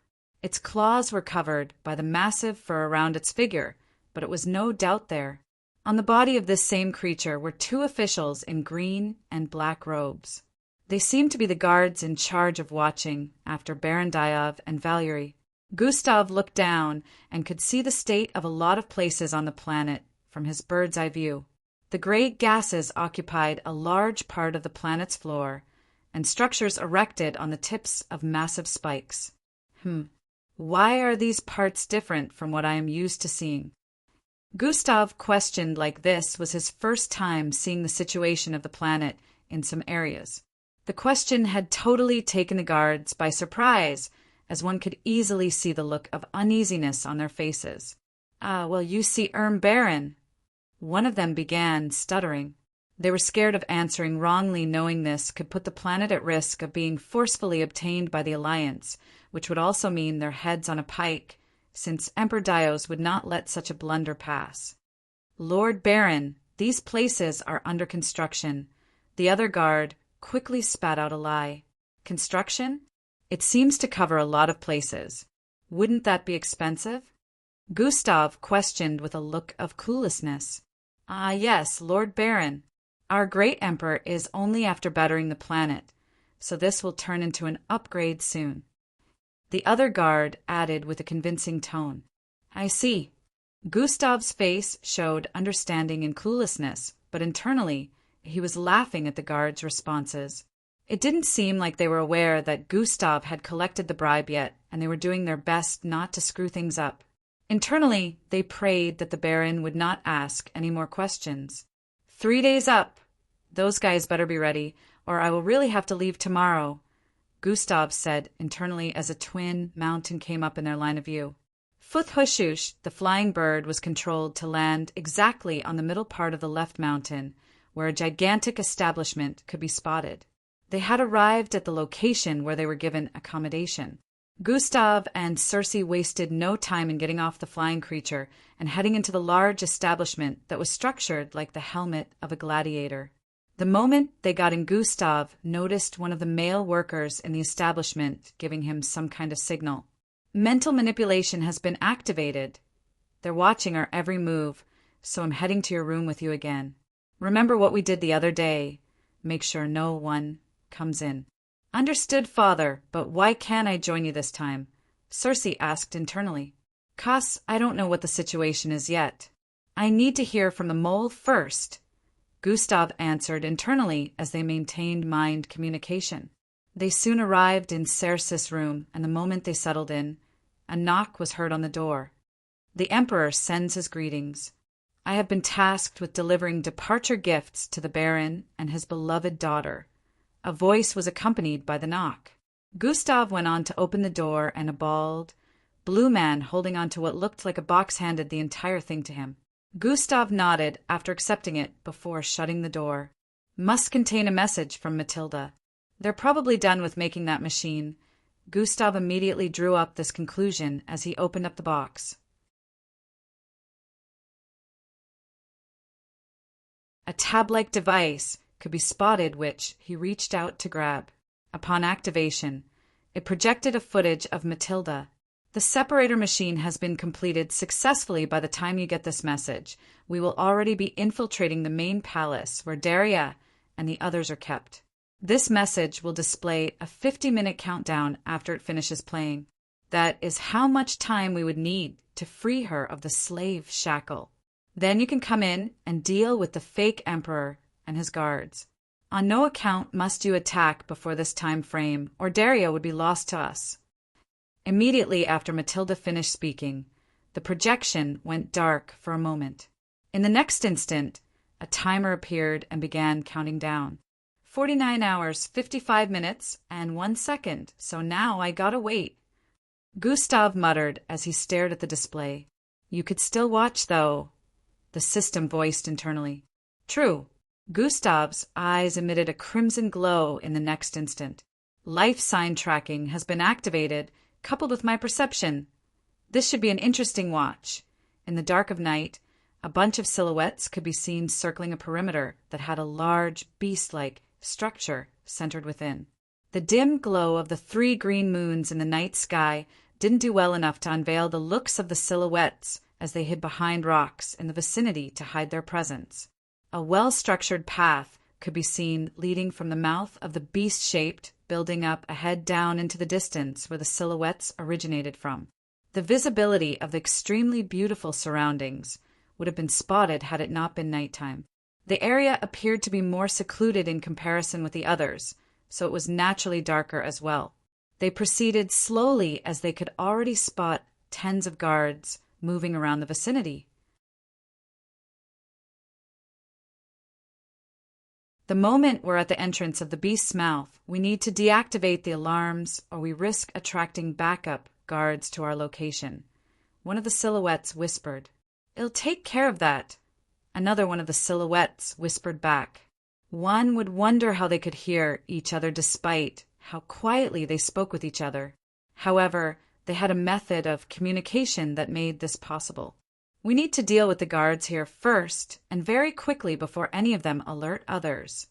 Tuofsu, a strange breeze, suddenly encapsulated the entire vicinity, causing even some of the silhouettes to lose their balance. What in the world is that? One of them uttered with a tone of momentary confusion. Done. A feminine voice was heard from up ahead. Their eyes widened as they swiftly stood to their feet and headed in the direction of the beast's mouth up ahead. Tens of guards could be spotted sprawled across the place in pools of their blood with a feminine figure clad in all black, waiting for them at the entry point. Some of them were visibly shocked as they froze in place for a bit. Did she slaughter them all? Their eyes widened at this realization. The Dio's guards were the most powerful force on the planet, yet she had just slaughtered them like weak chickens in mere seconds. What are you guys waiting for? Move, she said with a tone of apprehension. Yes, Senior Matilda. A bunch of them answered in unison before heading further. The entrance to the beast-like structure gave way to a bunch of stairs waiting for them the moment they got to the end. This whole structure appeared to be constructed in such a way that nothing was located at the center except for a gigantic hole. The stairways led only downwards, so it happened to look like a dungeon of sorts. Quickly, we don't have all day, Matilda said to the others as they made their way downwards on the spiral, sloppy stairways. Hey, stop the... 2 guards down ahead spotted them and yelled, but before they could even complete their sentence, Twiwe Purikukul. 2 large silvery projectiles, shaped like spikes, shot forward at an insane speed and pierced through both of them. Their figures were blasted across the air, and before anyone could understand what was going on, they spotted 2 guards impaled into the walls by the side while bleeding out. Keep going, Matilda instructed. Every one of the silhouettes wasted no time in continuing forward. Sure, the strength that Matilda had shown there was terrifying, but she was on their side, so they had nothing to worry about. So he just keeps her down here until he feels like showing her off again, or whenever he wants to try mating. Unforgivable. Matilda was bottling up rage that had been building up within her for over 10 years.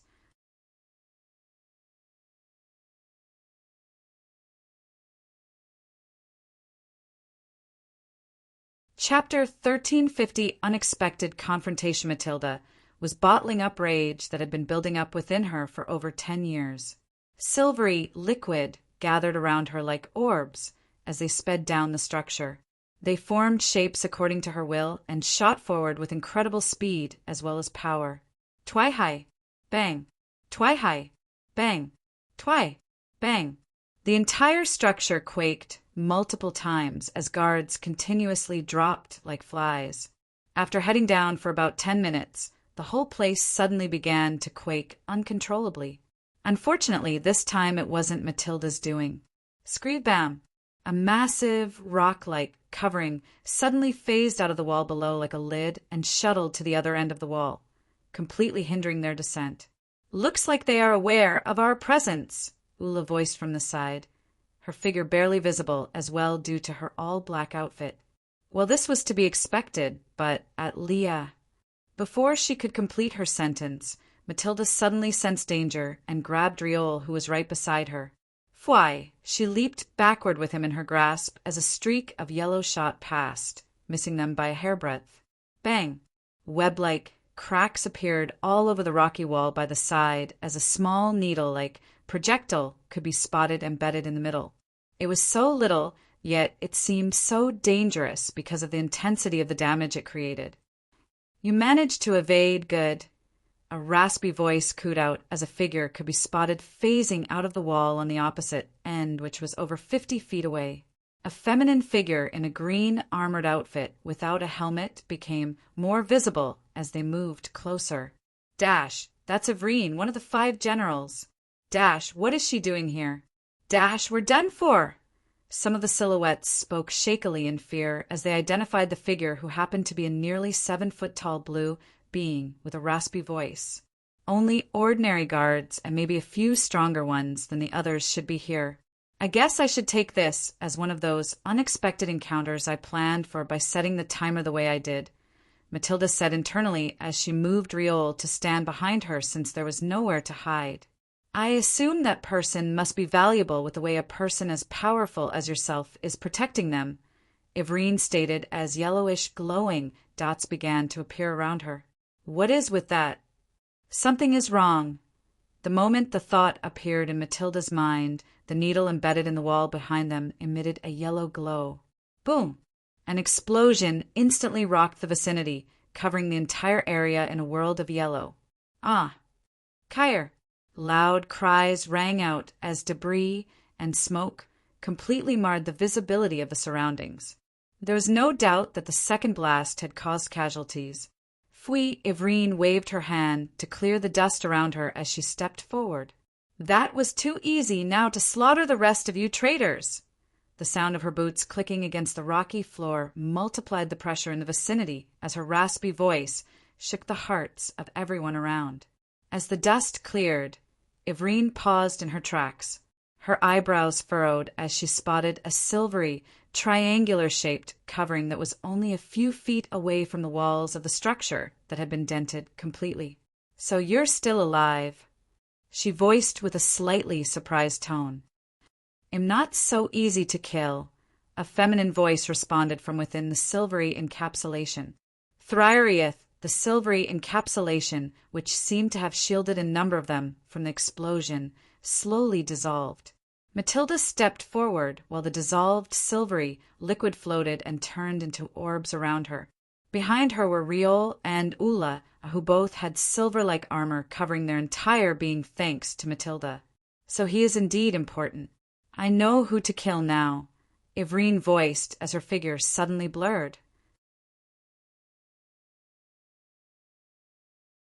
Twi! She appeared beside Riol with 2 3-inch needles in her grasp, which she proceeded to stab sideways.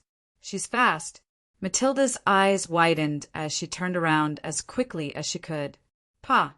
Matilda grabbed Ivreen's hand before the needles could make contact with Riol, stopping her in place with sheer strength.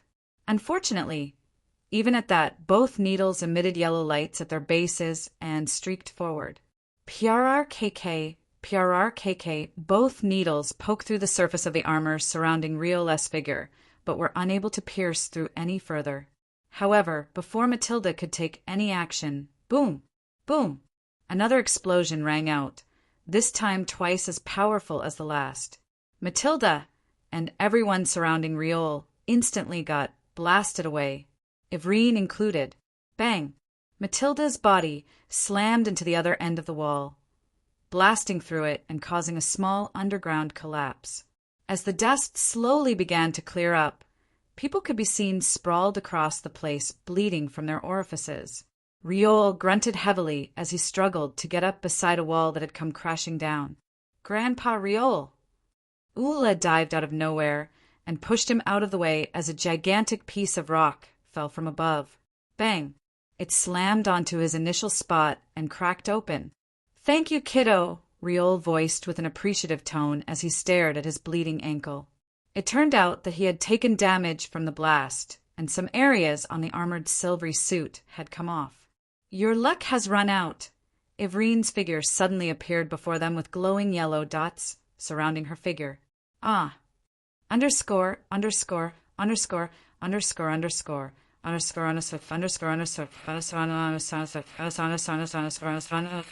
underscore, damn it. Damn it, damn it, damn it. Toldu yelled as he ran from a bunch of guards in a rocky-looking hallway. By his side was a figure in a guard outfit as well, holding on to a rhombus-shaped piece of machinery. How in the name of Aphris did they find out? Twenvik yelled back as they ran as quickly as they could. "You're the guard. You tell me." Tolda screamed in both anger and fear.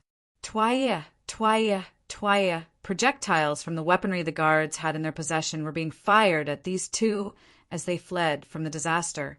"We have to make sure we protect the separator machine till old Riol gets down here to work it," Twenvik stated as they moved in a zigzag format to evade the projectiles. "Death to the traitors," the guards behind chanted as they relentlessly pursued. "How are we going to do that with all of these guards chasing after us?" Tolda cried out. "Screeve!" The entire place suddenly began to quake as they helplessly stooped forward. "That is not good." Twenvik's eyes darted upwards with a tone of concern. What isn't?" Toldu asked with shaky breath while wondering if things could get any worse than they already were. "They closed the rafters." Twenvik answered. "What?" Toldu voiced with a tone of confusion. "The palace dungeon has been locked down, which means they won't be able to get down here. They are trapped." Twenvik yelled with a tone of urgency as they closed in on an intersection up ahead. Okay, that did get worse. Tolda felt like giving up the moment he heard this. The moment they arrived at the intersection, a massive hole could be spotted further ahead, along with a massive stairway that led upwards and downwards in a spiral format. About 100 feet above, Twenvik could spot the rocky wall in a horizontal format that acted as a barrier blocking anyone from leaving or coming down. Towards their right was a small path with a ledge that one could fall off if they weren't careful, and towards the left was another one that looked just like the one on the right. The guards behind were still chasing and drawing closer, but at that point Twenvik came to a decision. "Take it!" He handed the machine in his grasp to Toldu, whose eyes widened with disbelief. "What th?" Before he could say anything, Twenvik cut him off. "Head left, and keep going till you see a turn on your right. It should lead you further downwards. Keep heading straight till you surpass 2 turnings, and when you arrive at the one that leads to your right, take it and keep moving forward till you arrive before a massive decorated door." Twenvik narrated very quickly. Wait, left, right, forward 4. Tolda's eyes were rolling in confusion as he voiced out, but Twenvik cut him short again. "There's no time. That is where Her Majesty and the rest of them are kept. Before you get there, the drugs should have kicked in," Twenvik yelled before speeding in the direction of the stairway. "I must unlock that for them to have access." He pointed at the restricting rocky walls upwards while making his way up the stairs. "Wait, what drugs? Did you say right after left?" "Oh, for the love of Aphris testicles." Toldu yelled in defeat as he noticed Twenvik's figure ascending the stairs at a quick pace. "You're tuning in to the Thunder Spear YouTube channel." Don't forget to subscribe and join us on this journey to catch the most captivating stories.